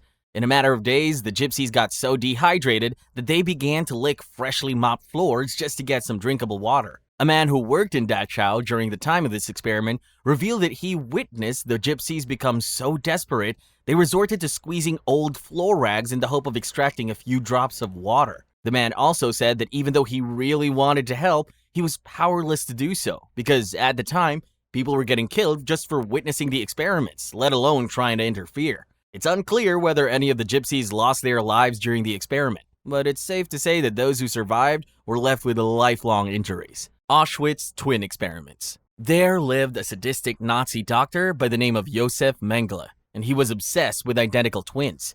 While he was stationed at the Auschwitz concentration camp, he enlisted the help of Nazi soldiers in finding twins. Around 3,000 twins were pulled from the millions of prisoners, most of them being kids, but only 200 survived to tell the tale. After the twins had been snatched away from their parents, they were immediately taken to clean up. Since they were Mengele's children, they got treated much better than the other prisoners at Auschwitz, until the gory experiment started at least. Each twin had to have blood drawn every day, and they underwent various medical experiments. Mengele kept his motivations to himself, and so not even the kids understood why they were being injected with different substances. Each pair of twins were forced to undress and lie next to each other, so their anatomy could be examined and compared. Features that were the same between the two were deemed hereditary, while those that were different were thought to be environmental. Mengele also attempted to fabricate blue eye color by putting drops of chemicals into their eyes, which often caused severe pain, infections, and permanent blindness. And things only got worse from there for Mengele's subjects. In some cases, one twin would intentionally be infected with diseases like tuberculosis and typhus, while the other would be left healthy. While the sick twin eventually died, the other was killed to examine and compare the effects of the disease on the pair. Various surgeries, including organ removal, castration, and amputation, were also performed without anesthesia. The autopsies were the final phases of the experiment. They were carried out on twins who had died from the experiments or who had been killed just for after-death measurements and examination. During the autopsies, some of the twins' organs were harvested and sent to an equally sociopathic colleague of Mengele for further study. Freezing experiments. In 1941, the Luftwaffe warfare branch conducted experiments in hope of finding an effective method to prevent and treat hypothermia. The experiments were carried out on male prisoners to simulate the freezing conditions German soldiers suffered on the Eastern Front. The German forces were not at all prepared for the bitter cold, and thousands of their soldiers froze to death or were incapacitated by cold injuries. The experiment had two objectives. First, to establish how long it would take to lower the body temperature to death, and second, to determine how best to resuscitate a frozen victim. One study placed prisoners naked in the open air for several hours with temperatures as low as -6 degrees Celsius, and it only took a few hours for many to start screaming in pain as their bodies turned frozen solid. The experimenters assessed the physical effects of cold exposure and explored different methods of rewarming those that managed to survive. It is said that some victims were thrown into boiling water in an attempt to revive them. Prisoners were also forced to sit in tanks of freezing water for up to 3 hours, and after the subjects were frozen, they underwent different trial methods for rewarming, a process during which many died. There were up to 400 experiments, and somewhere between 280 to 300 victims, which means that some poor victims suffered more than one experiment. Human vivisections of Herophilus. The Germans weren't the only ones whose quest for medical knowledge took a dark and gory turn. Famously regarded as one of the fathers of anatomy, ancient Greek physician Herophilus made significant discoveries in human anatomy during his practice.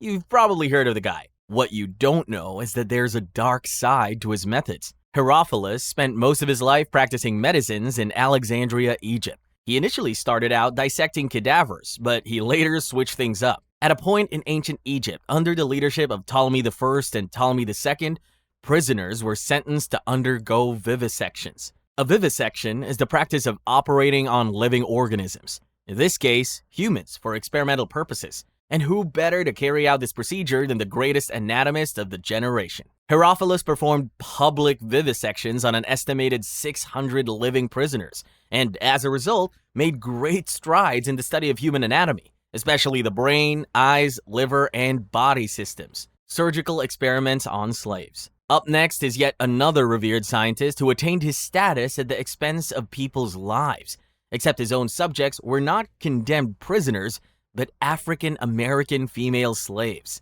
Widely regarded as the father of modern gynecology, Dr. Marion Sims gained much of his fame and expertise from carrying out gruesome experimental surgeries on slave women. He earned his title after his experiments on at least 7 enslaved black women and girls in Montgomery between 1845 and 1849 that helped him develop a technique to repair a chronic complication of childbirth in women called vesicovaginal fistula. Operating without any form of anesthesia, the potentially life-threatening experiments caused excruciating pain.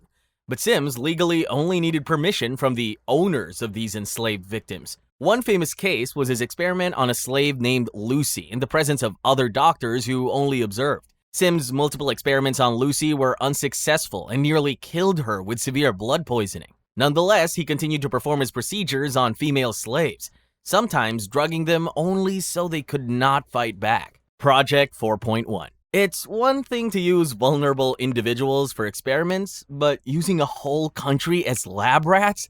That's an entirely different ballgame, one that the US likes to play apparently. Under Project 4.1, a secret US medical program implemented in 1954, American scientists were studying the effects of radiation on the people of the Marshall Islands without their knowledge or consent. On March 1st, 1954, the United States detonated a thermonuclear bomb on Bikini Atoll in the Marshall Islands. The US military did not evacuate the islands near the test site before setting off the bomb, and even after it went off, they waited days to do the needful. This delay was so they could study the effects of the bomb's radiation on the Marshallese. Hundreds of Marshallese on other affected islands were never even evacuated, and as a result were exposed to dangerous radiation for a long period of time. Meanwhile, the United States committed their resources to studying the aftermath instead, and even knowingly sent Marshallese back to contaminated islands, telling them it was safe. According to testimonies, U.S. scientists went as far as making Marshallese drink radioactive liquids, after which they took painful bone marrow samples and extracted their teeth to measure their radiation uptake. The most affected group of islands was Rongelap Atoll, with its inhabitants suffering from acute radiation sickness, high rates of thyroid abnormalities, and even cancer. Babies were born that resembled jellyfish. They had beating hearts but no bones. Today, cancer remains a leading cause of death in the Marshall Islands. Tier 5. Cincinnati Radiation Experiments. In the 1960s and 70s, Cincinnati became the unlikely stage for a chilling experiment that could have been pulled right out of a dystopian novel. Only this time, America decided it would be fun to test radiation on their own people. The Cincinnati radiation experiments were a series of body irradiation tests performed on at least 90 patients with advanced cancer at the Cincinnati General Hospital from 1960 to 1971. These experiments were partly funded by an agency within the Department of Defense to study how soldiers would be affected by large doses of radiation, information they imagined would come in handy in the likely event of a nuclear war. But the patients had no idea that they were doing their country a costly service.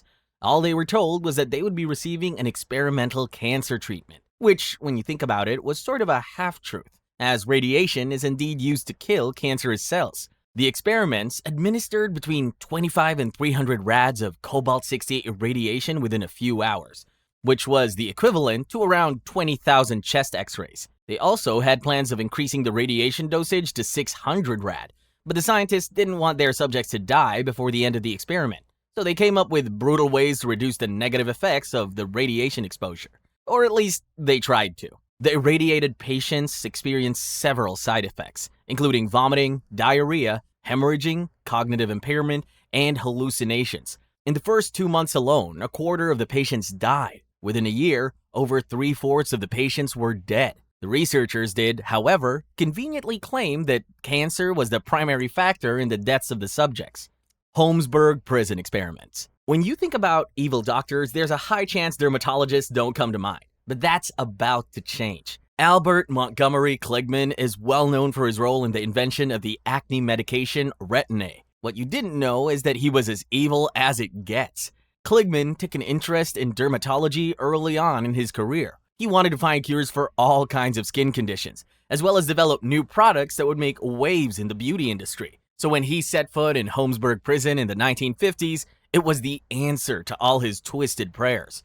Before he even got clearance from the prison authorities, Kligman began to offer inmates small amounts of money in exchange for volunteering to be his human test subjects, and many of them agreed. When the inmates asked if they would be hurt during the experiments, Kligman and his team assured them that it was perfectly safe. But this couldn't have been farther from the truth. As the experiments progressed, inmates were injected with, forced to apply, and made to ingest questionable substances.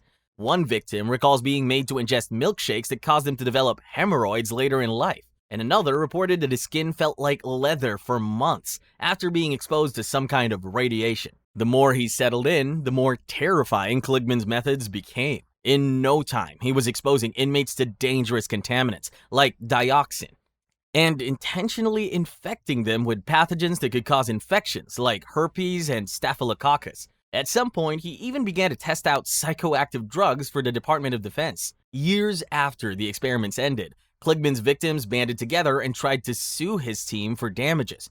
But the statute of limitations had expired, so the lawsuit was dismissed. Unit 731, Vivisections. As it turns out, the Germans weren't the only ones to take their war prisoners to the lab. During the Second Sino-Japanese War and World War II, the secret biological and chemical warfare research unit of the Imperial Japanese Army also engaged in lethal human experimentation and biological weapons manufacturing. In Unit 731, vivisections were pretty much an everyday affair. Thousands of men, women, kids, and babies who had been taken as Japanese prisoners of war were subjected to these live dissections, often performed without anesthesia and with very low chances of survival. Vivisections were typically performed on prisoners after intentionally infecting them with various diseases. The organs affected by the disease would then be extracted as a way to study the effects of the disease on the human body. Prisoners also had their limbs amputated, simply because the Japanese wanted to study blood loss. Limbs removed were sometimes reattached to the opposite side of victims' bodies for reasons we would probably never understand. Some prisoners had their stomachs surgically removed, and that's not even the worst of it.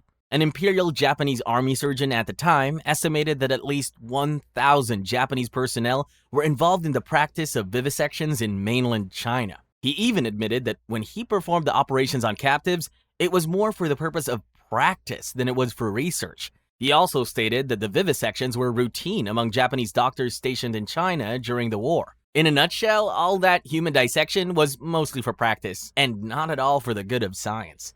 Unit 731 Biowarfare Experiments. Away from vivisections, Unit 731 was also involved in the development and testing of biological weapons capable of spreading deadly disease. These biological weapons were to be used against the Chinese population during World War II, but the scientists first had to make sure that they were potent. In 1939, a combat medic officer named General Shiro Ishii boiled down his laboratory discoveries to 6 potent pathogens: anthrax, typhoid, paratyphoid, glanders, dysentery, and plague-infected human fleas. By every indication, these pathogens were potent enough to start epidemics on their own, and now all the general had to do was conduct trials on a group of unsuspecting civilians. In record time, he came up with a few sinister but effective ways to spread the biological agents. The general had one goal: to unleash hell on Earth, and he knew just how to go about it. One of his methods involved the use of bombs containing live rats and fleas infected with diseases. These bombs were designed to explode mid-air, ensuring the safe landing of the infected creatures to the ground. As diabolical as this method sounds, it was just one out of many. The second method involved using low-flying airplanes to spread plague-infected fleas over Chinese cities, including coastal Ningbo and Changde, Henan province in 1940 and 1941. These operations caused bubonic plague epidemics, killing tens of thousands.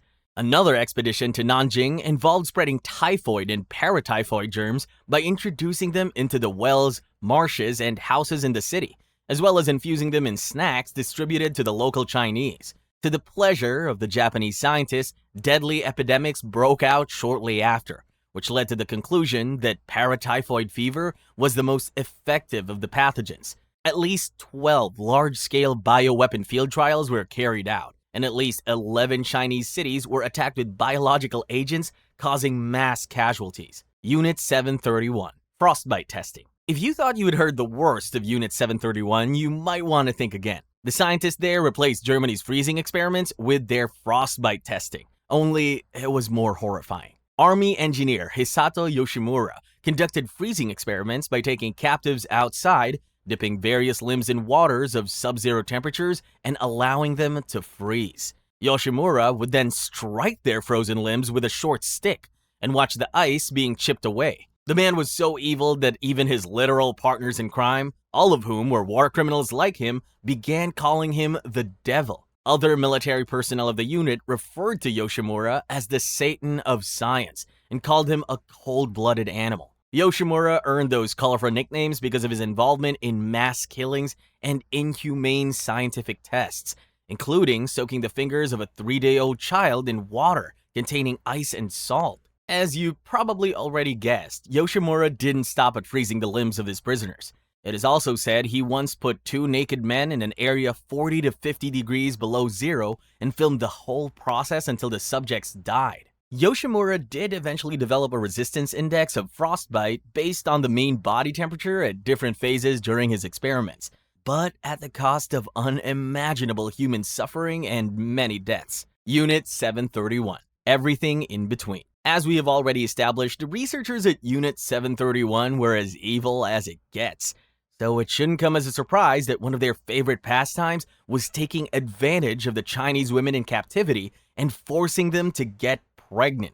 The twisted rationale behind this was that they needed to observe the mother and child to see if certain diseases could be vertically passed down. Although many children were successfully born in captivity there have been no accounts of any survivors of Unit 731. Children included. Since the men couldn't exactly bear children, they were subjected to another kind of terror. Many male prisoners, and some females, were used in weapon testing experiments, which, by the way, were as brutal as the name suggests. The prisoners were used as human targets to test the efficiency of grenades, flamethrowers, and other dangerous weapons. Some were intentionally exposed to bomb blasts just so the researchers could figure out the best way to treat bomb survivors. That's all the human experiments we have for today. Tier 1. Ted Bundy. The 1970s. A time of bell-bottoms, disco parties, and also the golden age of serial killers, with the most famous faces being active around that time. But let's get specific. Ted Bundy is arguably the most famous serial killer out there, especially since he's the poster child for the phrase, "Don't judge a book by its cover." It's said that Bundy got his kick of murderous tendencies as a +1 with puberty at 14. But his first confirmed kill came in 1974 of a university student. Now, sometimes you can say, oh, they got tricked, or oh, he lured them with charm, or oh, he pretended to be weak and vulnerable only to boink them with a rod and kidnap them. But how do you protect yourself against getting kidnapped from your own apartment? This girl was asleep in her apartment, in her bed, when he just waltzed in, assaulted her in both senses of the word, kidnapped her, and then dumped her body. Now, this started a whole downward spiral from 1974 to 1978, where his confessed kill count is 30, but experts say it could be well over 100. His go-to method was to either beat them or strangle them to death, after which he would do some very not safe YouTube things with a corpse after playing dress-up with them. Oh, and he also kept the decapitated heads of his victims as trophies. What he did with those? Well, I think you have an idea. Like, by day, this guy was the all-American dream. Handsome, their words, not mine, charismatic, and even worked at a suicide prevention hotline. And by night, he was Patrick Bateman in the flesh. Bundy would often say he loved the feeling of control when he'd take his victims. Someone needed to book this guy a BDSM session, and it would have all been good. Bundy was first arrested in 1975, but he went on to escape custody. Twice. Once by literally crawling through a ceiling hole. He spent 9 years on death row, still trying to appeal his sentence. The man really wanted to live, even though he got off taking others' lives. He even told the police that he would cooperate with the unsolved murders, but that tactic didn't work either. And he was executed by electric chair on January 24, 1989. Jeffrey Dahmer. If Ted Bundy was redefining stranger danger, then Jeffrey Dahmer was redefining homemade meals. Dahmer's origin story reads like a horror novelist's fever dream. While most teenagers were obsessing over their first crush, young Jeffrey was apparently thinking, you know what would really spice up this awkward phase? Murder. And it came sooner than later. Jeffrey was 18 when he gave a lift to his first victim, who he strangled with a barbel and then dismembered the body. And that became his MO, which is a fancy way of saying that's how he preferred to kill people. He would lure unsuspecting men back to his apartment, promising them a good time, and then drug them. Once his dates were unconscious, that's when he got cooking. His freezer contents were less what's for dinner and more who's for dinner. But that's not all he used the bodies for. Again, you might see a lot of necrophilia on this list, so get your stomachs ready. He killed a total of 17 men and boys between 1978 and 1991. For anyone that's bad at quick math, that's 13 years. He was active for 13 years. And for those 13 years, this guy could have probably been your neighbor, dude on the bus you sat next to, or worked as a mixer at the Milwaukee Ambrosia Chocolate Factory. Dahmer's reign of terror finally came to an end in 1991, thanks to one victim who escaped from his apartment. When the police arrived, they didn't really have to look very hard, since Dahmer did have a freezer full of remains and his Best Murder Moments album. Dahmer went to prison to serve 16 life sentences, but his life got cut short and received prison justice instead. John Wayne Gacy. John Wayne Gacy grew up in Chicago, where he apparently decided that being an ordinary Midwesterner was just too mainstream. Gacy's journey to infamy kicked off in the 1960s when he got a sexual assault conviction. After some time in a reformatory, which was about as effective as a band-aid on a bullet wound, Gacy moved back to Chicago in 1970, determined to prove that leopards can, in fact, change their spots. Spoiler alert, they can't. By 1972, Gacy had transformed himself into the Jekyll and Hyde of suburban Chicago. By day, he was a successful contractor and a part-time clown. By night, he was, well, still a clown, but the Pennywise kind. Gacy's methods for luring victims wasn't the most subtle. He'd often use a dual approach, either offering them construction jobs, because nothing says trust me like a middle-aged man offering teens work in his basement, or with magic tricks. The old, let me show you a magic trick routine. The trick always ended with the victim in handcuffs, and not in a fun way. One college student actually went to the police after being let go by Gacy, but when the police went back to ask Gacy about it, he basically said it was a kink, and they were like, understandable, have a nice day. By the time Gacy got caught, he had racked up a body count of 33 victims, with 29 buried in or near his house. The irony of Gacy's double life as the killer clown is so on the nose it feels like bad fiction. But it's not, and that's more terrifying to think about. Here's a guy who's active in politics. He even has a picture with former First Lady Rosalind Carter. He volunteered at the children's ward in hospitals. He made balloon animals at a children's party, and on the other side, he could strangle a kid to death without blinking twice. Gacy was caught in 1978, all thanks to 15-year-old Robert P.S.'s disappearance. When police searched Gacy's home, they found incriminating evidence: shackles, a class ring with the victim's initials on it, nylon rope, and a stench that couldn't be explained away with a "my cheese went bad." After his arrest, Gacy spent years on death row and was finally executed by lethal injection on May 10, 1994. So the next time you're planning a kid's party, maybe skip the clown and go for a nice, safe magician instead. Actually, on second thought, maybe just stick to piñatas. Instead of falling into a hyperfixation like the rest of us, Gary Ridgway decided to go on a 2-decade killing spree. Ridgway's first victim was discovered in July 1982, and from there, his only competition was himself. He killed over 40 women in the span of only 2 years. Ridgway would mostly stick to picking up prostitutes and runaways, people no one would side-eye if they went missing. Ridgway's MO was picking up his victims, getting down and dirty with them, and then strangling them. At first, he used his bare hands, but later switched to ligatures. He dumped the bodies into wooded areas and near the Green River in Washington. This earned him the catchy nickname, the Green River Killer, because apparently even serial killers need good marketing. Ridgway managed to avoid capture for 2 decades, getting married, having children, had a steady job painting trucks, probably complained about the economy like the rest of us, all while keeping his kill count up on the side. But finally, in 2001, DNA technology caught up with him. Turns out, spitting in a cup for a police test in 1987 wasn't his smartest move. Who knew that a little saliva could bring down a serial killer? Ridgway was arrested in November 2001. He ended up pleading guilty to 48 murders in 2003, with a bonus skill added in 2011. Today, he's still alive and kicking, serving out his 49 life sentences at Washington State Penitentiary. Richard Ramirez, popularly known as the Night Stalker, was a notorious American serial killer, rapist, and burglar who terrorized Southern California, particularly the Los Angeles and San Francisco Bay areas from 1984 to 1985.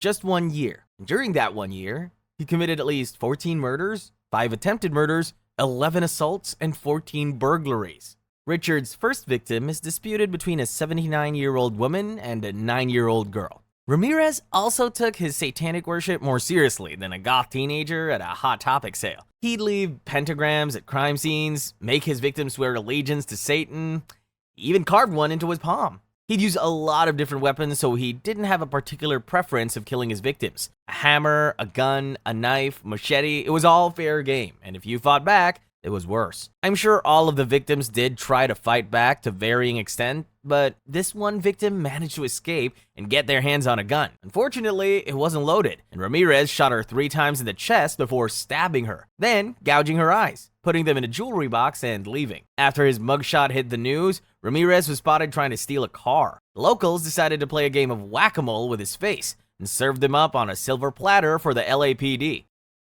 For New Year's resolution, most people commit to a gym membership or veganism, but not Dennis. He committed murder. On January 15th, 1974, he strangled 4 family members to death in their homes before taking a few souvenirs.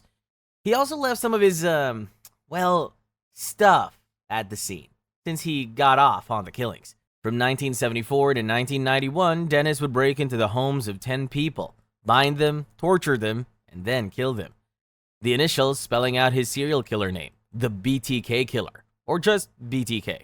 During this time, Dennis was your average suburban guy, church council president, Boy Scout leader, compliance office. Now there's the irony. But he wanted to spice things up, so he started sending catch me if you can letters to the police, signed in his serial killer name, BTK. After a 13-year hair hiatus, Dennis was still riding high on the fact that he still hadn't been caught, and that ego trip is what got him caught. He sent the cops a series of letters and floppy disks, probably thinking he was being all tech-savvy. Little did he know, he might as well just dropped his locations and a snap.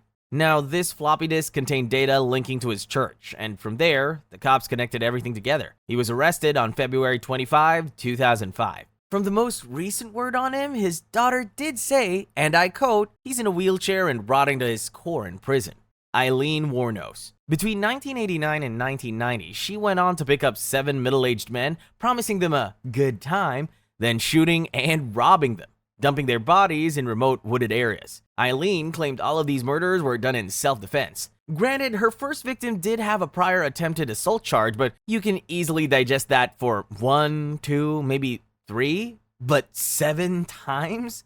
Eileen was caught in 1991 after police discovered items belonging to her victims at pawn shops. As the investigation progressed, her story became full of plot holes. But the police needed something concrete to book her. So they turned to Eileen's lover, Tyria Moore, who she was head over heels for, like ride or die. And the police knew that, so they sued her to get Eileen to confess, and it worked. After a decade on death row, Eileen was finally executed by lethal injection on October 9, 2002. Robert Pickton. We're back to killing prostitutes with this.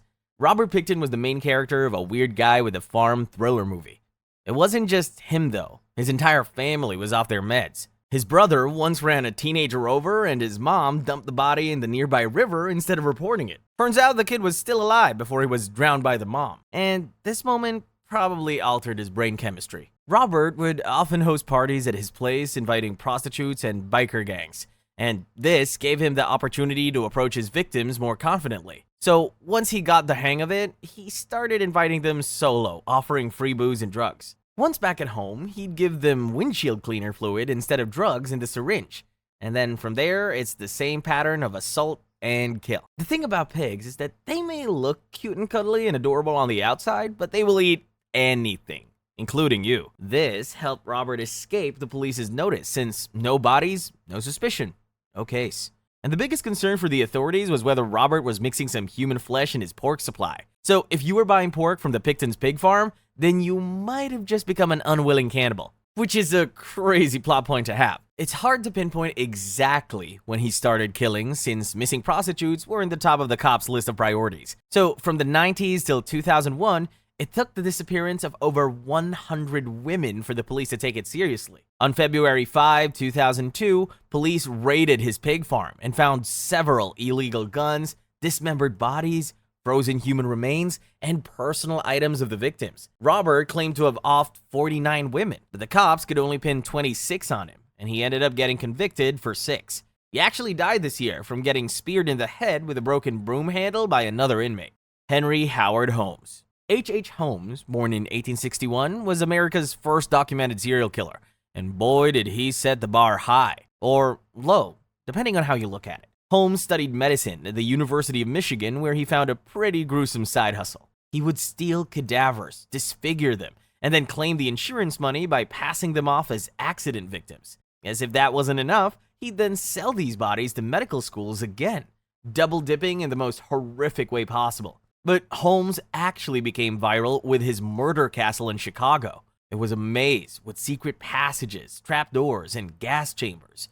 This story building was less of a hotel and more of something out of Saw. Once you check in, there's no checking out. Holmes' method for profiting from murder were as varied as they were disturbing. He required his employees, fiancés, yes, plural, and even hotel guests to have life insurance policies with him as the beneficiary. He didn't stop at insurance fraud.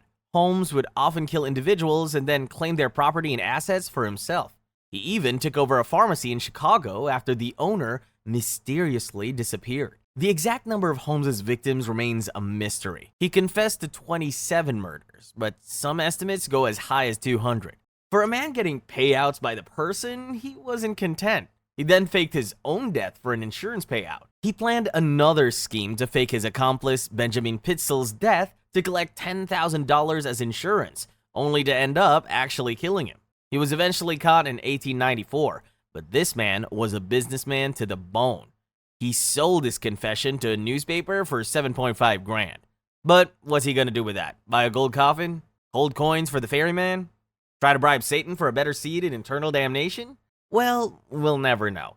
Holmes was hanged in 1896, but his execution ended up kinda botched. His neck didn't break, so he just dangled there for 15 minutes till he died. Alexander Chessboard Killer Pichyskin, the Russian serial killer who was literally dropped on the head as a child. Now, whether that was what made him a psychopath or he was just born this way, who knows? This guy started his killing spree in 1992. His goal? To fill every square on a chessboard with a victim. So 64 kills was his goal. An ambitious KDA, but he really tried for it. Alexander's signature move was luring victims with vodka and then playing whack-a-mole with their heads. He managed to rack up a kill count of up to 61 victims, only short of 3 for his goal, but the police only confirmed 48. He got caught in 2006 after the body of his co-worker was found in Bitsa Park. The police found CCTV footage of Alexander accompanying her from the Moscow metro train station. He's still serving out his life sentence. Keith Hunter Jesperson. Now, this is a guy who needs to be taught the appropriate use of the emoji. Jesperson kicked off his murder spree in 1990, targeting vulnerable women, often prostitutes. He would strangle or beat them and then leave a smiley face symbol like some twisted Yelp review. He drew smiley faces on his letters to the media and authorities too, which earned him the nickname Happy Face Killer. He was eventually caught after his girlfriend, who was also a victim, survived an attack and identified him. He claimed to have offed 160 people, but only 8 were confirmed. Jesperson wanted his 15 minutes of fame so badly, he started writing to police stations and newspapers detailing his crimes, which, combined with the victim testimony, got him caught in 1995. Current status is alive and imprisoned. David Parker Ray. David Parker Ray was like that creepy DIY guy, but instead of making rustic farmhouse decor, he was crafting traumatizing nightmare fuel. He took torture chamber to a whole new level with his tricked out trailer. He called the trailer his toy box, which led to his name, Toy Box Killer. He would kidnap and torture women with whips, chains, clamps, saws, and a fur-lined coffin. I don't even want to know what happened with that. I can't even get into some of the DIY toys this guy made to torture his victims with. We have some sickos on here, but this guy will haunt you. When he would first bring in a woman, he would make them listen to an orientation tape of sorts. He called it a hypnosis track, but it was just him explaining what he would use to torture her. What goes in, what comes out, all the disgusting details you don't need. It's estimated he killed well over 60 women over the 3 decades he was active. But the worst part of this case is he wasn't convicted for murder, since they weren't able to find any bodies. They managed to get him on charges of kidnapping and sexual torture by the women he let go. And some of these women didn't even know that they were victims till the case was blown open. Imagine going about your day and the FBI shows up with a special activities tape of you that you have no memory of. Despite confessions from his daughter, his accomplices, and partner, they couldn't find bodies. He also took a pretty detailed journal on his victims, abduction dates, and torture methods, but conveniently not where he dumped the bodies. There's a huge reservoir by his town, Elephant Butte, and I know it's a crazy idea, but stay with me. Why not just look at the damn lake? He was caught in 1999 after a victim escaped and reported him to the police. Call it karma or denied justice, whichever side of the scale you fall on. Robert ends up passing away from a heart attack in 2002. Now, people are side-eyeing the case, saying how is it that he was torturing people and dumping bodies for decades and no one knows. A lot of things are thrown around. Police involvement, influential town people investing in the action, human trafficking, free real estate for the conspiracy nuts. Who knows? Tier 2, Peter Sutcliffe. You know how most of these documentaries tell you this guy is probably going to be a serial killer because he starts by hurting puppies? Well, this guy skipped that part and went straight to hurting people. But the police just let him go because the victims were hookers and they lived to report it. The 60s and 70s weren't the best time to be working in the streets. He eventually transitioned into murdering, like one does. In 1969, he saw a hooker doing her job and took that personally. So he boinked her with a hammer and then slashed her back with a knife. He later claimed that he did all this because God told him to. And his God came to him in the form of a dead Polish guy when he used to work in the graveyard. Now here's where he gets wilder. The police interviewed Sutcliffe 9 times and still let him go. 9 times. This entire case is probably a case study in police incompetence. People identify the killer, but someone sent the fake tape to the station and they just roll with that. Even when surviving victims constantly told them that that wasn't the guy. They finally did catch him, but only because he had fake plates. After they brought him in, they noticed a number of suspicious things about him. The weirdest being him wearing an upside-down V-neck jumper to easily expose his genitals. He was convicted of murdering 13 women and attempting to murder 7 others between 1975 and 1980. He lived pretty long, but it probably wasn't easy since he was stabbed, strangled, and slashed during his stay in prison. Karma! He ended up dying at 74 on November 13, 2020 from COVID. Yang Shinhai. Yang's criminal career began with petty theft and attempted rape, landing him in labor camps and prison in the late 1980s and early 1990s. It was in September 2000 that Yang's criminal career took a turn for the horrific. His first known murders involved two family members. His MO was pretty straightforward, but no less brutal. He'd enter homes at night, often targeting entire families while they slept, and just went ham on them. Axes, hammers, shovels, everything was fair game. And the sicko was cunning. He managed to evade capture because he took the right steps. He would bury or dispose of the murder weapons, burn his clothes, and wear different shoe sizes to mislead investigators. Yang convinced to 67 murders and 23 assaults between 1999 and 2003, in just 4 years. Now, with this high a number, authorities should be sending out alerts everywhere, but not in China. It's more of a there is no war in Ba Sing Se situation. They say they didn't want to put people in panic. And it's true, they don't panic if they don't know. And also if they're dead. Either way works fine for the government. He was finally caught during a routine police inspection of entertainment venues. It's not clear why, just that he was behaving suspiciously. Yang was executed by firing squad on February 14, 2004. The most hated guy in China is put to death on the day of celebrating love. Ironic. Dean Coral. This is probably the guy that made it unacceptable to take candy from strangers, except on Halloween. Dean Coral, also known as the Candy Man, murdered his first victim around August 1970. He'd lure young boys to his home, promising them money, drugs, or other enticements, often with the help of teenage accomplices David Brooks and Elmer Wayne Henley. Because nothing says trustworthy like a grown man sending teens to invite kids to secret parties, right? Once they were in, he'd restrain them using handcuffs or ropes, torturing them and assaulting them before finally killing them.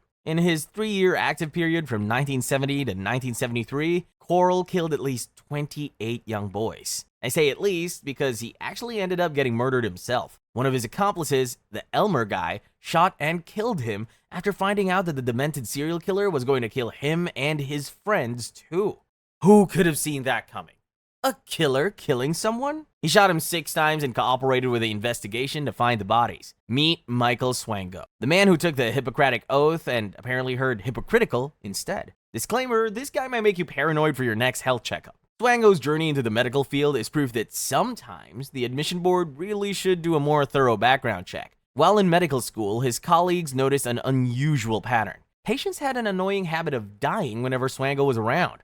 But hey, coincidences happen, right? It's not like he was slipping arsenic into the hospital jello or anything, right? Our not-so-good doctor had a unique approach to patient care. While most doctors aim to relieve suffering, Swango decided to relieve patients of that pesky burden called life. Turns out he loved playing God. But the real mystery is how this guy was able to keep being hired. People can't get hired for a 2-month work gap, but this guy gets hired, despite leaving a trail of suspiciously dead patients behind him. Swango pleaded guilty to 4 murders, but it's estimated that his actual kill count could be as high as 60. He was finally caught at the Chicago O'Hare International Airport in 1997, trying to run away to Saudi Arabia. He's still serving 3 consecutive life sentences. Tier 3. Richard Cottingham. Remember when I said you could spot a future serial killer if he hurts animals? Well, that doesn't apply to Richard Cottingham. By all accounts, it's said he grew up loving animals. Couldn't hurt one even if he needed to. But humans, he had no problem hurting humans. And hurt is a very low key to describe what he does. Richard would pick up women working the streets, drug them, bind them, and gag them, and then bring them to a remote location where he would eventually strangle or stab them to death. He committed his first murder in 1967, with a 5-year gap, because he may be a brutal, sadistic killer, but he's not evil enough to deprive his kids of some quality time. Yes, this guy was a father to 3 children, and Cottingham had a pretty gruesome method to make sure the bodies were identified. He'd dismember and mutilate the victims and dump body parts in different locations, which got him the name Torso Killer. He was caught red-handed in 1980 after he took a girl to the same hotel he left the body in just 18 days later. The staff was taking no chances when they heard screams and called the police. He claims to have killed between 85 to 100 women from 1972 to 1980, but was convicted for only 5 in the end. Patrick Kearney. If you ever find yourself driving through 1970s California and see a guy who looks like an accountant but has a penchant for industrial-sized trash bags, you might want to keep driving. That guy is probably Patrick Kearney, also known as the trash bag killer. Kearney's method of murder was as calculated as it was gruesome. He'd pick up young men, often under the pretense of offering them a ride or some other form of assistance. Once he had them in his clutches, he'd shoot or strangle them, then engage in certain activities before dismembering their bodies. The remains were neatly packed into industrial-sized trash bags and disposed of in different locations around California. Kearney's reign of terror ended in 1977 when he was caught by police. The breakthrough came when a young man was kidnapped, and Kearney's accomplice, David Hill, was implicated. Hill eventually led the police to Kearney, who confessed to 28 murders and later admitted to 7 more. Javed Iqbal. Imagine a serial killer who was so meticulous that he kept detailed records of his victims, complete with photographs and labels. That just makes it easier for the cops, right? But not exactly. You'll see what I mean. Javed Iqbal had a pretty twisted motive for his murder spree. At first, he'd just lure boys, assault them, and then let them go. But after one boy gun-butted him, he was out for blood. Literally. The kid escapes and his whole operation is blown open. The police arrests him, but this leads to his mom dying of a heart attack after seeing who her little boy had become. Oh no, if it isn't the consequences of my own actions. So he wanted 100 mothers to cry for their children, just as his mother had cried for him. In December 1999, Javed actually confessed to his crimes in a letter to the police and local newspaper. He claims to have killed over 100 boys, mostly between the ages of 6 and 16. Over a period of 6 months. For a third world country dealing with overpopulation, limited resources, and instability, a few street children or runaways going missing wasn't something people cared about. They should have, but they didn't. So Javed had to tell the police himself, "Hey, I'm killing kids. Stop me." Javed was sentenced to be put to death in the same way he murdered the kids, but before that could happen, he and his accomplice committed suicide in jail. Lauren Joseph Herzog and Wesley Howard Shermantine. These guys took partners in crime a little too seriously. Their kill period is from 1984 to 1999, and this 15-year rampage through California's San Joaquin County was a mix of drugs, violence, and a whole lot of crazy. And bodies. Can't forget the bodies.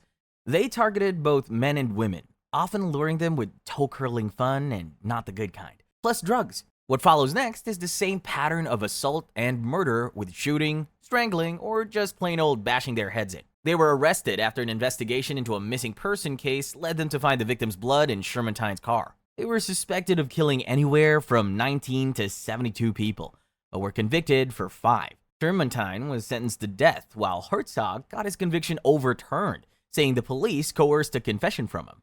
His sentence was reduced to 14 years, and he later hanged himself in his trailer where he was under parole supervision. Shermantine is still in prison. Andrei Chikatilo. 1978 was the year Ukrainian-born Soviet serial killer Andrei Chikatilo committed his first murder of a 9-year-old girl. Apparently, Chikatilo had a deflated banana in the bedroom. Instead of seeing a therapist like a normal person, he decided that murder was the obvious solution. You know, as one does. He would target young runaways and homeless children, often befriending them at train stations and bus stops.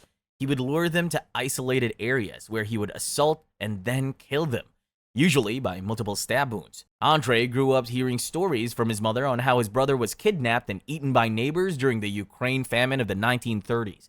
But that could just be a scary story. For Andrei, though, that might have played into his cannibalistic tendencies. He would often remove body parts he particularly liked, like eyeballs, noses, and tongues.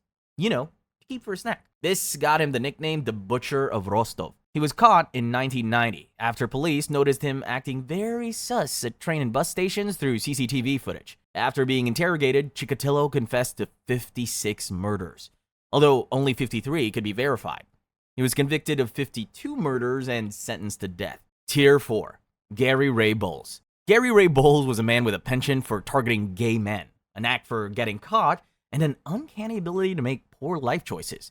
The reason he targeted gay men was he blamed them for a failed relationship. Bowles wasn't honest with his girlfriend that he was someone who worked the streets, and so when she found out, she dumped him, which makes absolutely no sense. He loved selling the product but hated the target market. Bowles typically targeted gay men he met at bars or through his work as a prostitute. He would gain their trust, often by accepting their offers of temporary housing or some good old down and dirty action. He would then attack, beat, and strangle his victims. He also used their credit cards and vehicles to fund his movements and stay under the radar. Bowles was convicted of killing 6 men between March and November 1994, but some estimate his kill count to be around 22 victims. He left those bodies along the I-95, which got him the name I-95 Killer. The investigation was a game of cat and mouse, with Bowles always one step ahead, until he wasn't. A crucial piece of evidence, a probation paper, was found at one of the crime scenes, and cops just had to follow the breadcrumbs to get to Bowles. His booking photos matched the suspect descriptions, and his fingerprints sealed his fate. He was arrested on November 22, 1994, after being placed on the FBI's most wanted list. He was executed by a lethal injection on August 22, 2019. Gerard John Schaefer. Funny enough, this guy was rejected from being a priest, which might have been the universe's way of saying, no, Gerard, you're not cut out for this whole saving souls thing. No surprise that the guy was extremely religious, and because of that, he was a hater. Hated women, especially those he deemed indecent. He thought all of society's problems were due to indecent women.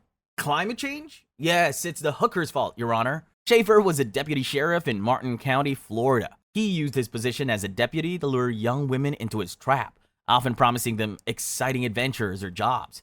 Once he had them in his clutches, he'd take them deep into the woods, where he'd subject them to unimaginable torture and eventually murder them. His methods included binding his victims to trees with a hangman's noose, hence the nickname the Hangman. The exact number of Schaefer's victims is still a mystery, but estimates range from 20 to 34 young women. Many of his victims remain unidentified, their bodies scattered across the Florida wilderness. Schaefer's downfall came when he was caught in 1973, after the bodies of two teenage girls were discovered. The investigation led to his home, where police found incriminating evidence, including handwritten stories detailing his crimes. In the end, he was murdered by the hands of an inmate. On December 3, 1995, he was stabbed over 40 times. Michel Fournier. Now, all of these guys have some twisted kink that they're trying to get off on, and Michel Fournier's kink was untouched girls. More specifically, assaulting and killing untouched girls. Now, this sick desire was born due to two intertwined factors, him being a quick shot and his murderous tendencies. He brought his messed up fantasy checklist to his wife, and she signed off on it on the condition that he'd kill her ex for her. He said he would, but throughout their murder spree, he never did. From 1987 and 2003, this French serial killer couple took the lives of 12 people, the youngest confirmed girl being only 12 years old. I say confirmed because the couple is linked to the disappearance of another 9-year-old girl, but her body was never found. Michel also killed one man, but that was just to rob him. Monique would often take the job of luring victims, since women lower their guard against other women, and once that's done, Michel would come in for the kill, but not before assaulting them. These sickos would even use Monique's pregnancy and then later their own kid to capture their victims. He was finally caught in 2003 when he tried to kidnap another girl, but she managed to escape and report him. After Michel was caught, Monique eventually sided with the authorities and told on her husband. Michel died on May 10, 2021, while in the hospital for some breathing problems. But Monique is alive and serving out her sentence. Henry Louis Wallace. Henry started out okay. He was a high school cheerleader and even worked as a DJ. But things took a turn for the worst when he joined the Navy and started doing crack. He was, of course, kicked out, and then things just spiraled downwards. Henry would target young black women, many of whom he knew personally, friends, friends of friends, and even colleagues from his old Taco Bell job, which is why he became to be known as the Taco Bell Killer. Taco Bell's PR team must have had a stroke when the papers put this out. Anyway, he would befriend his victims, gaining their trust before assaulting and strangling them. He would even attend the funerals of some of his victims. Imagine crying on the shoulder of the one who killed your child, and you would never know. Wallace was put on the suspect list by cops since his alibis wouldn't exactly hold up. And finally, during one interrogation, he confessed. He's still in jail. Tier 5. Christopher Wilder. Meet Christopher Wilder, the beauty queen killer. A title that sounds more like a really bad reality TV show than a criminal name. Wilder thought himself quite the photographer, but instead of capturing landscapes or cute puppies, he had a rather, let's say, niche interest in aspiring models and beauty pageant contestants. His pickup line game was strong, I'll give him that. Hey there, want to be a model? Worked better for him than Did It Hurt When You Fell From Heaven does for most people at bars. Once Wilder was able to gain their trust, he would then assault, torture, and kill his victims. And some people hate eye contact, I get that. But this guy hated eye contact to the point that he'd superglue his victims' eyes shut. His activity period is insane. In the span of 7 weeks from late February to mid-April 1984, he killed at least 8 people. But some say it's up to 20 victims. Wilder's killing spree came to an end in April 13, 1984, when he was recognized by a woman he had approached in a bar in New Hampshire. When approached, he resisted arrest and struggle ensued. During the confrontation, Wilder was shot in the chest by one of the troopers, and he died shortly after from his injuries. Sean Vincent Gillis, a guy who apparently thought serial killer was a valid career choice in the Louisiana job market. His targets were vulnerable women who were estranged from their families. Daddy issues or mommy issues, just anyone with issues. He'd manipulate them, and once he was in control, assault, torture, and kill them. His methods included strangling, shooting, and mutilating the corpses. He kept some of their body parts in his home as souvenirs and photos to remind him of the moment. He confessed to killing 8 women between 1994 and 2004, but the number could be higher. Now, most criminals try to keep a low profile, but not our Sean. Oh no. He treated his crimes like a scrapbooking project. He meticulously documented his murders like a mood board. CSI would have loved this guy. He practically did their job for them. Gillis managed to get caught with good old-fashioned detective work. Tire tracks found near the body of his final victims were from a set that was only manufactured for a 3-year period. After narrowing the list down, police eventually found him, and a DNA match to the crime scenes confirmed it. When the cops finally caught up with him, Sean decided to become the world's chattiest serial killer. Most criminals lawyer up and zip their lips, but not this guy. His confessions were detailed. From the names to the body locations, he fessed up everything. He was arrested on April 29, 2004. Gerald Parker. Gerald wasn't one of the complex serial killers out there.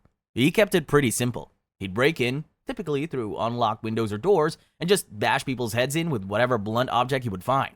And of course, then assault them. He's known to have killed 5 women and attempted to kill a 6th from 1978 to 1979. The 6th victim was pregnant, who managed to survive but lost her child. The woman's husband was wrongfully convicted of Gerald's crime and served 16 years in prison before he was brought back. Gerald was caught in 1996, nearly 2 decades after his crimes, when DNA technology came around. Cops connected the DNA from the crime scene to Gerald and booked him. He's also still alive and on death row. Christopher Robin Worrell and James William Miller. Christopher Worrell, a charismatic 23-year-old with a sociopathic streak, and James Miller, a 38-year-old laborer and Worrell's partner, met in prison. Worrell was serving time for assault and breaching a suspended sentence for armed robbery, while Miller was in for breaking and entering. This unlikely duo formed a relationship that would eventually lead to a killing spree. They would cruise the streets of Adelaide, targeting young women who were alone and vulnerable. Worrell, with his charm and good looks, would lure these women into their car, often using casual hookups as an excuse. Once they had lured their victims, Worrell would tie them up and eventually strangle them. Miller would wait outside. Now, Miller says he couldn't do anything against Worrell because he'd threatened to kill him. So every time they'd get a victim, he'd just conveniently go for a walk while Worrell did his thing, and then come back to a dead body. If that isn't bullshit, then I don't know what it is. Worrell actually ended up dying in a car accident while trying to add another body to his kill count in 1977. Miller is heartbroken by the death of his lover/brother. They never properly specified, so take it as you will, and blabbed about the murders to an ex-girlfriend of his at Worrell's funeral. After the bodies they hid in Truro, South Australia start coming up, the police put out a $30,000 reward for any information. The ex-girlfriend cashed in on that, leading to Miller's arrest in 1979. Miller died in prison in 2008. Randall Woodfield. Randall Woodfield, better known as the I-5 killer, was a serial killer who left a trail of bodies along the Interstate 5 corridor in the Pacific Northwest. Before he took on the serial killer career, Woodfield was actually a football player drafted by the Green Bay Packers in 1974. But that didn't last long enough, and he couldn't get a permanent spot. Woodfield eventually fell into petty crimes before taking it up a notch. He would target women, often in isolated locations like offices or homes, assault them, and then kill them with a .32 caliber revolver. He's been linked to a total of 18 murders from December 1980 to February 1981. But some estimates say that he may have killed up to 44 people. He was caught when one of his victims played dead and survived. She then notified cops, identifying Woodfield from a photo lineup. He was brought in for interrogation, and his apartment was searched when they found the .32 shell casings and tape that was used on the victims. He was charged with multiple counts of murder, rape, sodomy, attempted kidnapping, armed robbery, and illegal possession of firearms. He was convicted and sentenced to life in prison. Jane Toppin. Jane was a nurse. And just from that, you can tell where this is going. Healthcare workers turning out to be psychopaths is a newfound fear. So Jane was a beloved member of the staff at Cambridge Hospital in 1885.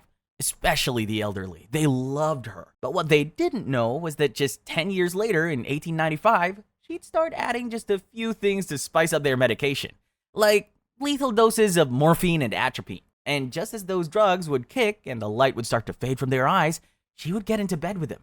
Now hold on, this is not going where you think it is, and just hold them. But she also said watching people die gave her a tingling down under. Do with that information what you will. And because she had medical knowledge, she managed to make it look like they died of natural causes. She confessed to killing 31 people, although only 12 were confirmed, but she claimed she might have killed over 100. She was arrested in 1901 after she poisoned the entire family of an elderly patient to get their land. Now, the state wanted to label her as insane, which granted she might have been, but Jane actually fought against an insanity defense, insisting that she knew what she was doing.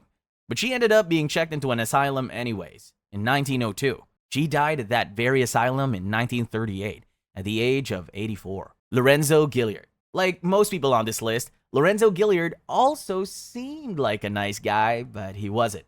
He was caught twice for assaulting two separate women, but the charges were dropped for one reason or another. His actions only escalated, and he committed his first murder in 1977. The victims were mostly hookers or runaways, strangled with items like nylon stockings, laces, or wires. From 1977 to 1993, Gilliard murdered at least 13 women and girls, but the case remained cold until 2004, when they brought in DNA testing to re-examine the case, linking Gilliard to the murders of 6 women. He was arrested in 2004 and sentenced to life in prison without parole in 2007. He died only a year later in 2008 due to natural causes. Tier 6.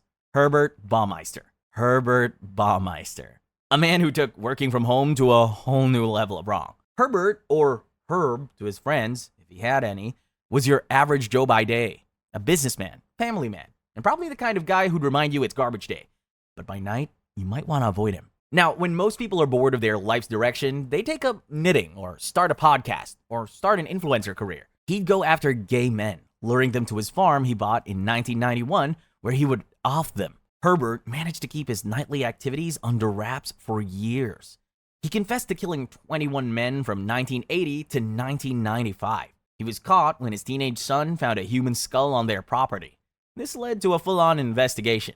Henry actually ran away to Canada, where he shot himself in the head, leaving behind a 3-page suicide note. And if you were curious, no, he was not remorseful of his crimes. He didn't even mention them. I-70 Strangler. The I-70 Killer, also known as the I-70 Strangler, is an unidentified serial killer who committed a series of murders along Interstate 70 in the Midwest, particularly in Missouri, Indiana, and possibly Texas. The I-70 Strangler murdered at least 6 people, mostly store clerks, between April and May of 1992. He'd target store clerks who were working alone, shooting them with a .22 caliber firearm. Witness accounts say the killer was a white male in his 20s or 30s, with lazy eyelids and blonde or reddish hair. But despite the description, nothing came out of it. He still hasn't been caught. Never pick a solo shift again. Chicago Strangler. You know how in this day and age people believe it's pretty easy to get caught if you kill someone? This case might change your mind. The Chicago Strangler is a serial killer, or killers, believed to be responsible for the deaths of over 50 women in Chicago between 2001 and 2018. And he still hasn't been caught. The victims were mostly black women aged 18 to 58, found strangled, half or fully naked, and left in basically whatever inconspicuous place he could find. Abandoned buildings, garbage bins, parks, snowdrifts. There have been 13 men arrested for the crimes, but the cops can't really pinpoint whether they were responsible for all the killings or some of the killings. Whether the killer is still active somewhere else or if he just stopped killing, either way, we'll never know. The Axemen of New Orleans. Another unsolved case that might make you check your windows twice. I'm serious though.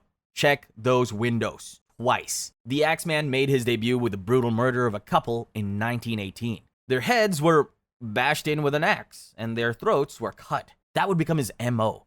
He would break into homes, often using an axe from the victim's property, attack them as they slept, and then do the same brutal method of bashing and slashing. He mainly targeted Italian grocers for some reason. Not even stealing anything, just killing them. He's known to have assaulted 12 people, out of which 6 died.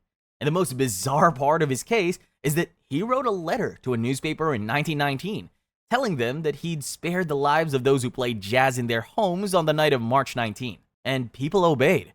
March 19 was a citywide jazz party, and true to his word, there were no murders that day. His last known attack was October 27, 1919, after which he just disappeared. The Alphabet Murders.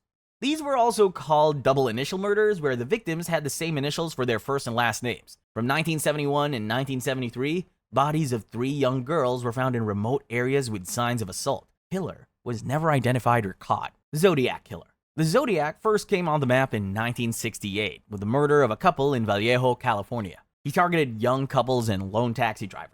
Don't ask me how it's connected. Depending on the situation, he'd either shoot, stab, or smash his victims. He then had the audacity to report his crimes to the police. Man was on an ego trip.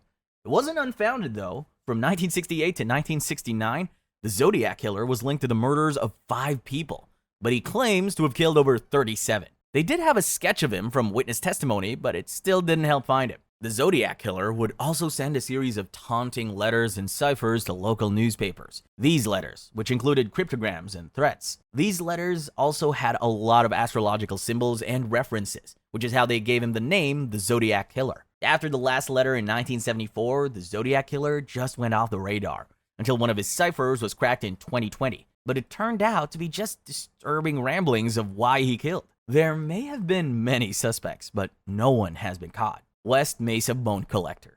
Now, this case was only found out because in 2009, a woman was walking her dog when he did his dog thing and dug up a human bone in an underdeveloped area in West Mesa. The remains of 11 women and 1 unborn child were found in that spot. The victims were mostly Hispanic women between 15 to 32 years old, who were either hookers or addicts. The killings are theorized to have occurred between 2001 and 2005. The problem is that these women had actually been reported missing, but no one really followed through on those reports because they were adults. Imagine getting kidnapped and your parents report you missing, but police brush it off as you being pissy with your parents. No one has been caught for these murders yet. Rainy Street Ripper. Now, this is a very recent case, which is still ongoing, so we have to be careful. And I remind you to check those windows. The Rainy Street Ripper isn't really a home invader, but still can be too careful. In 2023, 5 bodies were pulled out of Lady Bird Lake, which is half an hour away from the Rainy Street neighborhood. All of these deaths were either ruled as accidental or filed under IDK. And by 2024, there's been a total of 13 bodies pulled from the lake, and the police still ruled them as accidental because there's alcohol involved and the lake doesn't have a fence. But to their credit, the lake had a history of people jumping in for a quick ticket to the afterlife. But there are also many unexplainable cases. A lot of theories are going around, but it's best to wait for more information and stay safe in the meantime. If you live around Lady Bird Lake, keep your eyes peeled or just don't go there. That's all the serial killers we have for today. So next time you're feeling down about your life choices, just remember, at least you're not spending your weekend super gluing people's eyes shut or hiding bodies in snowdrifts. Stay weird, but not that weird.